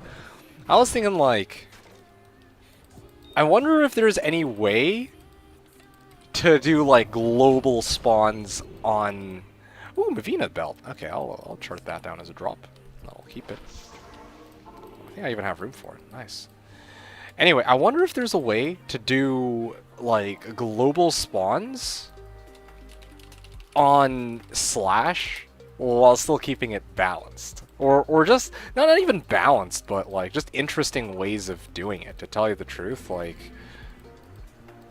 I feel like, I don't know. I feel like it would be kind of cool if, for example, we could sell a, like if everyone on the server sold a cumulative total of like 100 mantled heals or something, then we could get Declone to do a global spawn. Like, how cool would that be? I don't know. The thing is, I'm just thinking about it right now. Remember I sold the herb and Declone? Oh, dude, fuck. I don't think I'm gonna be forgetting that anytime soon. Yeah, I remember that. I remember being there and I was just like, okay, what? Like, bruh. Anyway. Oh, wait, did I just get that off of, I think I actually got that off of a dead rogue, dude. Come on, 33. Yeah, okay, 24, 13. Skin of the Viper Magi. Probably gonna have the mule after this, but... Skin of the Viper Magi. 13 MDR. V Magi on run number 636. And this one came off of Dead Rogue. Anyway, yeah, no, I do remember that though. It was interesting, but that's definitely not how it should work, where just mysteriously out of the blue declone spawns. I feel like, I don't know. Right now, there's individual declone spawns, but oh man, I don't want to start up this whole like Annihilist value discussion, but I feel like right now Annihilus isn't very interesting an item. It's basically priced at Gull, bare minimum ist, and if you get like a good Annihilus, maybe you can sell it for like a couple of ohms. I actually, and I don't know, at some point everyone is going to have an Annihilus anyway. So I'm like thinking to myself, I feel like it's kind of, it would be cool if there was like a different way to have Annihilus. Like I feel like here's the thing, okay? Global declone spawn with like maybe not like maybe an item that's not used by like a ton of people. Like that was one of the biggest problems with using SOJ. Like no one could get SOJ for their build, right? And SOJs were inflated up to shit. It was crazy. So I don't know, man. I think like herb, or instead of using herb, like just theorize about this. I'm not saying that this is like, you know, I'm like vouching for this idea, but this was just a thought that occurred to me. Either use mantled heal. Well, actually, yeah, just the idea of using mantled heals. That sounds like a lot of fun. Just mantled heal, ring that no one really uses, and this idea stemmed from how in the past, people used to spawn. I remember people used to like do declone hunting, and the way they would do it is they'd have these things called co-op walks or cooperative walks, I guess, where people would buy in with 5 SOJs, and then like everybody who took part in this walk would buy in with 5 SOJs, right? And then everyone pools in, like everyone tries to find a game on the same IP. You know, we're given 2 hours, or people are given 2 hours to find a game on the IP which is selected for the walk, and then once like a certain time is up, like 2 hours is up, those SOJs get sold, and everybody who took part in that walk gets to walk out with however many SOJs they can really get their hands on. That's how it used to be in BNet.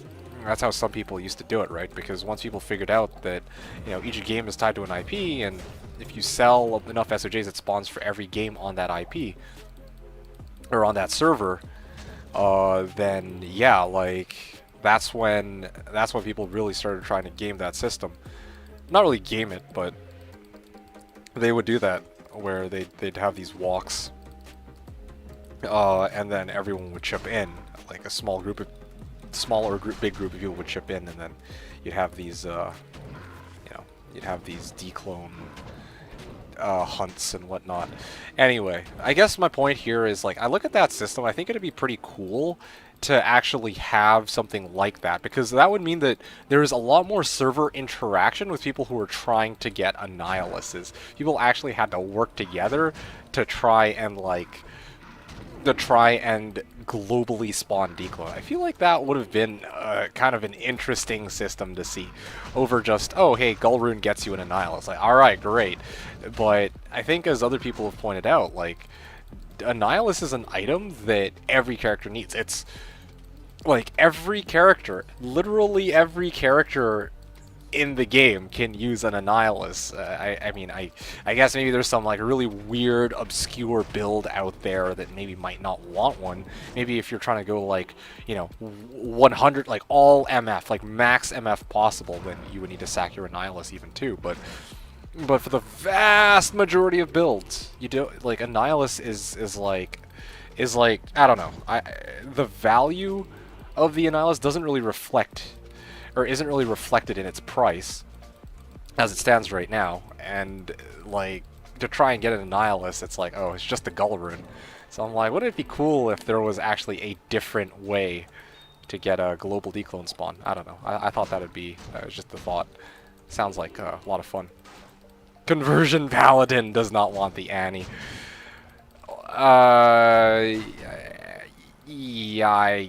Yeah, okay.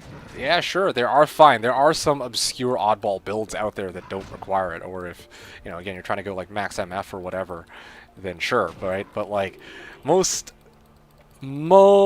builds, all right? Please don't nitpick me on this one. Need that Annihilus. So you think that an item like that is just worth a lot, or is at least difficult to get, right? But I feel like Gullrune is actually a little too low. Like, most people will have Gullrunes at some point in the season. It's not a particularly interesting. I realize, I don't know. It's just something that I realize only now. Like previously, I mean, I'm still okay with how declone spawns. Like, I'm largely indifferent to it, but just for the sake of discussion, like, I'm just tinkering around with this idea. If, you know, there's a different way in which they could spawn declone that's more community inclusive. That'd be cool, because I feel like you nail two birds with one stone that way. Make it a little bit more difficult or different to spawn him, which is closer to vanilla. At the same time, people on the server actually have to work together rather than every man for himself, right? Like, you know, like cooperative declone walks, or I don't know. Yeah, cooperative declone walk. I just enjoy that because like people chip in a certain amount. It's kind of like, you know how people do those purple box races? Like there's like a buy-in, and then like at the end of it, like one person walks out on top. Well, here it's kind of like that, except everyone kind of walks out with a nihilist in their hands, right? Like it's a very interesting system, and I feel like if they had made a global spawn, this is a way where we could have actually gotten more people to actually take part. Yeah, exactly. It should be worth a lot. Or at least be difficult to get. I don't know. Like, right now, a Gull Rune, like, okay, you're not getting an Annihilus in the first 2, maybe 3 days in some cases of the ladder reset, right? But after that, it's like, alright, you got an Annihilus, no problem. It would be kind of, like, basically...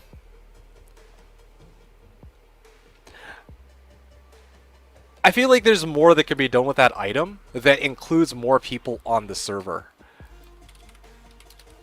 And that makes things more interesting than just, you know, turning a Gull Rune into an Annihilus.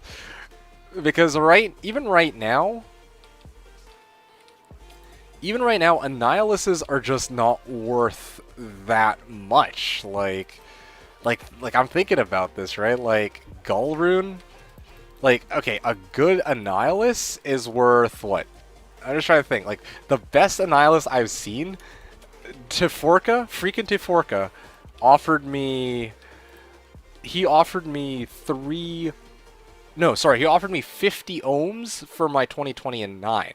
And I paid 5 ohms for that same 20 and 20 and 9. That's like close to top of the line. It's not perfect, but it is as close to perfect as you could really get. Bar 1 point, which I think is respectable. But if it's not an Annihilus that's that good, you'd be hard pressed to sell it for more than a Gull, right? Like an average Annihilus might sell for Gull. A low Annihilus might sell for like maybe Mal. It's always going to be somewhere in that range. Like, an Annihilus's value just becomes synonymous with Gull. I don't know. But here, a global spawn, like a global spawn where everyone needs to collectively sell X number of a specific item to spawn declone. I don't know. That just sounds more fun. Single player, it is very hard to get with pluggy. I mean, is it? I thought that in single player, your in pluggy you would just how did it go? I thought that you just had to wait. You don't have to sell SOJs. Like, there's just this counter that keeps on ticking, and eventually it'll just spawn in your game if you wait long enough. Anyway, I don't know how true that is, though.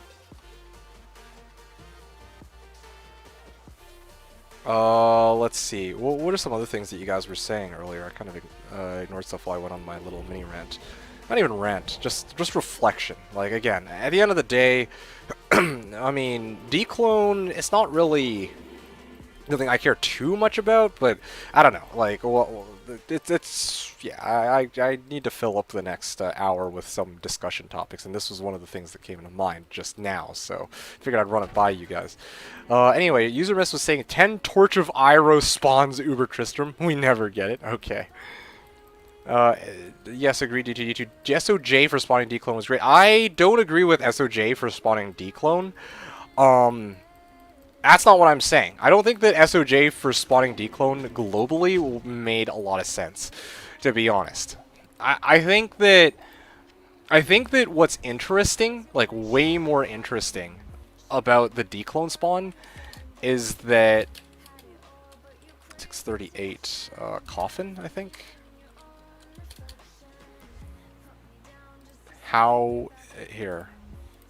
No, I don't think so. Is it how it is now? I don't think so, dude.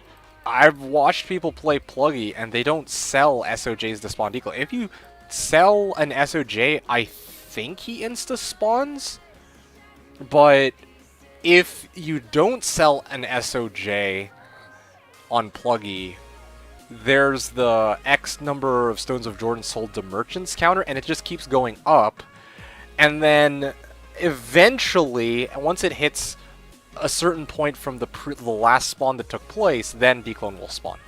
That is my understanding of it. I could be wrong about that. Hey, Farallon Fever! Hey, long time no see. I was wondering. I was wondering if I'd be seeing you at some point.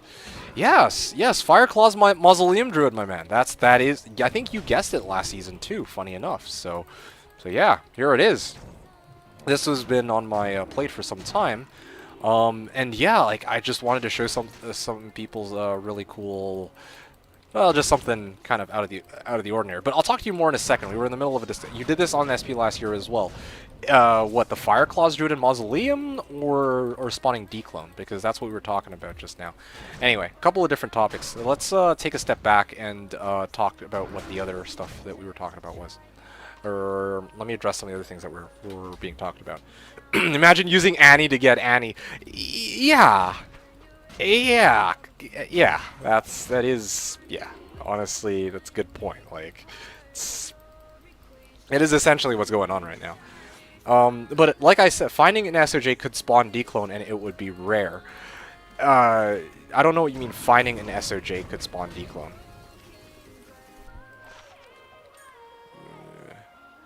I've been given Annies for free on Slash by very, very generous peoples. Well, okay, yeah, they're generous, but here's the thing, okay? It's like, I don't really feel it's all that special. I mean, it's great that people are willing to hand out Annihilises, but part of the reason why people are so willing to hand out Annihilises, again, I'm not trying to undermine how kind these people are, but it's because you often, like, with the old system, you would often have more Annihilises than you could possibly ever hold on your characters. Because, you know, you could, like, yeah, you could just 4-box anytime, like, a declone spawns, which I don't think is, you know, I mean, it's not really that big an issue for me. I mean, it kind of devalues the Annihilus, but there's really nothing you can do about that. I think what's more interesting is just how it spawned, and back then, in order to really get an Annihilus, you didn't actually have to do anything. Like, you just needed to wait for somebody to spawn declones. So what some people would even do is they would just open, like, they'd just have 4 boxes open at a time. Like, they'd have 4 different windows open on 4 different games, hell games. And then if somebody spawns a declone, there's 4 free Annihiluses, and whatever Annihilus they get that is the shittiest, they can just give it to some other dude that needs it more. I think that I'm trying to say that that's not, like, it's not that generous because like at that point it's like it's not like they're being exceptionally nice. I feel like it's just that they just simply don't have a use for the item, so they just have to offshore it somehow, right? Like, it's just taking up space. So I don't know. Again, not trying to undermine anybody's kindness here. I just, like, I'm not surprised that people were generous enough to give something that was free away for, well, free.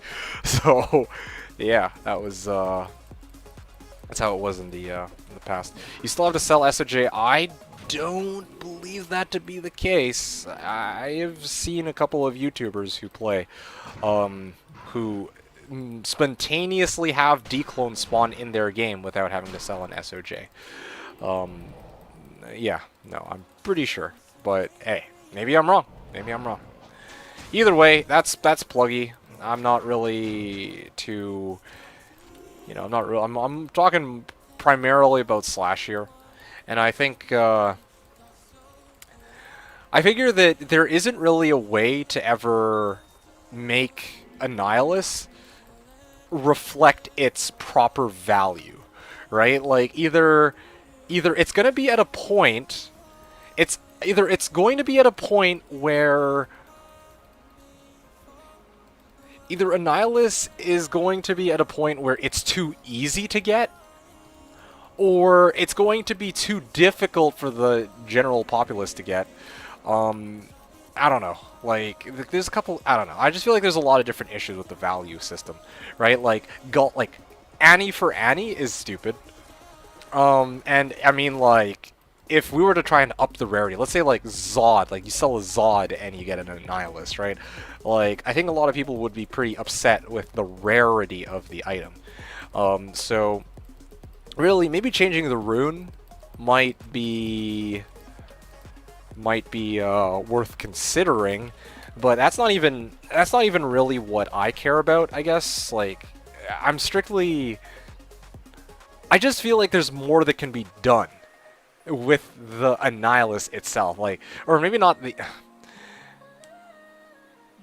It can be spawned in a different way that's more community inclusive. At that point, the Annihiluses themselves won't be worth that much, but they're already not worth that much in the first place. Like a Gull Rune for an Annihilus is not that much. That's a freaking key set, dude. Like what you're telling me right now is if I were to go farm 3T, 3D, 3 H keys, and I traded that out to a buyer on week 1, I could go get myself an Annihilus in an hour or 2, right? Like, I just feel like right now, Annihilus, no matter how it's valued, it's going to be shitty. But if you were to like try to make it a global spawn and have like people pool in, you know, selling X number of mantled heals, for example, to spawn declone, that would be a more interesting system, because that would encourage people to play together, well, to kind of like pool in and actually sell mantled heals, you know, like imagine I've got 10 mantled heals, like I've been stocking up, Coaster has 10 mantled heals, Fatty has 10 mantled heals, Seth has like 25 mantled heals, and he says, I'll tell you guys what, I'll sell 10 of my mantle heals, you guys all sell 10 of yours, and then we can spawn our own declone on the server. And then, you know, people actually have to work together like that to cooperatively get a declone to show up, right? Rather than just right now where it's like, alright, well, if I have a Gull Rune, I have an Annihilus, which doesn't seem very exciting, I guess. I don't know. I feel like it might be something interesting worth trying out just to switch things up. Damn, maybe I should actually run this idea by some of the others. I don't know. Anyway, I was just... Annie for... Oh, by the way, Farallon was saying, Annie for Annie sounds like a great custom system, actually. Each character gets a one-time quest reward to summon its first declone. From then on, people have to decide whether it's worth using their spawn another and reroll for better stats. What do you mean one-time quest reward to summon its first declone? I'm a little confused by this wording here. So like, what's the harm of infinitely re-rolling declone? I mean, that sounds like it's an interesting idea in theory, but yeah, I don't. Nice tinkering about, but I don't know if the game is really going to be. They're going to be able to implement that into this. I'm just talking about changing the item that is used to spawn the declone to be like mantled heals, and for it to be global, maybe. That way, there's like a shared collective goal by people on the server to actually get Annihiluses. Let's say that your Hellforge drops a special token that summons declone. Okay, yeah, I'm on board with that.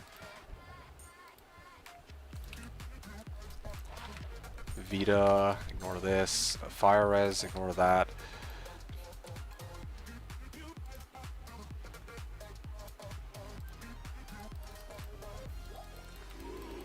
Yeah, from then on you need to consume an Annihilus to summon a declone. Okay, fair enough. But, you know, what's stopping me from just being like, alright, I'm just gonna... Oh, wait, what? If your current Annie is 12-12-8, then you are going to be eager to drop yours and reroll to better. Yes, exactly. So what is the drawback of me like infinitely re-rolling? It would be a harder choice. That's true. But like declone usually takes like 20 seconds to run, right? So what's stopping me from just respawning Declone over and over and over again and killing him again and again until I get the right roll. Unless that's what you're going for. Until I hit a perfect roll. I mean, like, I could do that. I mean, yeah, I mean, that system could work. But then at that point, it's just a matter of time until you get the perfect roll. Which, you know, again, there's nothing wrong with it. You got a good point of a Declone being too fast to kill. Yeah, exactly. Like, I could, I could make a shitty slider that could insta-kill Declone. Well, not insta-kill Declone, but I could run it in like 15 to 20 seconds, right? Like shit. All right. Well, this Annihilus sucked. Oh, 19-10. I could do better than that. Reroll again. At some point, the only Annihilus that really matters with this system is 20-10. Like, people would sit there for hours just re-rolling Annihilus over and over and over again. That's all people would do with this system. You'd have to add in another map. Yes, I agree.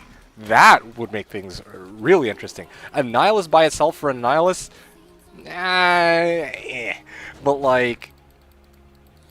but yeah, like actually having some other kind of catalyst would actually kind of make things interesting. You know what? Like Token of Absolution, right? Like Token of Absolution plus Annihilus could spawn you an herb, and then you try it again. That'd be really cool. I actually like the sound of that. But this Annie for Annie would prevent Annie inflation. What do you mean by Annie inflation? Like right now, Annihiluses, no matter what point of the season you're in, like honestly, they're pretty much always gonna be between Ist and maybe Vex, like the vast majority of Annihiluses, right? If it's week 1, even week 1, like Declone is usually considered easy enough to kill that most people are willing to do it for free. So it's like Gull. Like it's usually even like crappy Annihiluses are worth Gull. Annie, are you okay? Are you okay, Annihilus? What? Being so common and worthless equals inflation. Oh, I see what you're saying. Yeah, I can see why you'd say that. Because in this way, Annihiluses wouldn't be so commonplace. Because right now, it's just Gull. Like, oh, great. If you have a Gull rune, you get an Annihilus. And you could, in theory, trade out your Annihilus for a Gull rune and then try to re-roll for another Declone, technically speaking. Assuming, of course, that you have a buyer. I think, in fact, most Annihiluses don't go for Gull. They go for closer to Istmal, but, I mean, still pretty close. Hey, what's up, Renanga? Is that how you say your name? Love Slash. Played hard first month of reset was so... I'm happy to hear that. First month of reset is pretty much always the best. There was one season where there was an exception, but I'm not going to get into that. There was a Druid season where I had a lot of really cool endgame goals alongside one of my friends on the server. But yeah, that's its own story. Yeah, I'm very satisfied with the source. I think I'll play it next season. Okay, I'd love to hear more about it in just a little bit, but yeah, I haven't seen Farrell on it sometimes, so I'm just going to chat with him for a little bit. Gull plus Annie for Annie would keep the market in check. I think that's actually a pretty cool idea, yeah. But also, I don't know if they can really code that into the game. I know for sure that they, because they mentioned some of their limitations as to what they can and cannot change. This system, I think it's pretty cool. But the reason why I was proposing the old idea is I know that one of the things they said was that they can change the item that's used to spawn Declone, and they can change whether or not it's a global spawn or a local spawn, and they can change how many of that item are necessary to be sold in order for Declone to spawn. This is what I recall. If that's the case, I just think it'd be really cool to see, 100 Mantled heals. For every 100 Mantled heals, you get a Declone to spawn. Because then that brings everybody together to actually work towards a common goal of spawning Declone. And that's something that I've seen people complain about, that there's not as much, reason to play with other people unless you're running, Bale runs, for example. But anyway, yeah, it's a really fun topic. I really enjoy this topic. Are you at least vaguely aware of how the server-wide and Courage Gate event works in WoW? It's similar to your idea of needing many people to turn in a wide array of maps to unlock content for all. No, actually I'm not. I was only basing this off of the SOJ Declone walk system that BNet used to have, like the old, well, the one that it still has, but nonetheless, it's still like, you know, it's still the one that's going on today. You got it like on BNet, you gotta be on a server where 80 SOJs were sold, and then it'll spawn for every game on that server, which is stupid because who the fuck has 80 SOJs to buy anyway? Just delete Annie and Torch, more interesting gearing. Ha! Well, yeah, then at that point you could just play Classic. Definitely a lot more interesting gearing choices there. I can see why you'd say that, though. No. I'm not talking about trying to improve build diversity. I just think that Annihilus right now, like, this is just the thought that occurred to me. Okay, again, I'm largely neutral to what they do with Annihilus. I'm gonna play regardless of what they do with Annihilus. I frankly don't give a shit.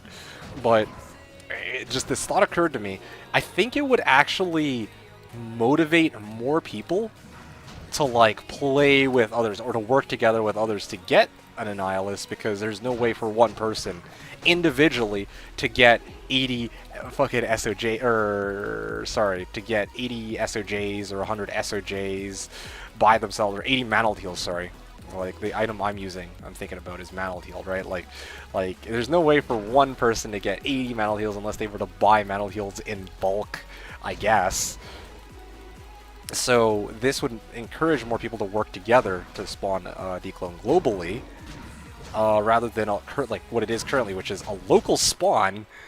And yeah, like everybody, you know, like the thing is, like there's not as that much that's wrong with this system, I would say. Like I think it's fine. It's just that we reach a point where it's just like, okay, a Gull is an Annihilus, and Gull just isn't a very interesting thing to convert into on Annihilus, because it's just, you know, you find plenty of Gulls like all the fucking time, dude. Anyway. Okay, imagine this. Declone spawns are only unlocked after a set of requirements are completed, starting from the beginning of the season. Okay, yeah, sure.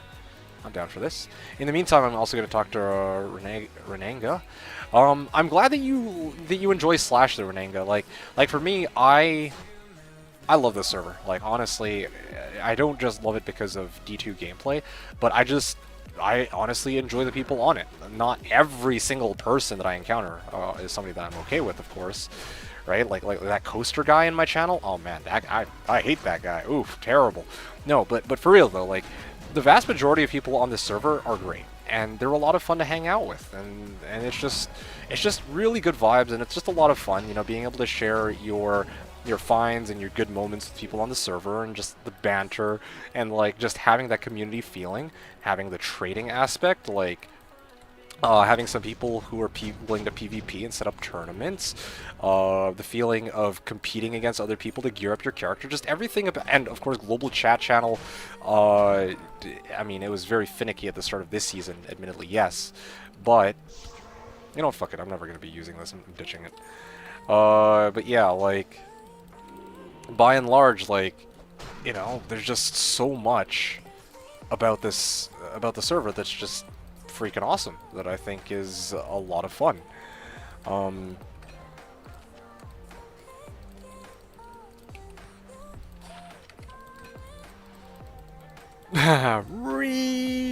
Click is the worst. Anyway, Click it. Thanks for tuning in, by the way. I know that you'd mentioned that you were gonna see if you can drop on my stream when you got the chance, but yeah, appreciate you actually stopping by and checking stuff out. I'm doing great. Thank you for asking. I didn't actually address your question there. And yeah, let me know if you have questions about my character or D2 in general. I know you said that you haven't played in some time, you wanted to get back into it.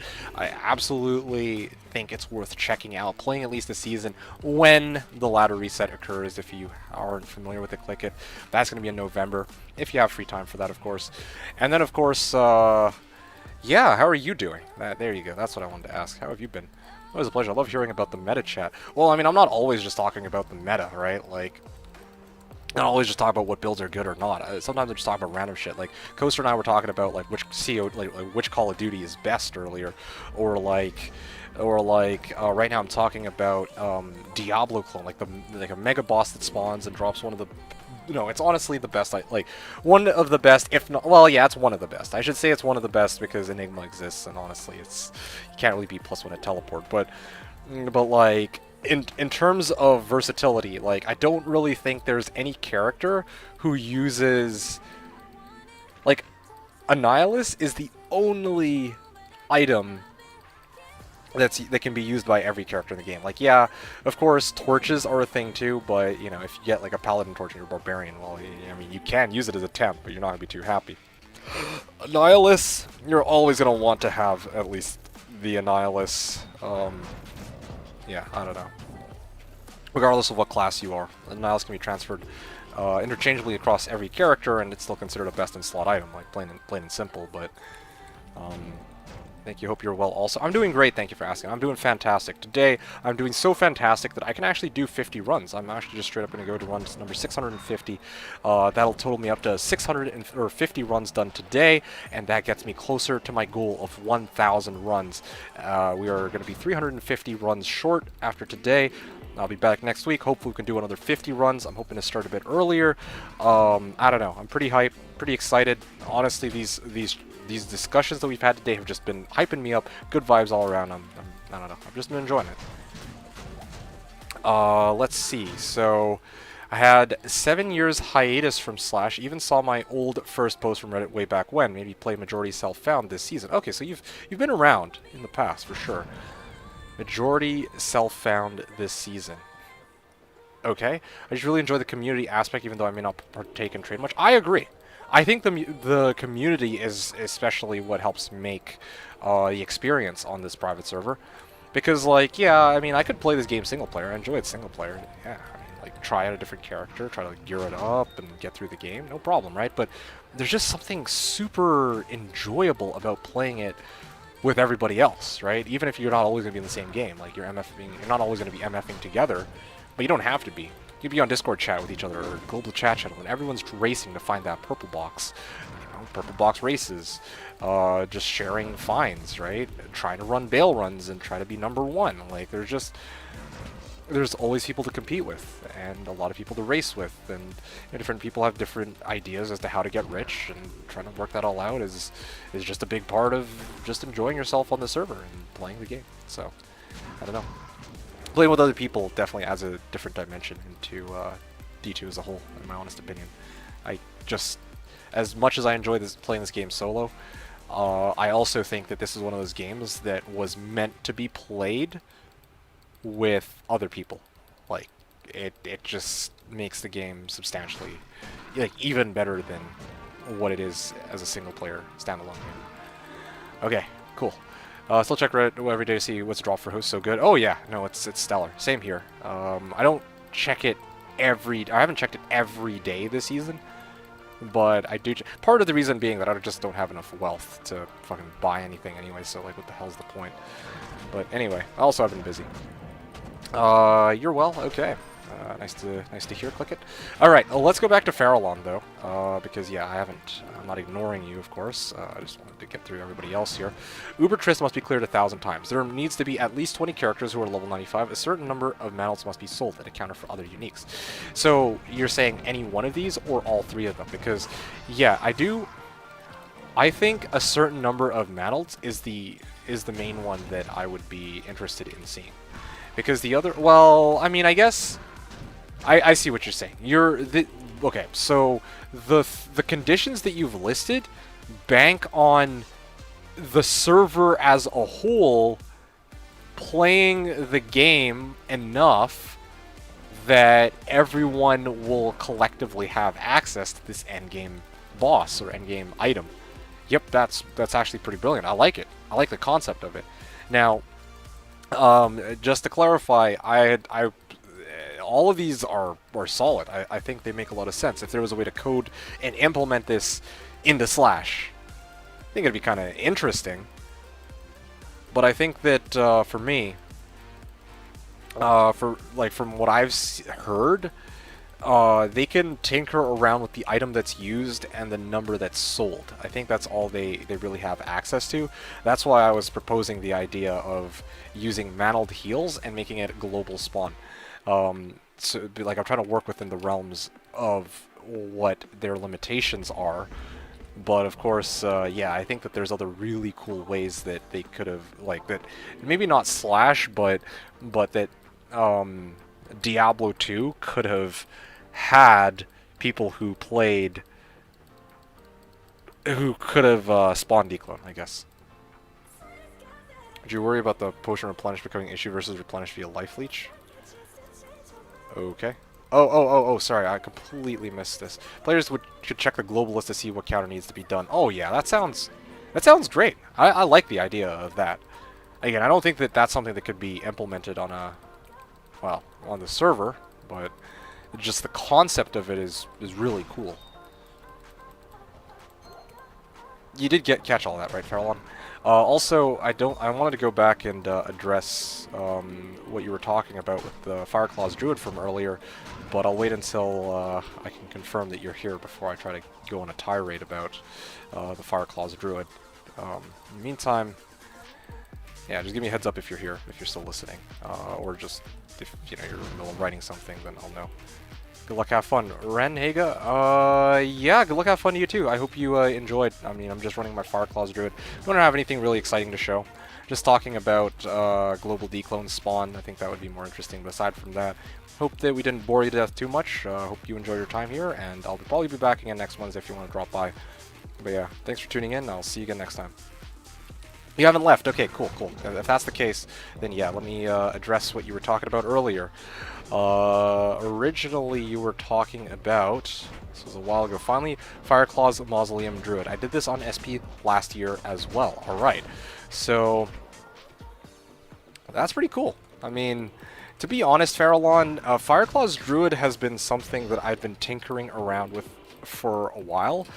And here was my line of thinking, okay? When I was originally trying to run this Fireclaws Druid, I was like,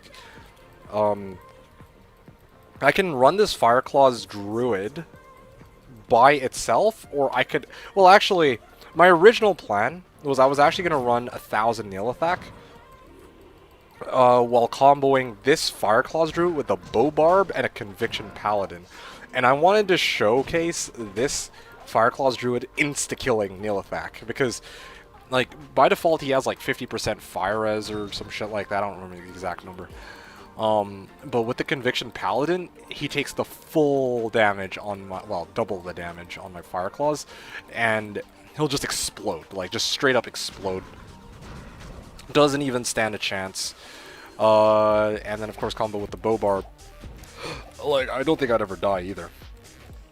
So I actually wanted to run 3-boxing with this Fireclaws Druid. I was going to run a shit ton of Neolithak like that, and it was going to be quite amusing just watching him explode 1,000 times. But eventually I decided that it would be more fun to try and play the season only on a single character, because I think it's just more challenging. And so, more or less, I've just been rocking one character this season. I mean, I've still been trading with other people, but I'm not rocking like a Bow Barb and Conviction Pally, although that would certainly make things easier.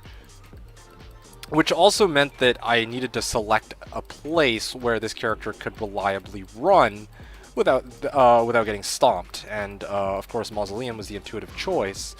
Now, the thing to understand is that Mausoleum itself is not an area that I expected would be paying out very much. In fact, this is roughly what I was expecting to find. Like, I was expecting maybe like 1 or 2 high runes at the most from Mausoleum, and so far I found a Vex and a Cham, so I'm kind of on track for my original prediction. But I get something very valuable out of this, which is data, or data, I don't really know.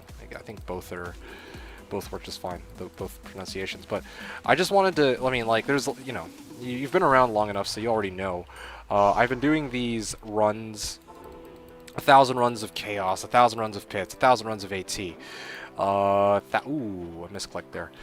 And at this point, I'm kind of like, what haven't I done, right, that I'm still interested in? And one of the areas just happens to be Mausoleum. I haven't done 1,000 runs of Mausoleum, so it's a really good fit for this Fireclaws Druid, because one of his main limitations is that he cannot deal with fire immune monsters, and a lot of the other areas in the game do have fire immune monsters that kind of screw me over, and so I thought that this would be a really good spot for this Fireclaws Druid to farm. Cows is also an option, but it's not a very good one. Like, yeah, they're not immune, but I get completely mauled in cows. Chaos is out of the question. Pits, there's too many fallen. AT actually isn't too bad, but I've already run AT in the past on my Fire Fissure Druid / Cold Druid, so I'm not really interested in going to go back there because I don't really think I have much to gain. So yeah, I'm rocking this Fireclaws Druid, and so far this season it's been a lot of fun. And yeah, compared to, I don't know if you were here last season actually, Farrell, I don't remember, but if you were, you'll know that you'll recall that I was playing my martial arts Phoenix Strike martial arts assassin, and that one was far more difficult to play compared to this character. So this character is just a lot more chill, just a lot more straightforward, and all around just less difficult to play, which is a good thing. Less challenging. Not in like a battle. Like sometimes there's some builds that are just too easy. Like if I were to start Cold Sword, oh dude, I'd probably pass out from how easy it is. But like this character, it's a nice blend. You know, you run around, you just whack shit. Pretty straightforward, not difficult to play. But you don't get to teleport everywhere. You gotta actually run it. So yeah. But yeah, that's more or less my... I fell asleep at my computer desk when you went on your dinner break and just woke up. Oh, okay. Well, I mean, welcome back, I suppose. Yeah, I'm back now. I have already said my hard cap is run number 650. So another 7 runs. So that's about another half hour. You guess I should go to bed? Yeah, sounds good. I mean, I'll probably see you, well, at some point anyway, so... yeah, thanks for dropping by as always on 3Watcher. I always enjoy these Tinder dates. Good luck in the rest of my friends. Yeah, much appreciated. I don't frankly see myself getting anything else of value this evening, but hey, you know what? You never know, right? Maybe LeBron will make a return. He'll show up, and then all of a sudden he'll find like a fucking burr ring. Because, well, you know, that's for some reason a thing. But anyway, have yourself a good night. I'll talk to you next time, I guess. Anyway, let's go back to addressing Coaster, because Coaster was talking about his melee Sork. So yeah, I'm pretty stoked to see what you have cooked up, because you're excited for this build. You're very satisfied with this Sork. You think you're gonna play it next season, and yeah, the Sork can use Life Leech, but honestly, I can just drink potions. Like, I'd rather stack MF in my inventory, like 250 to 300. I see. Okay. About the potion replenish becoming an issue versus replenish versus via Life Leech. Yeah. Okay. Hopefully see you a little bit on this week, but we'll be traveling. So just for a short while, if at all, but if not, next week, have a good one. Yeah, sounds good. Thanks for tuning in on 3Watcher, and I will see you again next time. Have yourself a good night. Now, so yeah, Coaster, I don't know, man. I'm pretty stoked. Like, I don't really have any exciting new crazy build for next season. It's going to be one that you guys haven't yet seen. Or at least that you haven't seen me use. Well...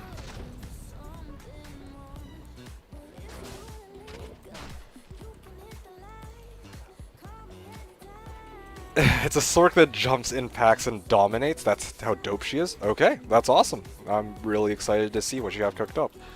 Also, if I might ask, did you end up using Energy Shield in the end?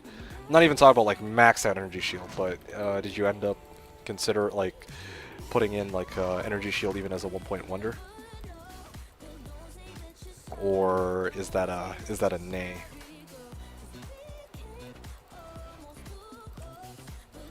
No Energy Shield at all. Okay, well that's alright, very nice.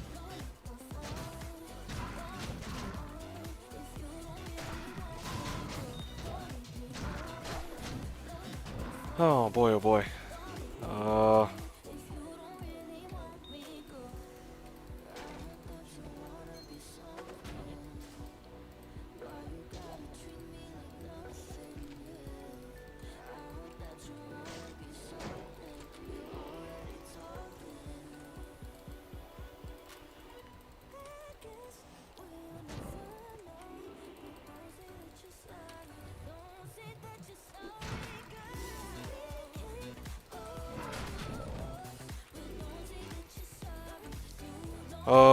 Anyway, Yeah, so no energy shield at all. Almost certainly you're going to be using enchant. I wonder where the rest of your points are going to go. Is it like a strictly melee sork? Like you're not going to be putting in any points into like offensive spells? So like no frozen orb, no thunderstorm. I just jumped into an archer pack with fanaticism and didn't struggle. Okay, wow. I'm kind of excited to see what you have cooked up. Maybe 20 points in a chilling armor then it sounds like. Maybe, I don't know. Strictly melee and support skills. So okay, so no energy shield, which means that you're gonna have enchant certainly, static and frost nova. Okay, well yeah, static naturally makes sense. Frost nova, okay, yeah, you freeze them. That makes perfect sense too. But yeah, when I hear melee and support skills, I think like frozen armor, chilling armor, and I forgot what the other one is. Freezing, chilling, and fuck. Shiver armor, there you go. Do you use those at all? Man, really curious to see what your build's gonna look like. A melee sork, pure Vita melee sork, with no energy shield, and quite capable of surviving.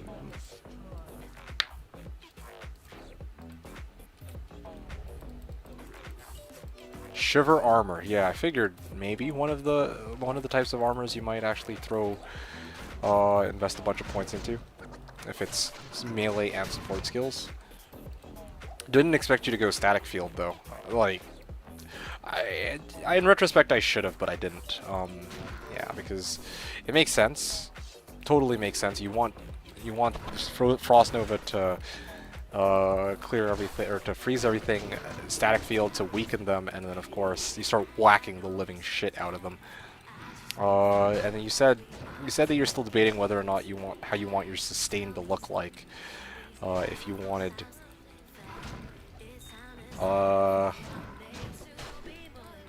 yeah, how you wanted your sustain to look like. If you wanted to use potions as your sustain, or if you wanted something else. I think your something else in this case was, well, you didn't actually say, but I don't know. I imagine lifesteal would be like, not sustain. Intuitively, Dracul's comes to mind. Yeah, I don't know. That is a tough one. Either Dracul's or Chansey's, probably. I don't know. You're using potions. Okay, so Dracul's is probably off the table then. Laying of hands, perhaps? Huh. I don't know. Well, at least that's not unique. If it were unique, I would have been upset. Ha! Shimmering Diadem faced. That's good. That's funny.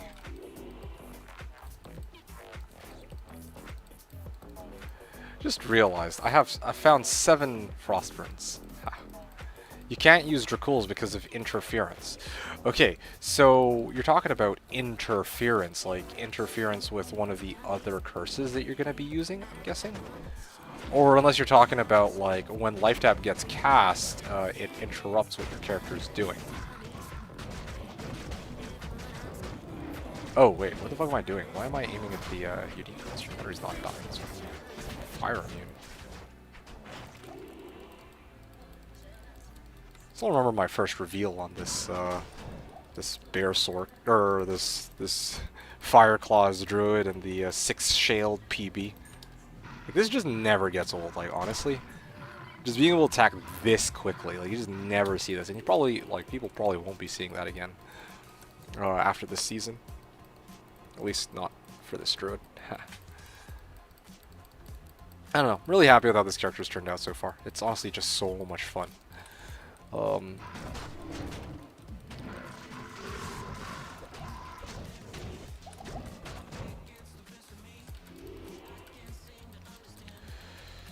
It's a pit melee sork. So when you say pit melee sork, I think you're referring to like the pits in Act 1, right? Like, not yeah.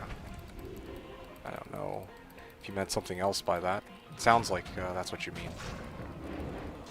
Hit melee Sork.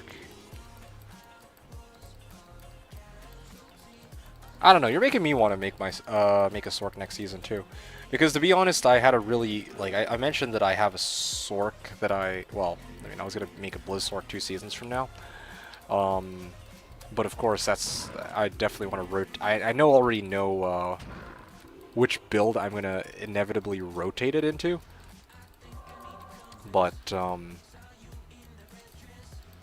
yeah, that'll be for later on down, like, I don't know, that's gonna be for later on down the line. It's very tempting to, like, join you next season as a Sork, and that way we can just both be Sorks, but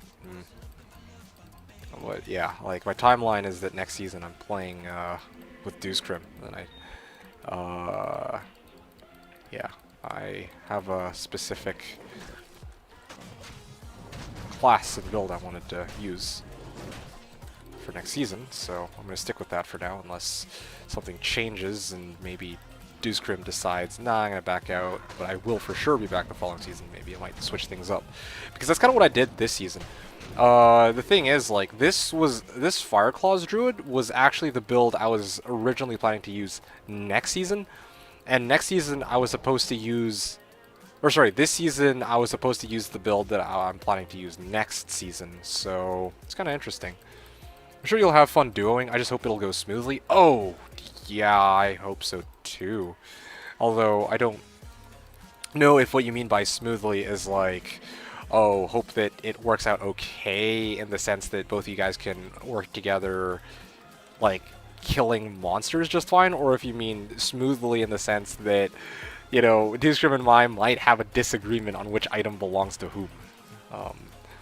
Which, I mean, a couple seasons, I'm guessing it's the latter in this case, but, or possibly both. Regardless, though, I trust Dewscrim. I honestly do.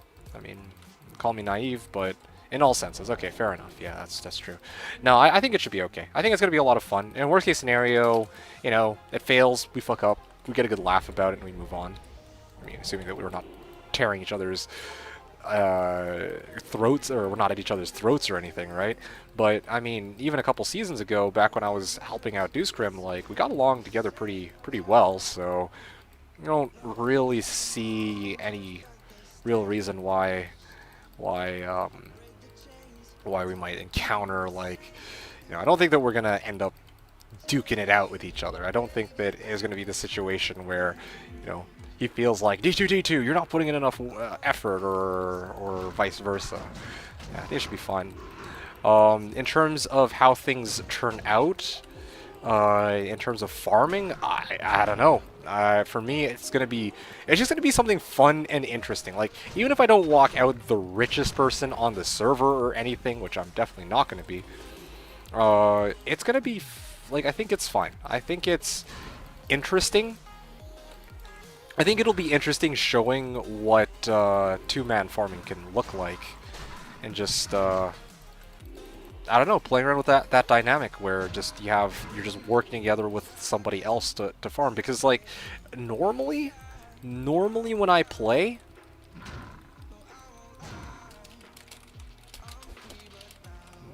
no plus jab skills.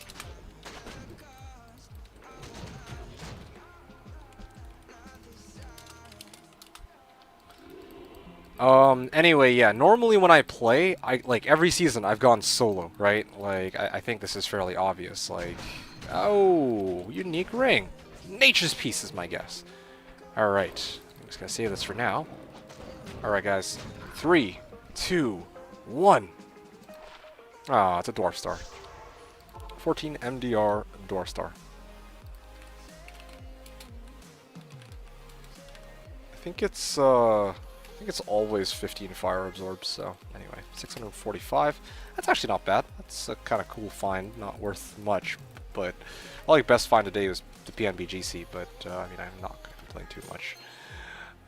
Dwarf Star is always a cool find. Anyway, like, I mean, honestly, even a good chunk of the people here, I would imagine, well, maybe not a good chunk, but, you know, Coaster, in your case, usually are accustomed to, you know, your own character, your own wealth. And I'm the same way. Like, this season, every season that's come before this, I've never really shared my wealth with anybody, like, back to back. It's always just been me, myself, and I. You know, my wealth is my own. Like, it's my journey. But hey, next season it's gonna be fun. Working together with somebody else, at least for the first little bit of it. Then maybe at some point I'll branch out and do my own thing. But at least for the very beginning, it'll be fun, really trying to work together and see what two-man farming can really look like. Are you guys gonna complement each other? Oh, you mean like play builds that help each other out? Yes, I can disclose that much. Yeah, we will probably be playing builds that help each other out. Yes.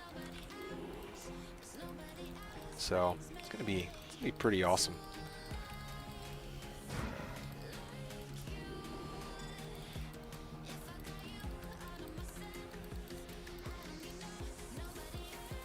Motherfucker. Okay, barrels. Yeah, there we go.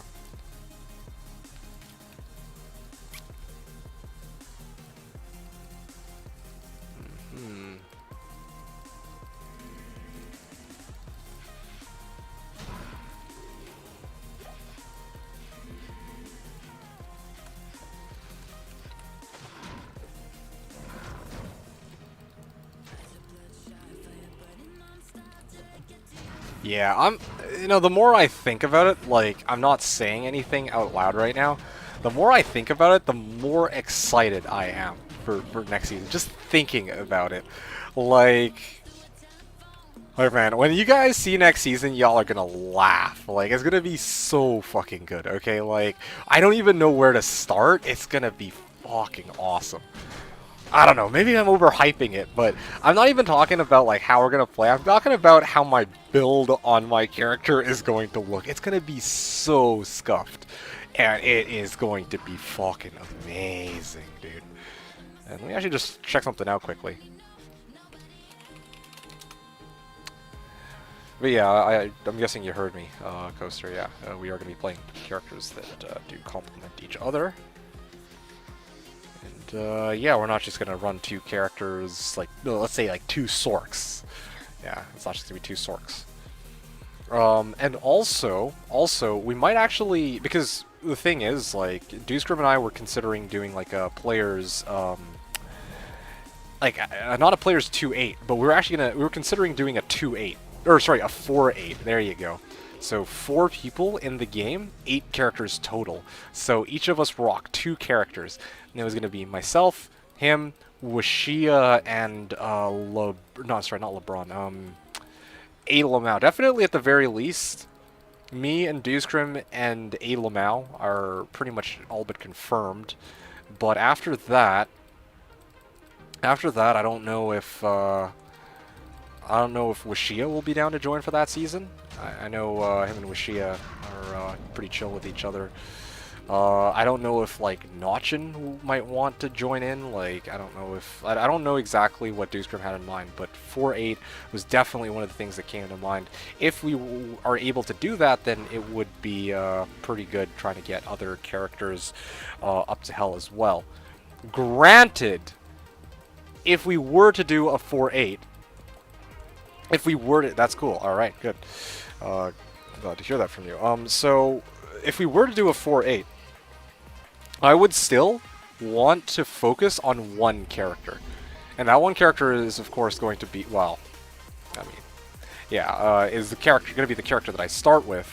If I were to 2-8 with, or if I were to do 4-8 with them and other people, I would probably have a second character, and well, everyone would have a second character. Like Dewscrim would have a second character, I would have a second character, and so on. However, that second character that I'd use would be something that Dewscrim would actually, that he would actually need, right? Because if we're gonna like bring, if each of us are gonna bring one box into hell and we're gonna be farming together, then we need to have a 4-character squad that can complement each other extra well too. So that, I don't know, that's just something we had in mind.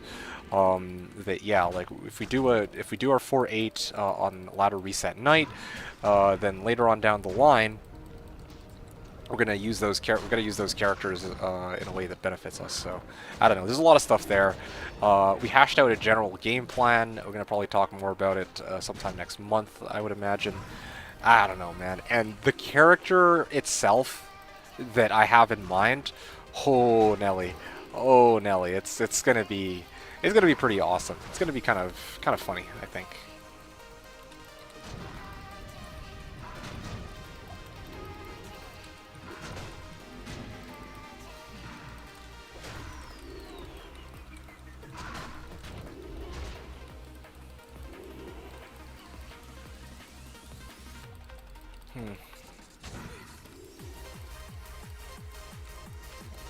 File grave.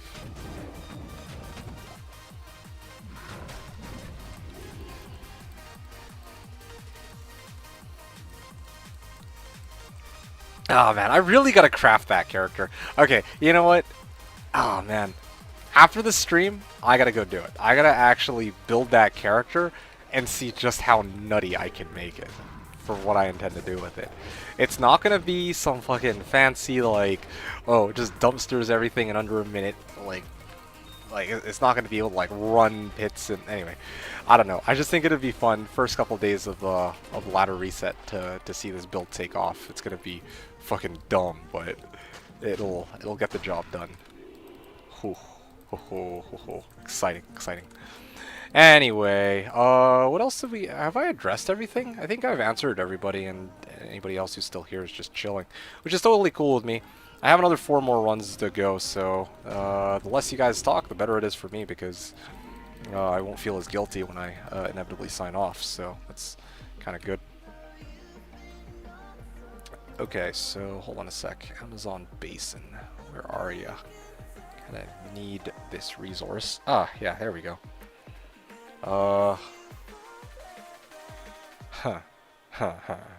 I see. Alright. Interesting. Hey, click it. You're still here. Good.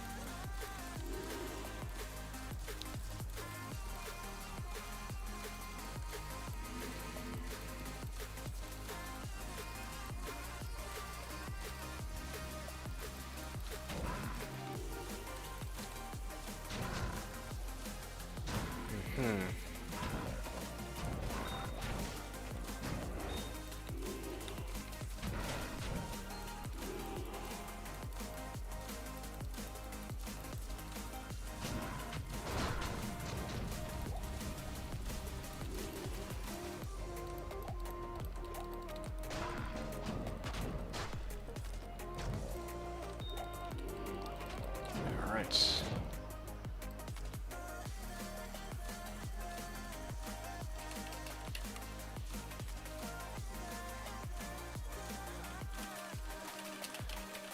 There's something I need to check out quickly. A thought just occurred to me. One sec.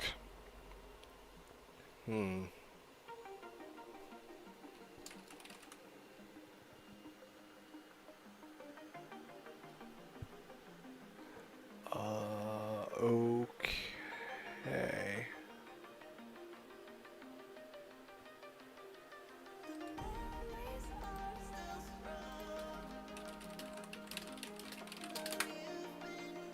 Ah, here we go.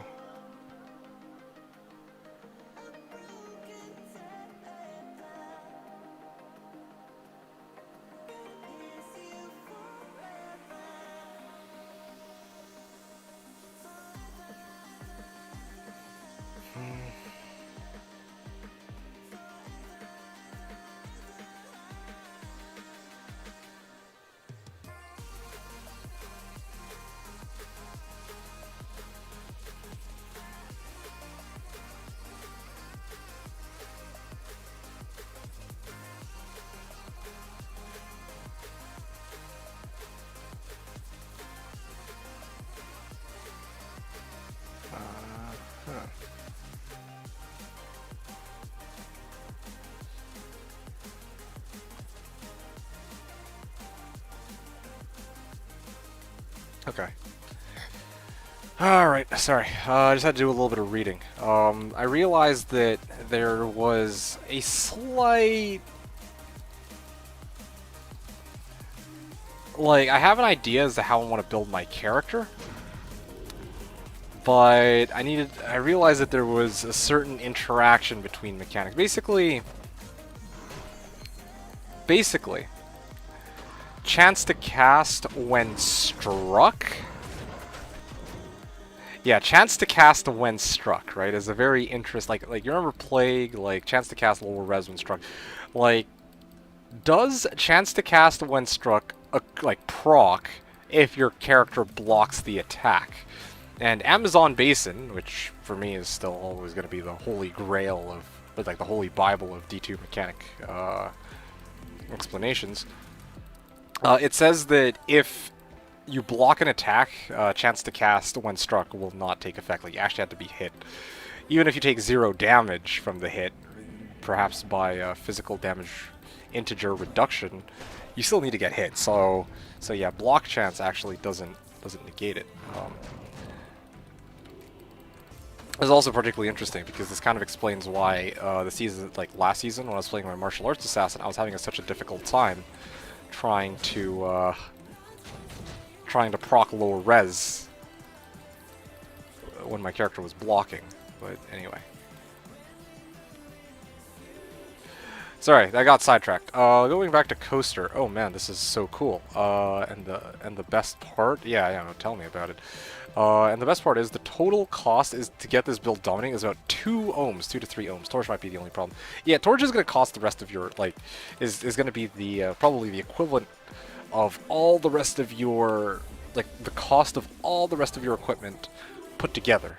Like, especially week 1, sword torches are expensive, like, rightfully so, right? Like, everyone and their mother wants a fucking sword torch. It's by far the most hotly demanded type of torch, and so everyone just is hunting it down. Yeah.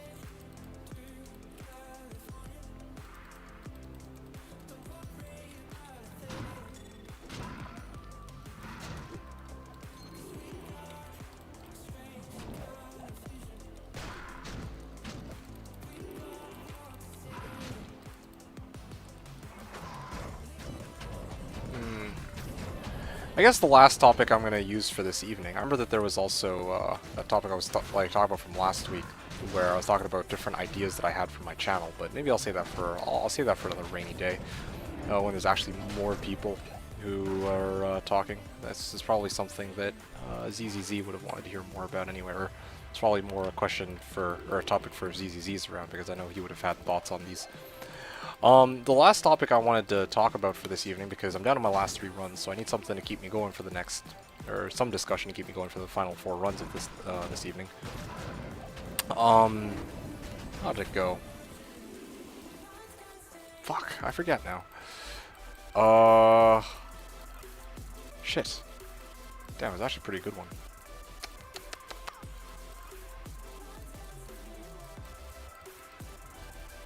Oh, this is kind of awkward.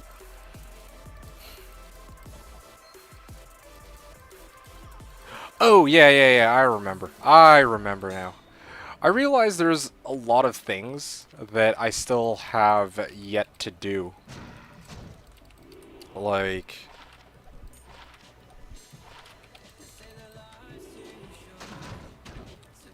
Oh, crap. Fucked up. I had Harmony out. There's a lot of things I can do still. Like, in terms of character builds, I'm kind of running out of ideas on character builds, but I actually think it would be really fun to try a season where I fuck with the economy. Like the slash economy in some way or another. And I've talked about this a couple times, but the idea of like trying to farm a shit. Yeah. Okay, so Coaster, you're in for this, right? Like, just hear me out for a second. Yeah, I know the slash economy is already pretty fucked up, right? But what if I spent one season where all I did was farm keys. Well, maybe not for the entire season, but even like week 1. I wonder how many keys I could amass. The most I've ever had was with that Pit Singer, and it was 36T, 36H, 36D, right? And I don't really know if there's anybody who's made a public post where they sold more keys than that in a single go. Maybe they did. I don't know. Not off the top of my head, or maybe I haven't been paying enough attention. But I think it'd be really cool for there to be a season where I just go all out and farm as many keys as I can, and then I try to sell it all in bulk, and then just completely all at once, and completely give full monopoly over the torch market to just one person. How fucked up would that be? I don't know. Maybe I'm overhyping. Maybe I'm making it sound crazier than it really is. But I think that'd actually be funny to see. Like, yeah, like one person just like probably Swish or some shit, just has to run like 30 torches. No, like let's say 50 torches back to back, like for example. And I don't think that's outside the realm of possibility either. Like when I ran the 36T, 36H, 36D, that was all by day 6, and that was all with a with like a kind of a shitty barb. Not even a shitty barb, but definitely not a barb that was supposed to be used for that task. But I mean, got the job done, right? But imagine just how much quicker it's going to go if I use a like a proper Sork. I don't know. It's kind of exciting. Just the thought of that. So, Spend the first few weeks making posts about all the keys you're farming and how cheap you will sell them when you're done. This will motivate others to not farm them since they think there won't be a good market, but then just don't sell them. Oh, dude, that is like economics 101 right there. That's like, bro, you're playing chess while I'm playing, or sorry, you're playing like fucking 4D chess while I'm playing checkers. Like, what the hell? Can backfire if you get someone who holds stuff and does things gradually. That's true. That is true. I considered that too. I did consider this. And it doesn't even have to be one person. I considered the possibility that, you know, there might be like 3 or 4 people who are just incrementally selling keys as they get them. But yeah, man, I am a key farmer of focus, commitment, and sheer fucking will. Basically holding the rest of the server hostage. Everyone will be like, when are you gonna unload your keys? Oh, dude. Oh, yeah. I gotta know a good point to stop, though, because if I wait too long, it's gonna be too late, you know? Like, it can't be too early, it can't be too late. I have to do just the right time. Just at the right time, I gotta pawn off those keys. I can't, like, wait until, oh, okay, guys, 200T, 200H, 200D. It's like, it'll be like month 2 by that point, or month 3. Like, it needs to be the right time. I don't know when that right time is, though. Yeah, I don't know, man.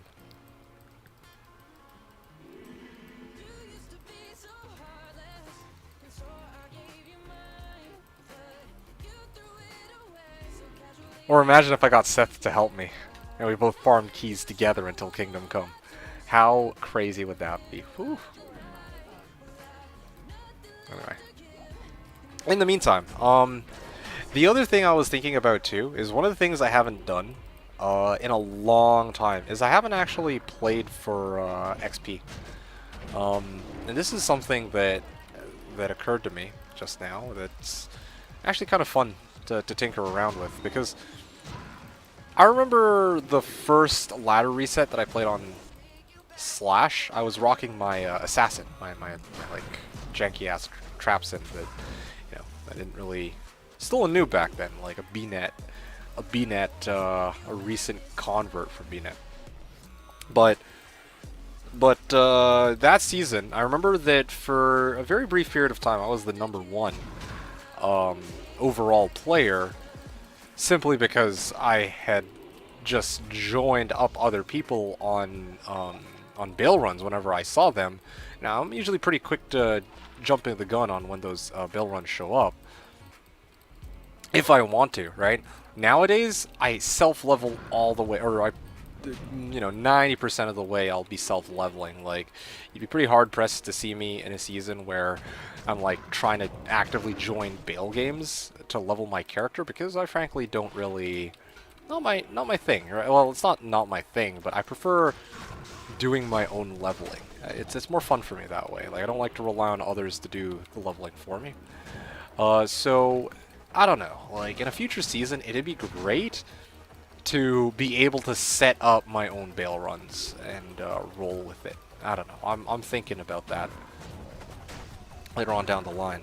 It's gonna be something good, something glorious. Need to think more about that. Sounds like a lot of fun.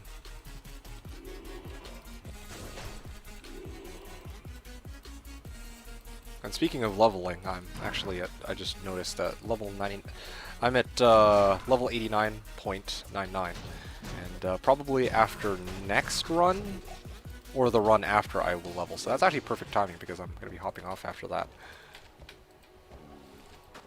How many more seasons until you run out of things to do and decide to try hardcore? I mean, sorry to disappoint you, Farallon. I know you're a sucker for hardcore, but it's gonna be a while. Like, there's just, believe it or not, like, there's just still so many things that I want to do in LOD. Like, I haven't planned out what I want to do for 3 seasons from now, but I have a roster of ideas I could try. If I really wanted, I could go try hardcore, but again, I don't. Boring. Well, I mean, I get that for some people, hardcore is especially fun because it's kind of like there's a lot more.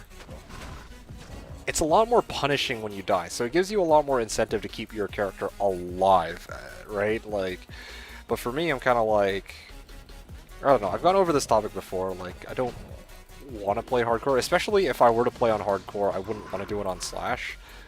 There's just so many different things that could go wrong. Like, what if my computer freezes? What if, you know, what if I, like, lag out in the middle of a game? What if, the server crashes and, you know, my character dies? Like, it's...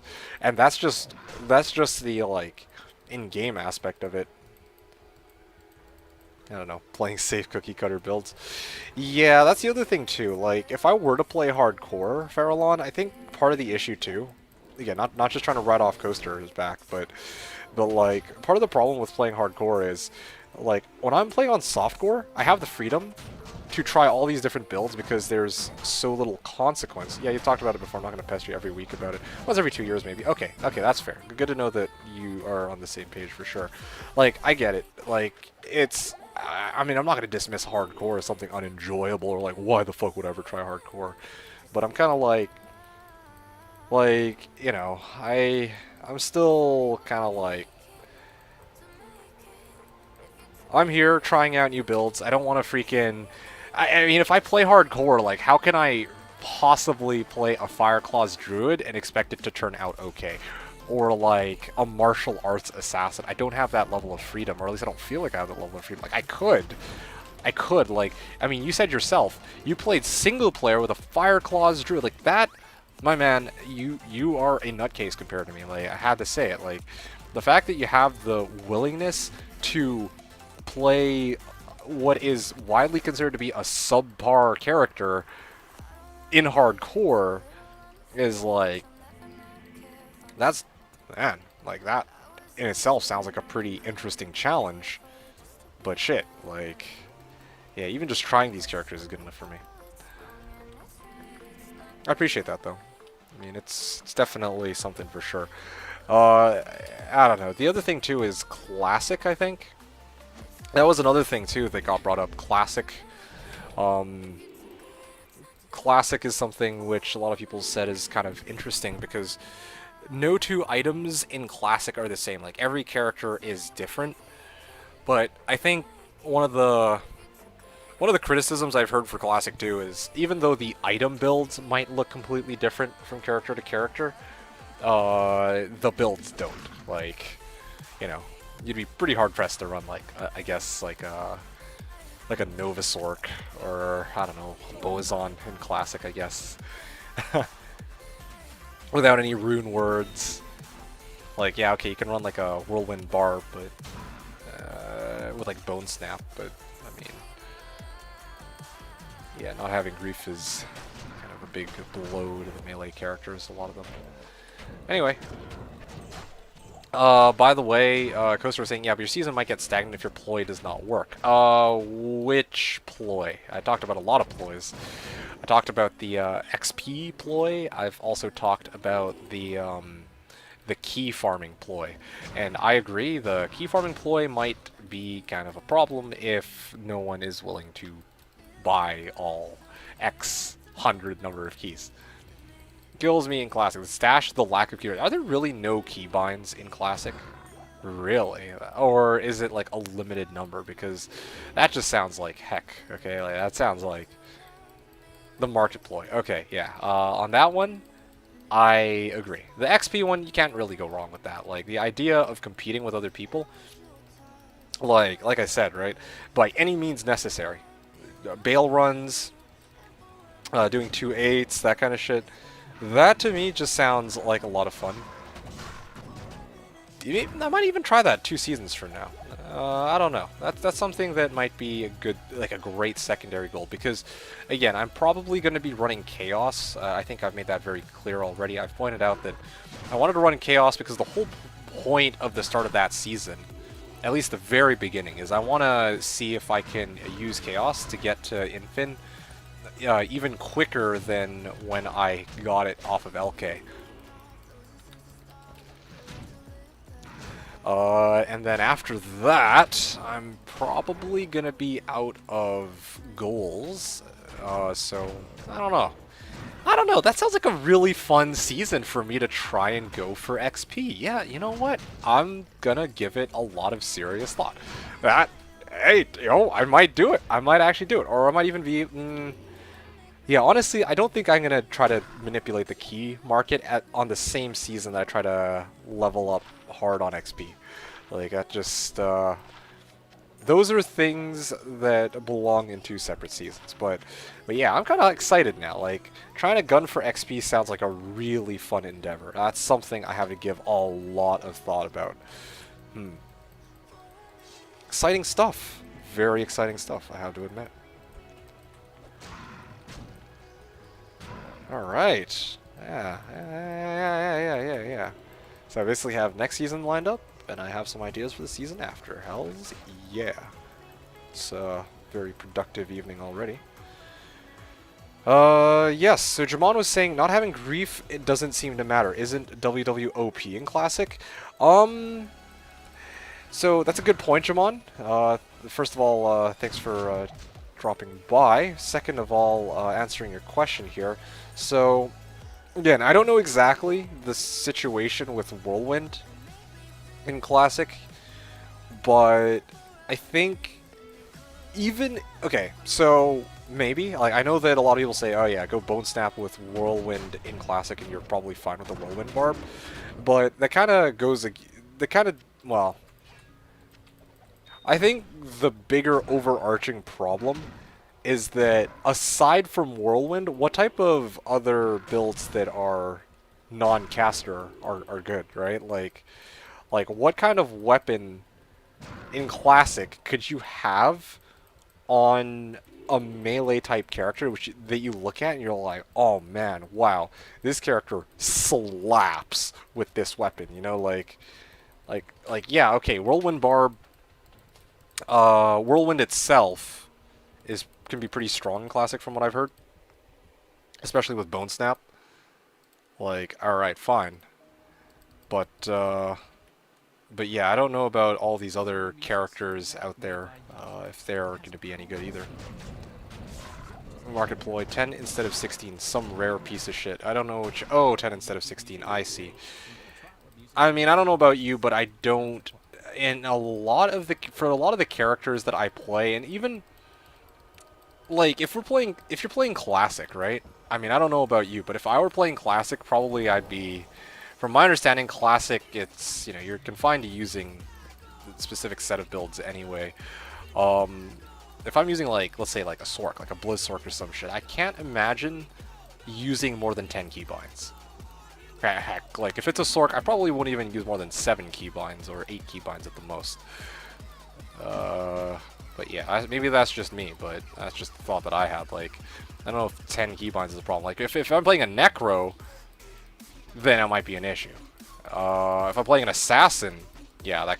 Oh, wait, you can't even use Assassin in Classic. What am I even talking about?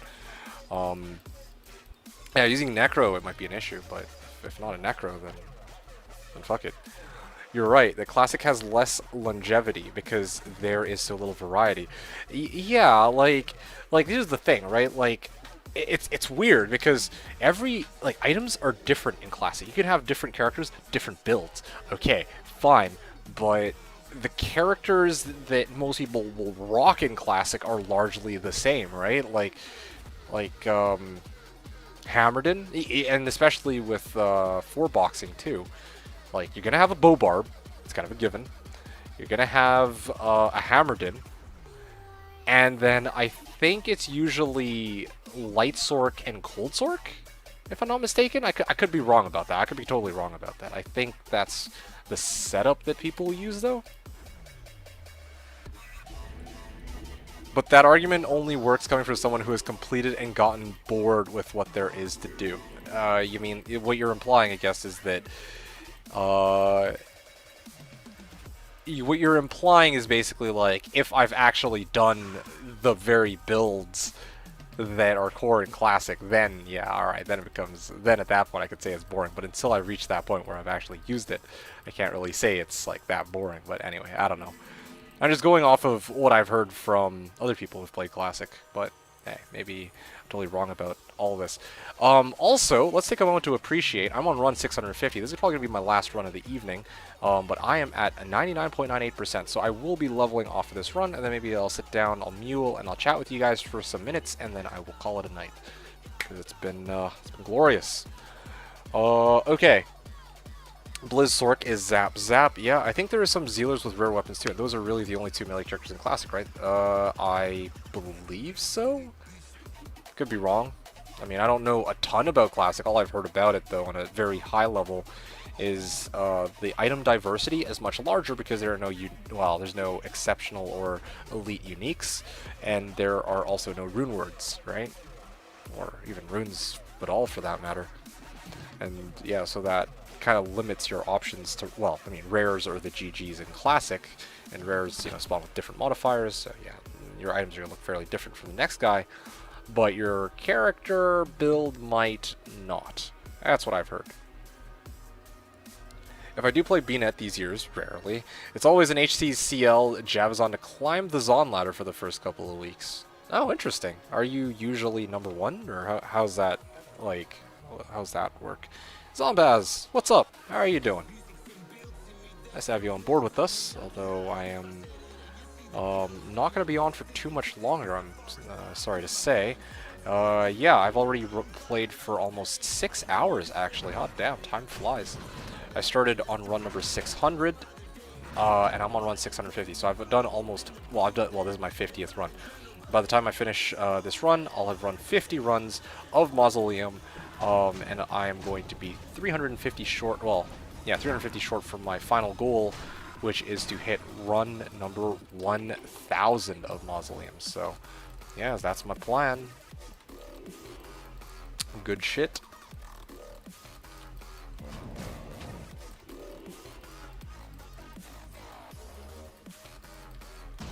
It's good with me. I tried to log into my account on Slash, but I forgot my new account. No. Hold on. What do you mean you forgot your account? No. Hold the phone. Hold the phone. This is, again, a very beautiful thing about... Ooh, okay, let's just ignore that blade that I just picked up. Kind of trash. This is another perk to playing on Slash. If you forgot your account, hit up an admin. Just tell them, hey guys, yo, sorry, I don't have access to my account anymore. Can you take a look at it?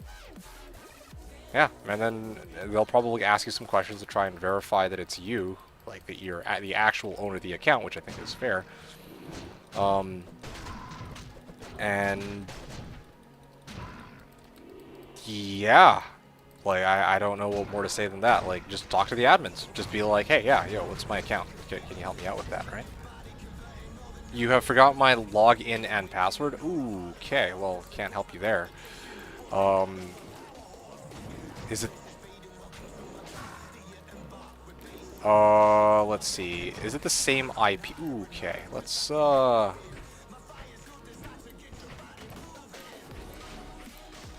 I'm just gonna full rejuve it. Are you still using the same IP? Like, are you still in the same, Have you, like, changed your IP at all since you started playing on Slash? I don't know when exactly you started playing on Slash, but I think they might be able to track your account back to your, based off of IP. I think that's, one way they can try and find it. You got same IP in Slash? Alright, well then talk to them and see if you can, like, trace it back like that. Maybe people will be, the mods might be willing to help you. If you try to reverse IP it, I guess. Although, frankly, let's suppose that you do get your Sork and Barb back and your Necro. I don't know if that'll do you much good because, yeah, they're going to be non-ladder characters. Maybe you enjoy playing non-ladder characters. If so, then all the power to you. But yeah, I don't believe that these characters are ladder.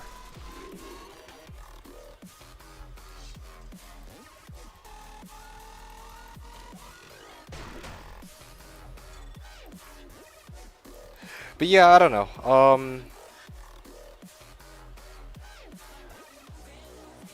Let's see. What else are you guys talking about?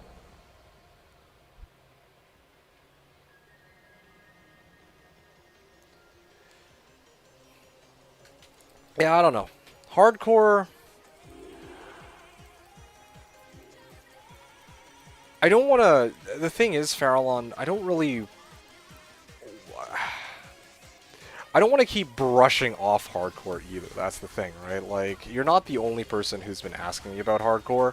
It kind of makes me feel guilty being like, yeah, you know, I really don't have much of a reason to play hardcore. Like, I don't like saying no. Like, I'm normally quite okay saying no, just straight up. But, you know, you and other people who have been on my channel for so long, and you guys are so accustomed to hardcore, like, that's your usual routine. I feel kind of guilty that it's kind of like, alright, like, what I have, I mean, granted, like, you guys are the ones who come to this channel, so I guess I shouldn't feel too guilty about it, but still, like, I mean, what I offer from this channel, my content, and what I enjoy doing is showing weird-ass, unusual builds that you wouldn't otherwise see anywhere else, and trying other unusual things that you don't see in other places. In terms of the characters and item builds, I suppose, and even trying to get your character up and running. But I don't know, like, hardcore feels like something which I should give a shot at one point. I just, even though I myself am not interested in it personally, and I wouldn't intuitively go and try hardcore. Like, I don't really have much of a... I don't have much of an intrinsic reason to try hardcore, I guess. I kind of feel like I should try it anyway, essentially just because of pure pressure. I don't know how else to say it. Yeah, I don't know. I mean, will anything come out of this discussion? Probably not, but I'm just reflecting, like, I do feel kind of bad, honestly. Like, normally I wouldn't feel bad, but yeah, I do feel bad that I keep getting asked to do hardcore POD, hardcore Slash, hardcore, fuck, even single player, right? Just run a character and see how far I get, that kind of shite. But I've never really been, I've always been so, like, dismissive about it. And, it's just kind of how I roll. For reasons that I've gone over many times. Again, like, you could maybe deep down inside, maybe what you might think is, like, in reality I'm just a scaredy cat. Maybe deep down inside I am. But yeah, like, that's just kind of how I feel about trying to play hardcore when I still have so much to do here in softcore.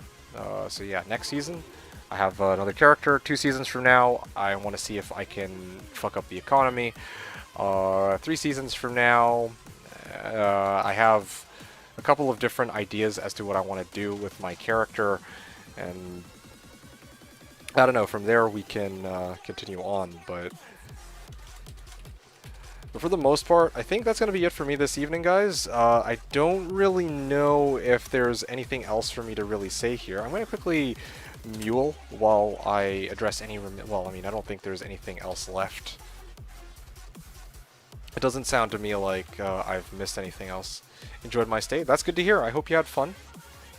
And as always, like, if you had any questions, just ask. I mean, I know that you're not a regular D2 player like myself and Coaster and the other people on this channel, but I mean, if you have stuff you want to ask, just feel free. Like, we can always hook you up with some answers, of course. Either way, I hope you had fun here. But yeah, just quick, like, I think I've answered just about everybody, though. I don't think I missed anything, any comments particularly.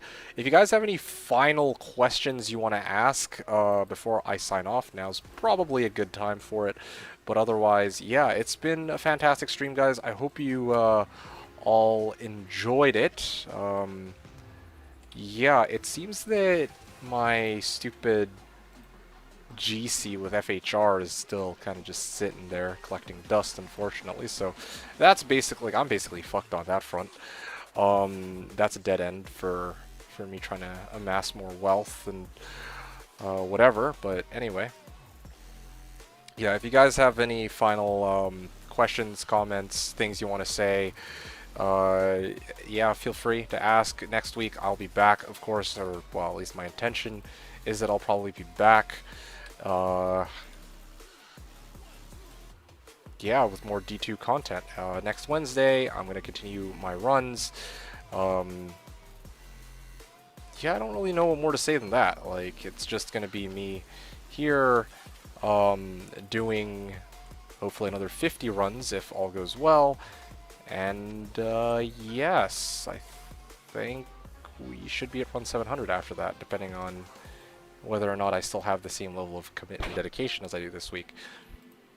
Also, yeah, I think that's basically it for now. Okay, I'm just gonna finish throwing out these charms.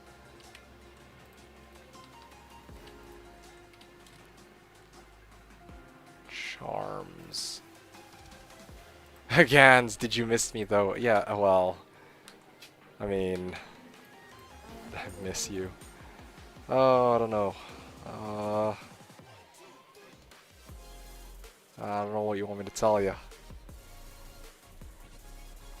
Did I miss you? Sort of, I guess. I don't know. Didn't accept you stopping by today. Just say yes. Alright, alright. Yes, yes, I missed you, okay? Happy now? Alright, I'm gonna abandon this GC. 13 all res, 4 to strength. Yeah, no one's ever gonna use that, let's be real here. Then of course these last 2 rings. Do I even care about this? Hold on a sec. This ring right here.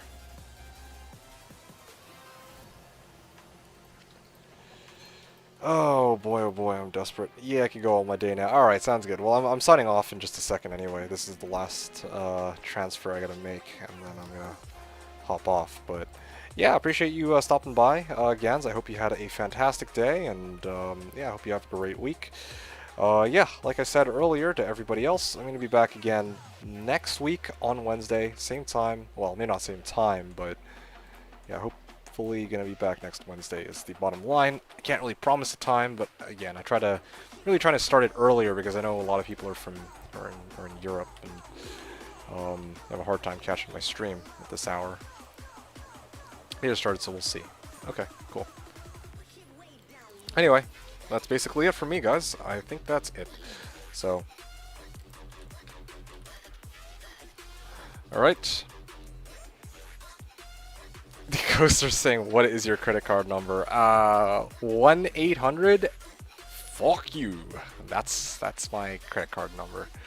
Anyway, but I think that's about it. Coaster, are you streaming? If you're streaming, I can hold off for just a bit and then host you after. But otherwise, I guess I'll just host Indrik and then hop off. Yeah, Indrik's a crazy player, crazy man. Same as mine. Alright, so I guess we have a shared credit card number. Very nice. Good to know.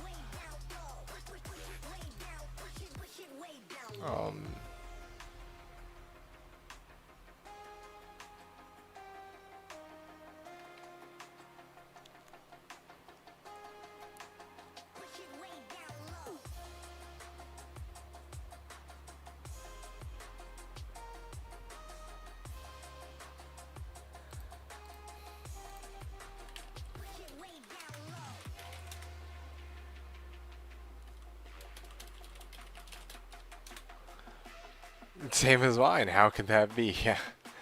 Alright, well, click it, Gans. Again, Farallon. I don't know if Farallon's still around, but I appreciate you stopping by, Farallon. Hope you had fun as always. As disappointing as it is, I'm not playing hardcore even now. Was Theorycraft too important? Alright, I mean, if you're on a roll, go for it. I myself also should probably do some theory crafting this evening for the character that I'm making for next season, because it's going to be pretty lit, and there are some things that I probably need to work out. So yeah, I think I'm going to go... I'm going to end the stream and then decide what I want to do next. It's also getting late, so maybe I'll just go to bed. I don't know. I got to figure that out. But with that said, guys... Yeah, with that said, I'm going to go host Indrik. Yeah. I don't know if I should host Indrik or Futurial.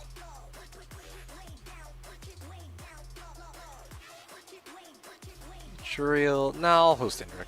I don't know. Indrik's a cool guy. I really like watching Indrik. Futurial's alright, or is great too, but... I don't know. Gotta pick somebody, I guess. Hey, whatever. Found my character on the website, but not the account name. Okay, well, Zombies, just go on Discord and just ask them, just hit them up, be like, hey, this is my character name, can you tie to the account, this used to be my account, or that used to be my account, can I have it back? Just straight up hit them up, be like that. The people, like the... Yeah, you should be able to get some help with that.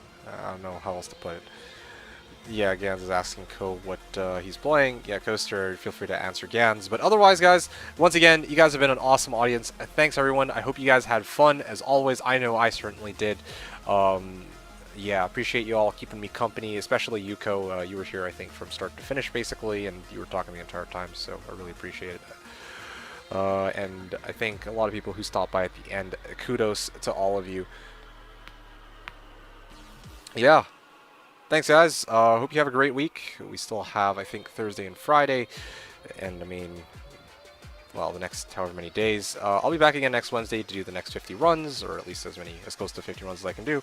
But otherwise, yeah, I'm going to leave Coaster, you, and Guns to talk about your plans for next season. And click it, again, a very lovely surprise guest appearance, as I think you mentioned that you were trying to make an effort to show up, and you're here, so that's awesome.